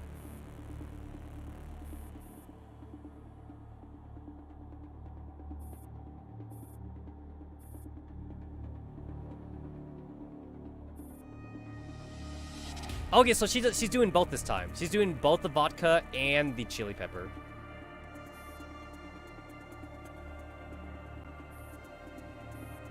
Alright, so 49, 47 spas. Oh, option B. Oh, that's different. AK-47 easily picks up a cook skewer. This tastes. Who switched my vodka? Don't think you get away with touching my booze. It wasn't me. Wasn't me, pants either. It wasn't me. Okay, so we got this again. I didn't. How could I do something as stupid as pouring vodka? And then she gets caught. A dialog box appears on the terminal screen. Please set the punishment. Force her to all the above or something. Oh, she picked option A. Oh, that's different. So it was you. You can save your excuses. Open up. Feel the wrath of vodka. Migloo. Several hours later, we still have a long way to go. I know a shortcut. Alright, so we're gonna take the normal route, I guess. Takes option A, take the normal route. But Miss Kalina told us to stick closer to the route for this expedition. Blah, blah. Alright then. AK for a certain shrugs nonchalantly, then prepares to leave the frozen lake. A dialog box appears on the terminal screen. It is an upcoming QuickTime event. Here it is at last, the emergency modifications I asked QJY88 to make we're about to see use. I like to imagine that she actually busted out handguns. It's an overall upgrade of speed and dexterity in both hands. And I can even get perfect scores on massive difficulty songs. Osu? Osu maybe? DJ Max maybe? Finally, I can bring you home. And I've got new inspiration for my manga. An A button appears in the middle of the screen. GH18 quickly presses it. Even I could handle the easy difficulty before my modifications. 18 smiles as she continues pressing the lettered buttons, which shows up on with one hand. An E button appears on the screen, and before the E button can disappear, a Q button appears as well. So the speed's gone up to normal level. Looks like I need to use both hands. GH18 presses the buttons with ease, with her other hand helping from time to time. Several buttons appear on the screen at once, but GH18 responds to them in time and hits them all. So it skipped past hard difficulty and went straight to expert. Humph, I'm an agile close combat doll. Surely you're making light of me. The quick time event speeds up, as though in response to GH18's provocation. So we're on massive difficulty now. Huh, this is the difficulty that suits me. GH18's arms move at high speed, stirring up the air and messing up the hair of the passing dolls. GH18, what are you doing to my screen? At this moment, GH18's world is consumed by the buttons that rapidly appear before her. She can't hear the outside world at all. My manga must have the best ending. Two buttons appear on the opposite ends of the screen. Just as GH18 strives to reach out and press them, a new button appears in the middle of the screen. I knew this was coming. How lame. People have been drawing stunts like this for hundreds of years. GH18 bashes her head on the screen without any hesitation. Ping! The QuickTime event vanishes. Something appears on the screen that GH18 has never seen before. Congratulations! And on the screen, the expedition team slowly proceeds along the road back to the base. Thank goodness. This is the ending I wanted. GH18! GH18 collapses to the ground. And then she wakes up. GH18 jumps on the chair with a shout. What time is it? What happened to the expedition team? The time is now 08:34, December 2nd. The expedition team has returned safely. Phew, thank goodness. I made it. While you were sleeping, you received 12 emails from Miss Kalina and the editor. Miss Kalina wants you to get back to the factory ASAP once you wake up. The other 11 emails are from the editor asking about your submission. While I was sleeping, wait a minute. I remember I was watching the daily life of the expedition team. How did I get back here? Yesterday, Miss Kalina brought you back where you were asleep. Miss Kalina said you had dozed off while you were watching the activities of the expedition team and told me not to wake you up. You have spent a total of... Say what? I was asleep? So everything that happened yesterday was a dream? Where's the manga sketchbook I brought back with me yesterday? The book you brought back is blank. I must have left traces behind the monitor at the forward base camp. Miss Kalina saw it back then. Miss Kalina! What's the matter, GH18? Miss Kalina, what happened when I was at the forward base camp yesterday? Haha, perhaps the daily life of the expedition team was too boring, because you actually fell asleep. Was it really all a dream? It seems you had a really exciting dream. It's nothing. Thanks for sending me back to my dorm, Miss Kalina. I'm hanging up. GH18 suddenly looks at her blank sketchbook. As a gentle reminder, you don't have much time left. Oh, I got it already. GH18 weeps as she takes up her pen. The end.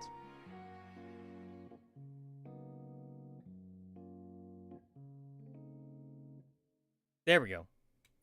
That was a long-ass transition. Like, I just had to wait for it to happen. On the night, December 1st. GH18! GS18 collapses to the ground. Kalina scoops up GS18, who is scalding hot, in her arms and carries her to the factory. I guess these temporary modifications are defective. Why did GS18 suddenly ask you to make temporary mods? I didn't quite understand what she was saying either. All I know is that it was an emergency and she swore that she was going to save the expedition team or something. She said she failed many times and that she had to succeed this time. Did she blur the line between manga and reality? She must have been under a lot of pressure to turn in a manuscript. We'll let her rest after taking off the temporary mods, as though it were a dream. When she wakes up, we'll give her a proper upgrade and improve her neurocloud stability. Remember, you have to keep this a secret too. Okay. GH18 sleeps soundly in the repair tank, muttering to herself from time to time. Aww. And also Kalina showed up too. I feel like Kalina should show up more in the neuro upgrades, but we don't see her that much though. We see Springfield though. Springfield shows up like fucking everywhere. That was cool. I liked it. I was way more invested in that story than a certain other T-Dolls. MP5 was nice too. I also like MP5's story. That was nice.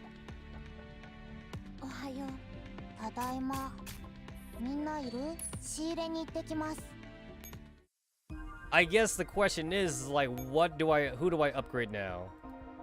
I have 8,495 neural memories to splooge right now. Don't really feel anything about Bison, about PP19. Don't feel nothing about you. I'm kind of interested in STG44 because like she does appear in like the normal story chapters sometimes. I've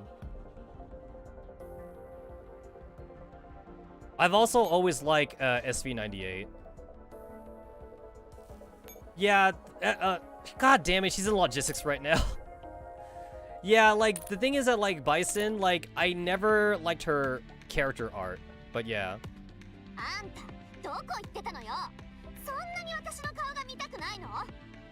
If it's on par with Vector, that means she's still a worse Micro Uzi. But to be fair, I don't mod for the combat prowess anyway, though. To be fair. I do it for story. If they're good in combat, I'll use them. If not, doesn't matter. Okay, where's SV98? Where the fuck was she? Where the hell was she? She is right here in number 9. It's like my expedition team, my logistics teams now are basically being all Digimons because you know, most of them aren't good. Most of them aren't that good anyway.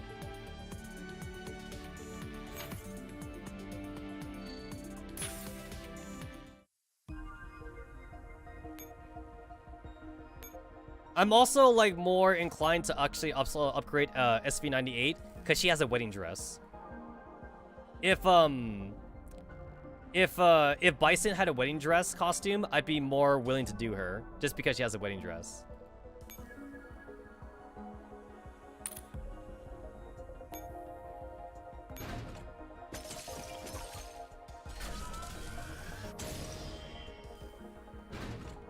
There we go. Commander, now that I've been upgraded, are you gonna put me in the front lines? No. Get back to the logistics team. But Commander, I'm like super strong right now. Yes. But not that strong. Not that strong.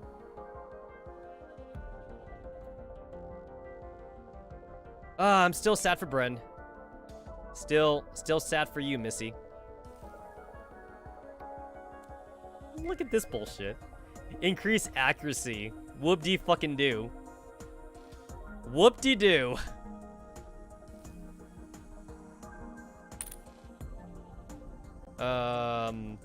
SV98, SV98. Where the fuck are you?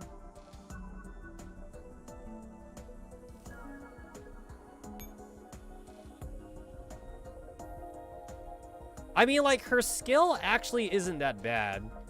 It's just that, like, you know, it's meh. Her art's awesome, though. But it ain't no costume wedding dress. So, back to wedding dress you go. Oh yeah, I gotta de-equip this.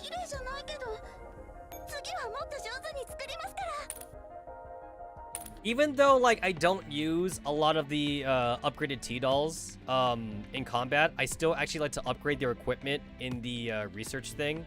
Only because maybe in the future, they will have, like, a super niche usage, and I'll actually want to use them. But until that happens, though, until that happens, I'm not gonna worry too much about it. Oh, not that one.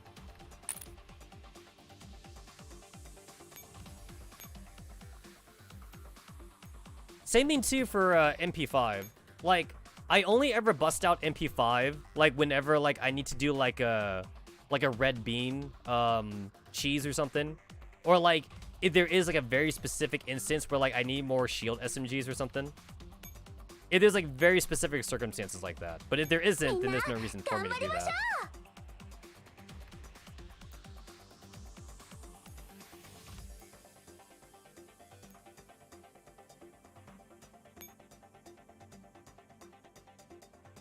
MP5 is great against shield SMGs are great against swap jaggers and against the KCCO archers.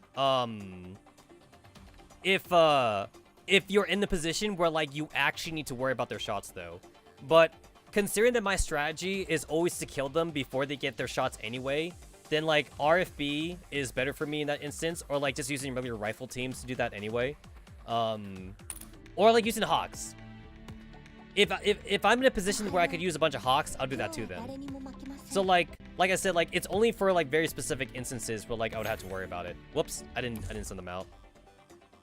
Yeah, I just go for pure firepower. I'm just not a fan of like defensive options. For me, if you have to go defensive, then that means the enemy is either too strong or like you're not strong enough. That's always the way I've seen it whenever I play games. So I will always try the offensive option first. If I can't do the offensive options, then like I'll go defensive. But if I can kill them before they do their fucking shit, then I'll do it. So like I said, same thing for both the archers. The KCC archers bring out their arrows at like around the time when like MP5 and Thompson can bring up their shields at the same time. So they're also really good for the archers as well.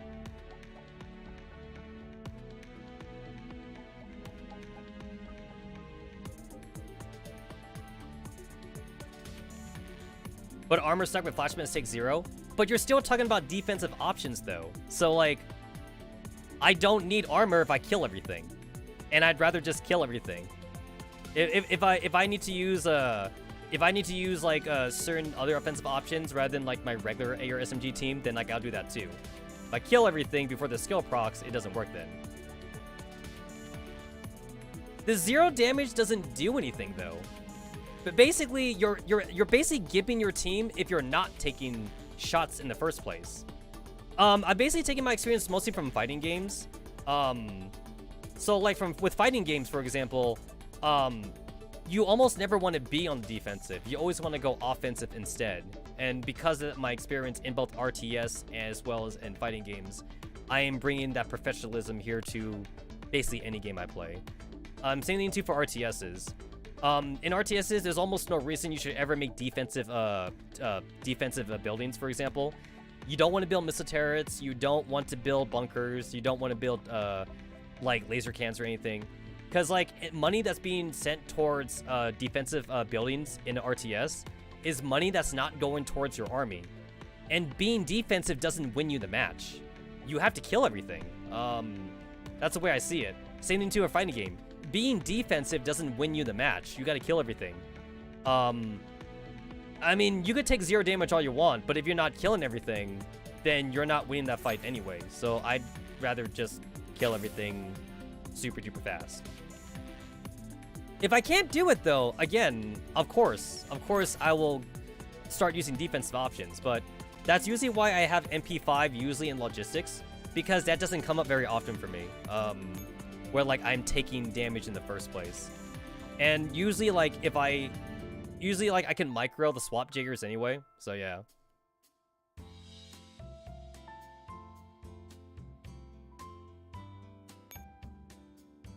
Basically, like, I just take my professionalism from fighting games and RTSs into any game I play. So, like, I've always been heavy into offensive strategies. I don't like taking damage in the first place. So, like, I will dodge. I'd rather just dodge rather than also, like, block damage too.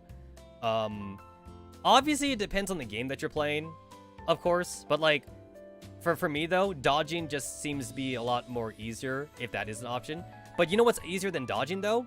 Just killing everything. Like, just kill shit. Like, that's usually, like, my very simple answer to everything. If gun don't work, bring more gun. And if 2 guns don't work, then bring 3 guns. So there you go. That's what I'm saying. No, that's dodging. I'm using the term dodge here for everything. That's what I do. I retreat. By the time they shoot their guns, like, their tank should be dead. At least for me anyway. And, like, I dodge their shot, and then, like, I just kill them. But like I said, though, that's usually what RFB is good for, though. RFB either takes down the Jaegers, or like, why didn't you dodge? JK. Yeah. No, it's dodging. It's still dodging. We're both using 2 different words for the same meaning, because we're both not getting hit. And also, like, it doesn't matter if the match is over anyway. When you use micro to kite, you're still taking a risk that you could get hit if you kite wrongly. If you retreat, you are not taking damage at all. So I prefer using the retreat option more than microing, which is why I suck at M4 micro for the most part. That's also why, like, I also, like, for my combat strategy, I have an over-reliance on Hawks as well. I will usually try to use Hawks and/or Samus Ferris units to either debuff my enemies, or even use fairies to actually help me out in that regard too. I just don't like using defensive options in general. For me, if I'm taking even 1 point of damage, I'm taking too much damage. And if I'm at that point too where, like, I see a 0 appear on the screen, it means I'm not killing the enemies fast enough. Here's the thing. Think about it like this. When an enemy punches you and you take 0 damage, you know what that means? That means you let the enemy punch you. But why you letting the enemy punch you though? How come you're not killing them? That's my question. You shouldn't let the enemy be hitting you at all, regardless of whether or not they do 0 damage. I'm also taking this experience also too, like, from other kind of games where, like, enemies also are stalling for, like, different kinds of things as well.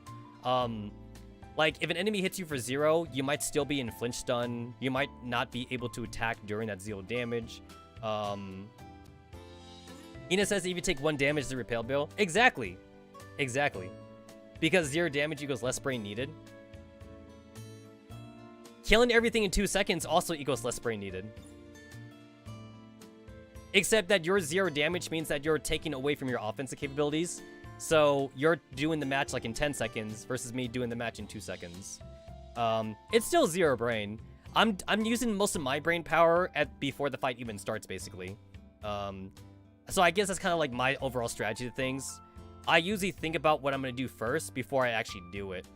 Same into for fighting games as well. In fighting games, I put so much time and effort into reading frame data before I even start worrying about my bread and butter combos. Like, I find out, like, which character I want to use first, and then find out what their bad type matchups are, and then, like, I will look at that bad type matchup, and I will read every frame data. I will find out that, like, in this type bad matchup, like, you know, the enemy uses, like a 2 light or something, and their 2 light, you know, it comes out within 3 frames. And the character that I chose, my character literally cannot do anything against that 2 light in those 3 frames, and that's why it's a bad matchup for me. So, like, I will figure out, like, what I can do to prevent the 2 light from coming out. So, yeah. You know what? I'm kind of sad, too, that, like, Pokken Tournament hasn't really progressed, like, at all, like, in the last, like, year or two. I feel like, sadly, Pokken Tournament was, like, a one-time thing as far as, like, the Pokemon franchise is concerned. It's like, if we ever were to get, like, a Pokken Tournament sequel, I'd be all down for that. The problem, too, I have also with Pokken Tournament is that, like, I definitely feel that, like, even though they did try to make it seriously, they did try and also make it, like, very kid-friendly. It's not as hardcore as, like, most other fighting games I've played, which kind of turned me off from a Pokken Tournament, I guess I'll say. I did like it, though. I enjoyed my time playing Pokken Tournament. I did play it at EVO. I got up to, like, the top 300. I went to top 300 for Pokken Tournament at EVO. However, I didn't like the spatial issues, and I hated Mega Evolutions in Pokken Tournament. I think Pokken Tournament should not have had Mega Evolutions. Pokken Tournament should not have had transformations be a thing at all. I kind of hated that gameplay style from Pokken Tournament. I think it didn't need it. I think it basically kind of like, it brought the meta of Pokken Tournament for those transformations. Regardless of like how the original like tier list was. Like Gengar was top tier, for example. And I played Gardevoir in Pokken Tournament, but despite the fact that Gengar could go into Mega Gengar or anything like that, and even though I could also go into Meta Gardevoir, I still did not like the idea of transformations. Maybe if they decide to make like a new Pokemon fighting game in the future, then I hope they eschew away from that. If they have Mega Evolutions, then I just want the Mega Evolution just to be a character and not a transformation. At least doing the same way that Dragon Ball Z Fighters is, for example. Dragon Ball Z Fighters does not do transformations. Instead, there's like fucking 10 different versions of like Goku, for example. There's regular Goku, there's Super Saiyan Goku, there's Super Saiyan Blue Goku, there's like Ultra Instinct Goku. Like, you can't play regular Goku and just become Super Saiyan, which Dragon Ball Z Budokai did, by the way, which I hated. Dragon Ball Z Budokai and Xenoverse, they both did transformations, and I just wasn't a fan of that from like a gameplay perspective. But yeah, Kid Goku is just a rat. I actually love Kid Goku in Dragon Ball Z Fighters. Right now, my YouTube feed is filled with fucking Android 21 though. It's really annoying. Everyone's like, oh my god, Lab Coat 21 is so sexy. It's basically a bunch of Sims. It's a bunch of Sims like going hard for Android 21.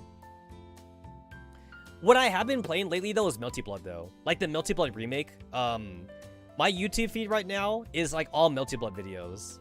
I've been playing a lot of that on my own time. I've been playing online too a lot for that as well. I normally don't show fighting games on stream though, and like I've talked about this before, I don't think I'm a good streamer when it comes to fighting games. I'm like very quiet, and I don't consider myself pro that much, so like I'm not sure if anyone would have anything to learn from me as far as fighting games is concerned. The only time I've ever streamed fighting games on stream was like if like EVO was coming up. So like I have streamed myself playing Persona 4 Arena, for example. And of course I did stream myself playing Pokken Tournament. But other than that though, I just don't think I'm a very fun person for Pokken Tournament. Unless I'm playing story mode. Which I still have not beaten, by the way. When EVO was happening, I kind of stopped doing story mode and I just went to practice mode the entire time. So actually, it's been years since I played Pokken Tournament. I actually have not finished story mode. Like, at all. So I guess if I were to play Pokken Tournament on stream, I would just do the story mode then. I guess that'd be one thing I could do. That could be on my to-do list one of these days. Same thing too for like StarCraft. Like I normally don't play RTS on streams, but when I did it for like the StarCraft 2 story. Like for like the third expansion pack for StarCraft 2. If it's story related, I'll do on stream, because at least I'll have like something to say, rather than just being like purely focused on the game and like not interacting with anybody. Because if I'm focused on the game, I'm focused on the game. I'm not talking. I'm like in the zone basically. It's really crazy how like I see some professional players stream and still be able to interact somewhat with chat. Like Sui. Like Sui plays Tetris hardcore and she's still able to do shit while she's playing Tetris. I remember seeing a clip of like Sui-chan singing. She was actually singing while playing Tetris. And I'm like, god damn, I don't know if I could do that. I don't know if I could do karaoke while I'm playing a fighting game, for example. For you know, Daigo streams, and like he gets quiet too when he's playing. But like Daigo also like isn't that kind of streamer anyway. So like people that go to Daigo's stream, they're mostly there to learn. They're there to learn from Daigo. They're there to learn how to play Street Fighter, basically. I don't know if anybody would want to learn how to play Melty Blood for me, or I don't know if anybody would want to learn how to play Pokken Tournament for me or anything like that. I feel right now, I think the two games right now that I'm still really pro in is either BlazBlue as well as Touhou Hiso Tensoku.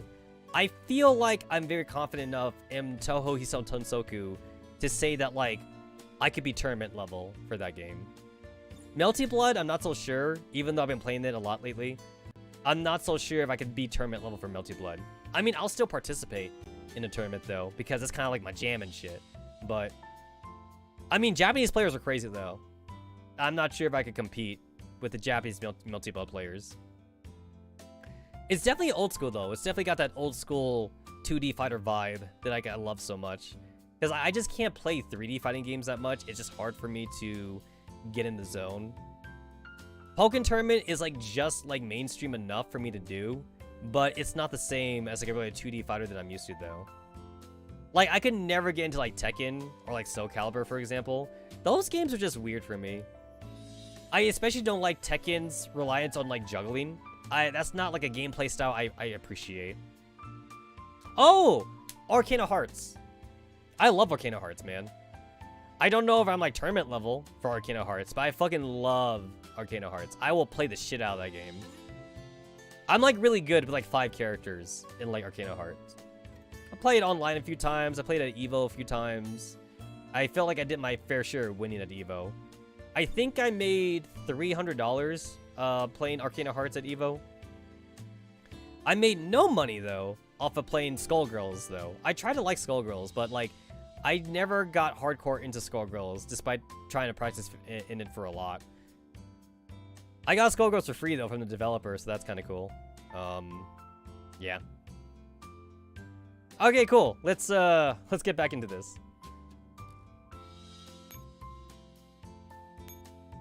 I like Street Fighter Third Strike more than I like Street Fighter 4 though.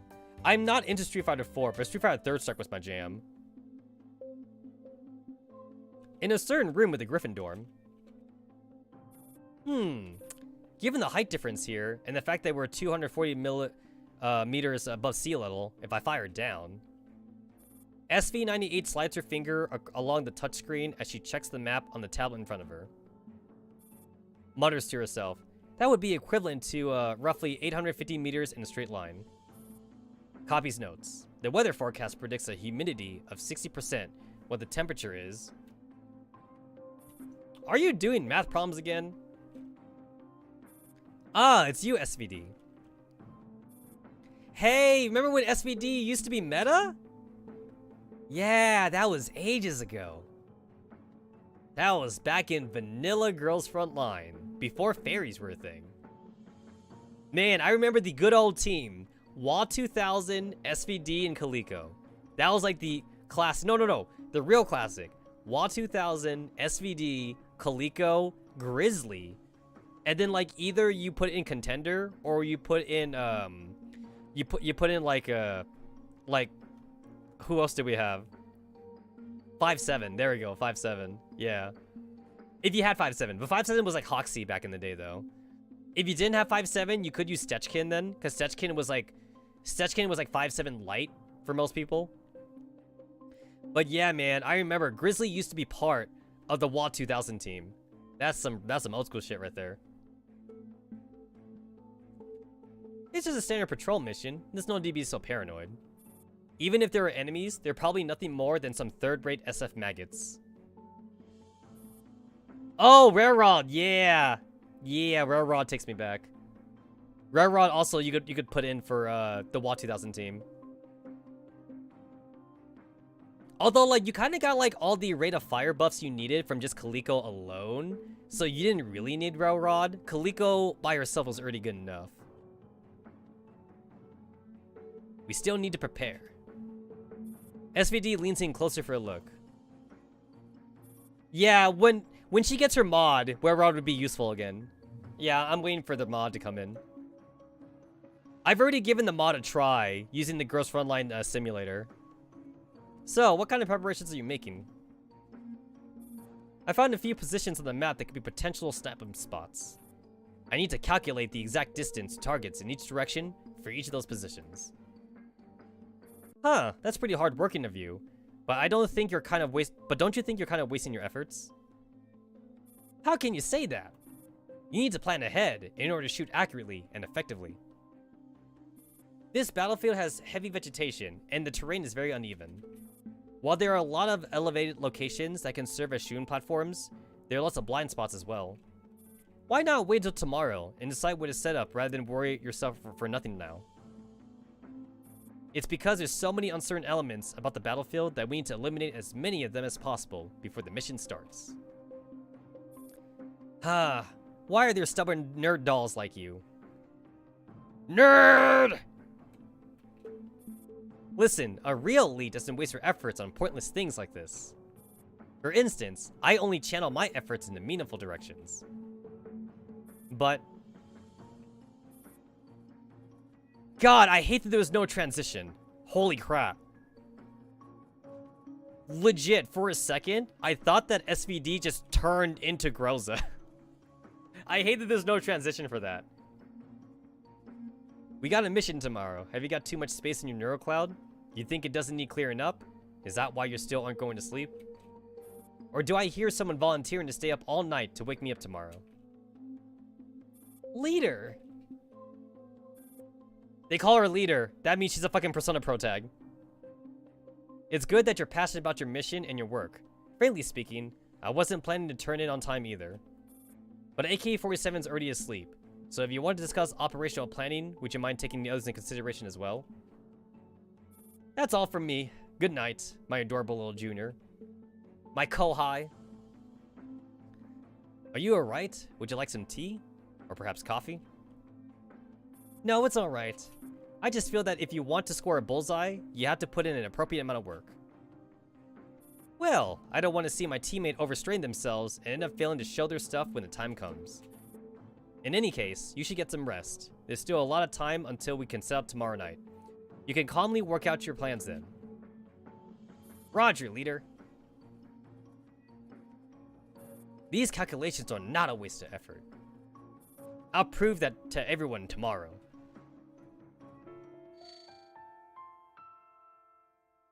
She is the hard-working type, I see. I definitely want to do STG's mod, honestly, only because she appears like in chapter 0, so it kind of makes me feel for her. She appears in chapter 0, but then she also appears like in other chapters too, as like a random T-doll. Bullets fly through the air. Muzzle flashes and tracer rounds are the only thing lighting up the night. The one thing that's certain is that there is far more SF than anticipated. Yo, boss! This is really something, isn't it? Looks like we hit the jackpot. Even maggots can be annoying when there's a whole bunch of them. We'll retreat for now, and pay them back in spades next time. Did you hear that, SV98, SVD? It's a bit earlier than expected, but we've fallen back to LZ now. Did I do Galil's mod yet? Not yet. Not yet. But that's definitely on the list because her mod is cute, and that's what matters to me. Actually, one of the reasons too I don't want to do Bison yet is because I think she look ugly. I think she look fugly. So that's also why I don't want to do Bison yet. So basically, usually when I do T-Doll Digimons, I do it in a certain order. First, I do main characters first. After that, I prioritize it by like my waifus. And then after that, I prioritize by girls I think look good. And then after that, I prioritize it by girls I think that that like are interesting because they had ties to other girls. That's one of the reasons why I did Bren. Because Bren, I think she does look good, but like Bren made me want to do it because she has ties to like other girls' Digimons. And she was an asshole, so I wanted to see why she was an asshole. And then after that, then I'll do all the other girls. So like I really don't like Bison's don't like Bison's costume design either. And that's why I don't want to do her. And also I never got attached to Bison either. Like she showed up like that one time, like when she was new, and then that was it. And like I didn't see anything that made me attached to her. So yeah. Basically, for the most part, I think her character design is boring, and I think her, I think like her character design is boring. I think she's ugly, and she didn't leave a good first impression on me. And that first impression means everything, considering that like, you know, there's just not enough memory fragments to go around. This wouldn't be an issue if I knew I could actually legit farm for memory fragments, but I can't though. Because memory fragments can only be farmed time-wise, which is not really farming then, in general. And like also like I'm really low on skill level data right now, so like I kind of have to like stop doing memory fragments for those days to get skill level data, which is kind of a shame. Like you could farm for cores, for example. Cores you could farm for, but you can't exactly farm for memory fragments. And memory fragments is like the biggest like stopgap right now for like doing Digimons. You use up way more memory fragments than you think, so it's hard for me to justify doing Bison when she has left such little impression on me. I'll say this though, I do appreciate Bren a lot more now that I know why she's an asshole. I still think she's an asshole though. Like, would I say it was worth it? Not really. I'll say it wasn't worth it, but it was enough for curiosity's sakes though, that like I had to do it. Since she was an asshole to everybody else in their Digimons. But still, that just means that Bren made me curious, though. She made me curious enough to do it. Bison will basically get pushed further down the list the more Digimons they add that like I'm more interested in. So like, by the time I even get my memory fragments up and running again, like Railroad will probably be in the game. And then like, obviously, I'm going to prioritize Railroad over Bison. So Bison probably isn't going to happen for a while on this channel. It's probably not gonna happen because there's still other girls I'd rather do. Like I'd also rather want to do other than SG44. I also want to do fucking Super Sass. I also want to do Super Sass because like Super Sass was like one of the very first vanilla girls in the game that got like storyline relevance, and also a lot of webcomic artists started making Super Sass comics and doujins because she was like everyone's first waifu. So Super Sass is also on a higher list over Bison as well. So, yeah, she's just too far down. She's too far down the list, honestly. Sorry, girl, but you did not impress me. You did not impress me at all. Another problem, too, is that, like, another problem, too, with her is that, like, I would also do it, too, for gameplay reasons as well. But the thing is that, like, I'm not pushed to use Bison for that, only because I have a veteran account. Like, if I was more hard up on T-Dolls because I don't have a lot of T-Dolls, then, like, I'd want to do it just because I have no other option. But a problem is that, like, not only do I have a really old account, but I also have dupes. So it's like, I'm just not pressured to, like, get her at all. If I didn't use dupes, I'd probably want to use her more, but, you know, I'm a duper and I have an old account. We're used Plan B for withdrawal route, so please cover our rears. And don't miss your chance to fall back too. Yeah, Galil actually, funny enough, appears a lot, like at the beginning part of the chapters too. And she does appear in other people's, like, she does appear like in other people's stories and costumes. So that's also nice. Same in too for Railroad. Railroad appears in other people's story. So Rare Rod also exists as well. Like, Rare Rod exists in the main chapters, and she does exist in other people's, like, costume stories and Digimon stories. Because Rare Rod is, like, one of those elite dolls. And whenever they talk about elite dolls, Rare Rod is, like, amongst the list. Along with, like, Car 98K, for example, or, like, Lee Einfeld or something. Like those girls show up a couple times. Car 98 has appeared lots of times. So, like, I definitely wouldn't mind Car 98K getting a Gin and Digimon. We're still using the Card 98K and the Lee Einfeld splash loan screen for Girls Frontline. Those two are still there, so like they kind of like deserve to get Digimons at this point. Roger, leave it to us. Hey, I couldn't ask for anything more. A dire situation is where the elite can truly show their strength. The withdrawal route for Plan B is... we'll be able to use Location 6 to cover the entire area. Let's go. SV98 moves with SVD, and they set up a sniping spot, pointing their muzzles at the distant withdrawal forces. Range is 700 meters. Wind is 40 meters from the west. Humidity is 60%. Targeting armored SF units, their number's good. Hit target. This distance isn't a problem at all. The sound of SV98 shooting is almost completely muffled by the huge suppressor on her weapon. The number of SF pursuers decreases with every pull of her trigger. That's the way, keep firing. AK-47, this is our chance, but pull back now. That is loud, man. Hit. Hit. Dang, Mika, you got enough explosions here? Hit. Do you see now, SVD? I can take out SF unit with every shot because of elaborate planning. And with that, the units pursuing leaders and the others have all been eliminated.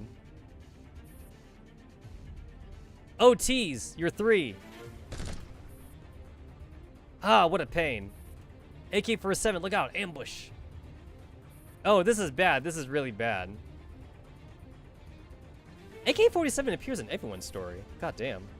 She even appeared in Division. We're being completely suppressed. Get to cover, AK-47. Can we get some sniper support, SV98? Huh? But how? I didn't calculate for that region. I can't target them directly. The hills are in the way. It'll take time for me to find and move to a new location. Tch, guess you can't do without me. I'll be back, SV98. Stay here and keep an eye on the other directions while I'm gone.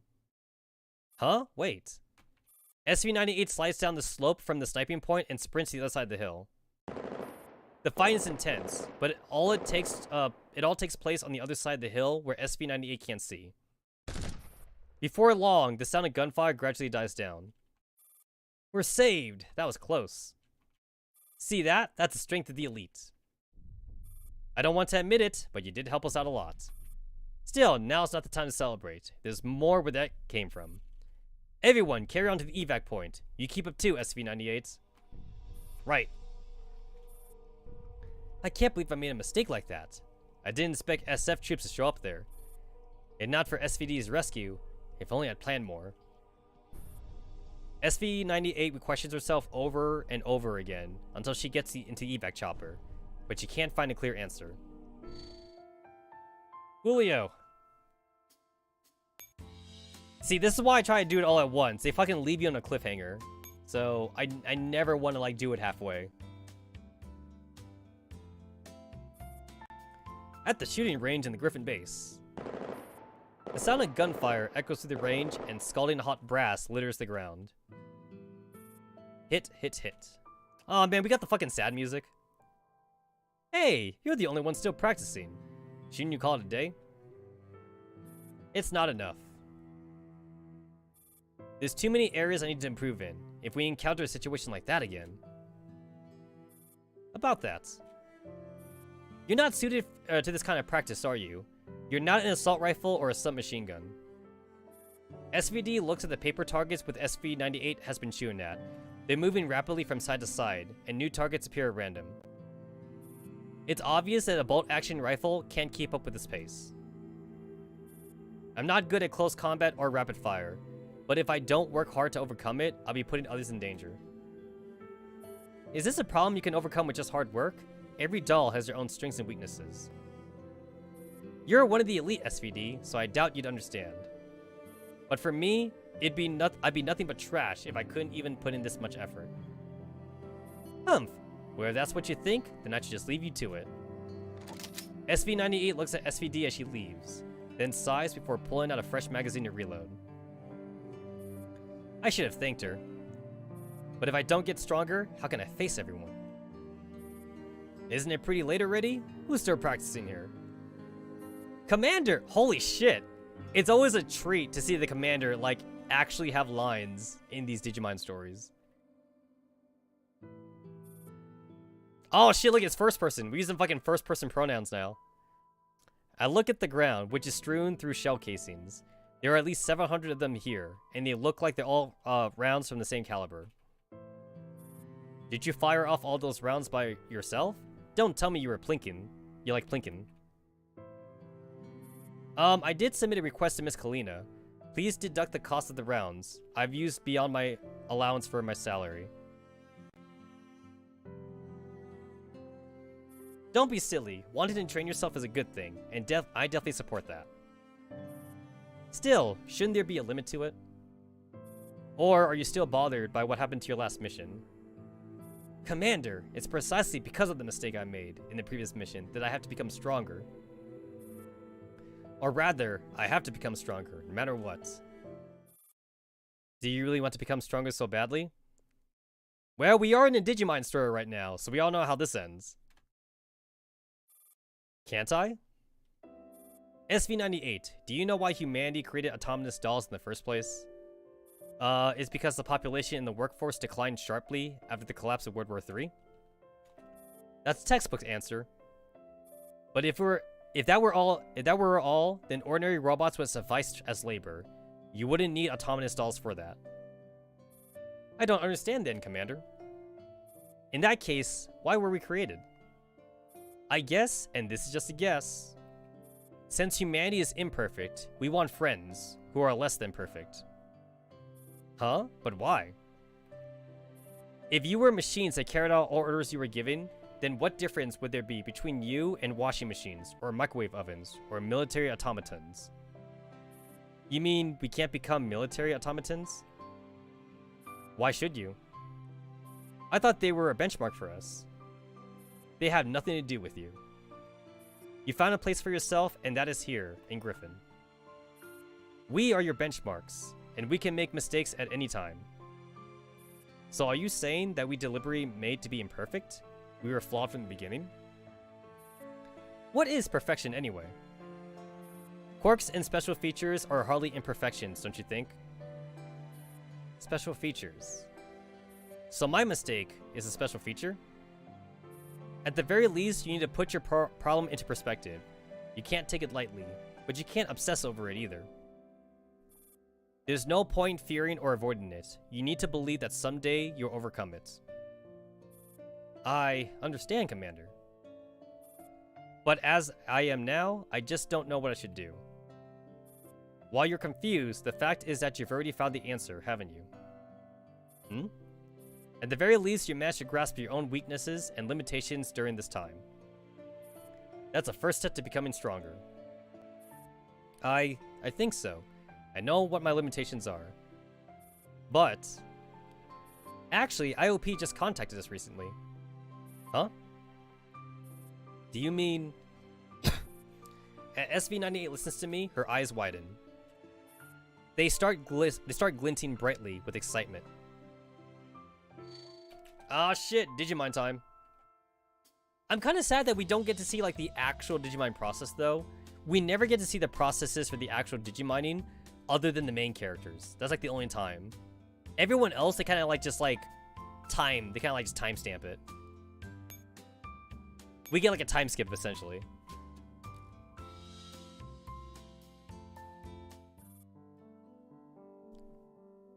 Outside the Griffin base at the helipad, a new mission is about to begin, and the helicopter is making its final pre-flight checks.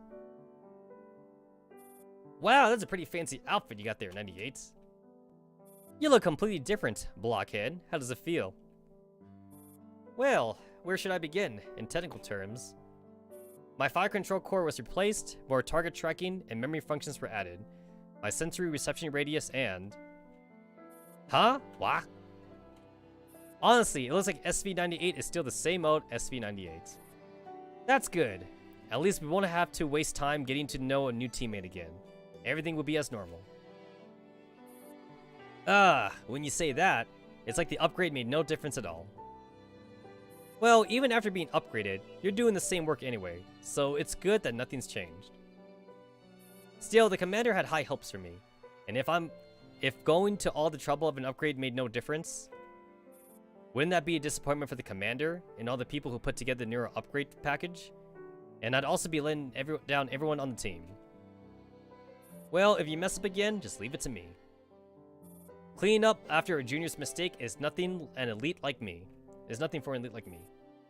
Ow, that hurts. Ha! Bold of you to call yourself an elite when you leave yourself so wide open. She just talks big. Don't worry about it.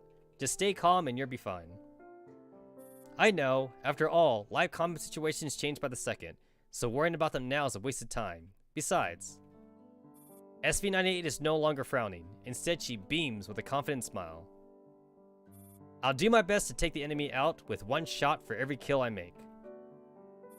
As for any who slipped the net, SVD can help take care of them for me. We each do our jobs and complete the mission together. Such bravado, Junior. Still, relying on me is the best decision you've made. Oh my, to think you'd come to send us off in person, Commander.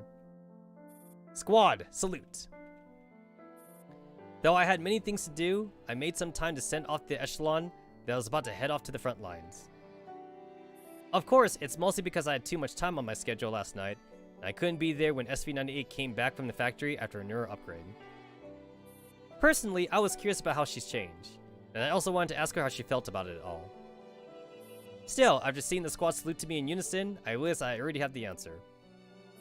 I won't let you down, Commander! There's no longer any doubt in SV98's eyes. I returned her salute. It would seem I had been worrying for nothing, and there's nothing more I need to say. I'm sure that from today onwards she will become to like herself more, as well as her friends in this world. Huh, that was a good feel-good. That was a really good feel-good episode. I still feel like I learned nothing about Mazananget, though. Really disappointed in this one. Well, what can you do? What can you do about that?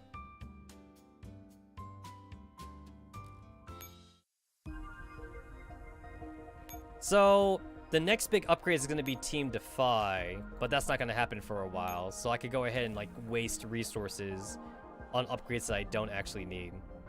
Like STG, for example. Here's an upgrade that I don't need. Go ahead and just upgrade you.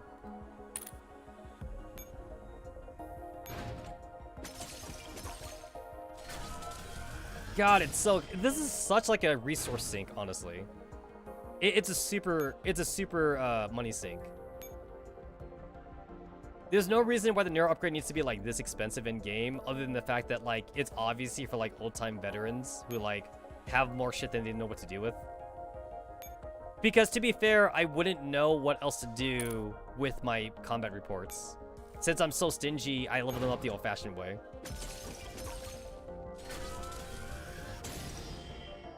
It would also take fucking like forever as shit if I like had to like level them up to 150 the old-fashioned way. That would take fucking forever. It's like I'm not losing combat reports anytime soon. It's like I can't even use them for the Hawks, since like Hawks have their own combat reports.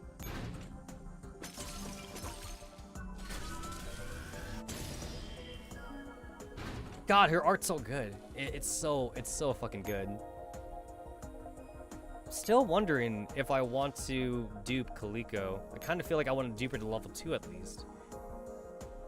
But then like it kind of feels weird if she was at level 2. I have an M14 at like mod 1, for no apparent reason, because I kind of forgot that I modded my M14. Because I had 2 dupes of M14, but I already have one in mod 3.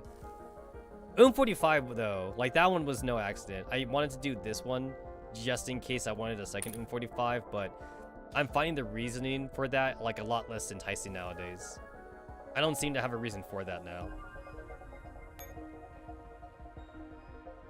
I have basically enough SMGs that like I shouldn't have to rely on another 45.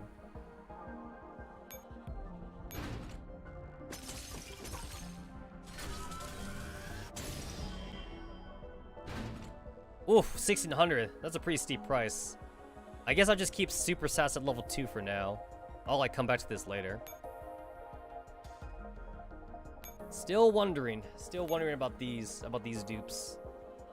I guess for now, I just won't worry about it.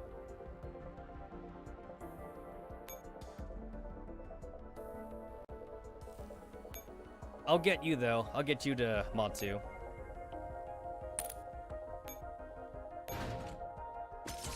Oof, 1,000 though. 1,000. Alright, cool. I won't be touching this fucking neuro upgrade tab for a while now, since now I'm back to 1,795.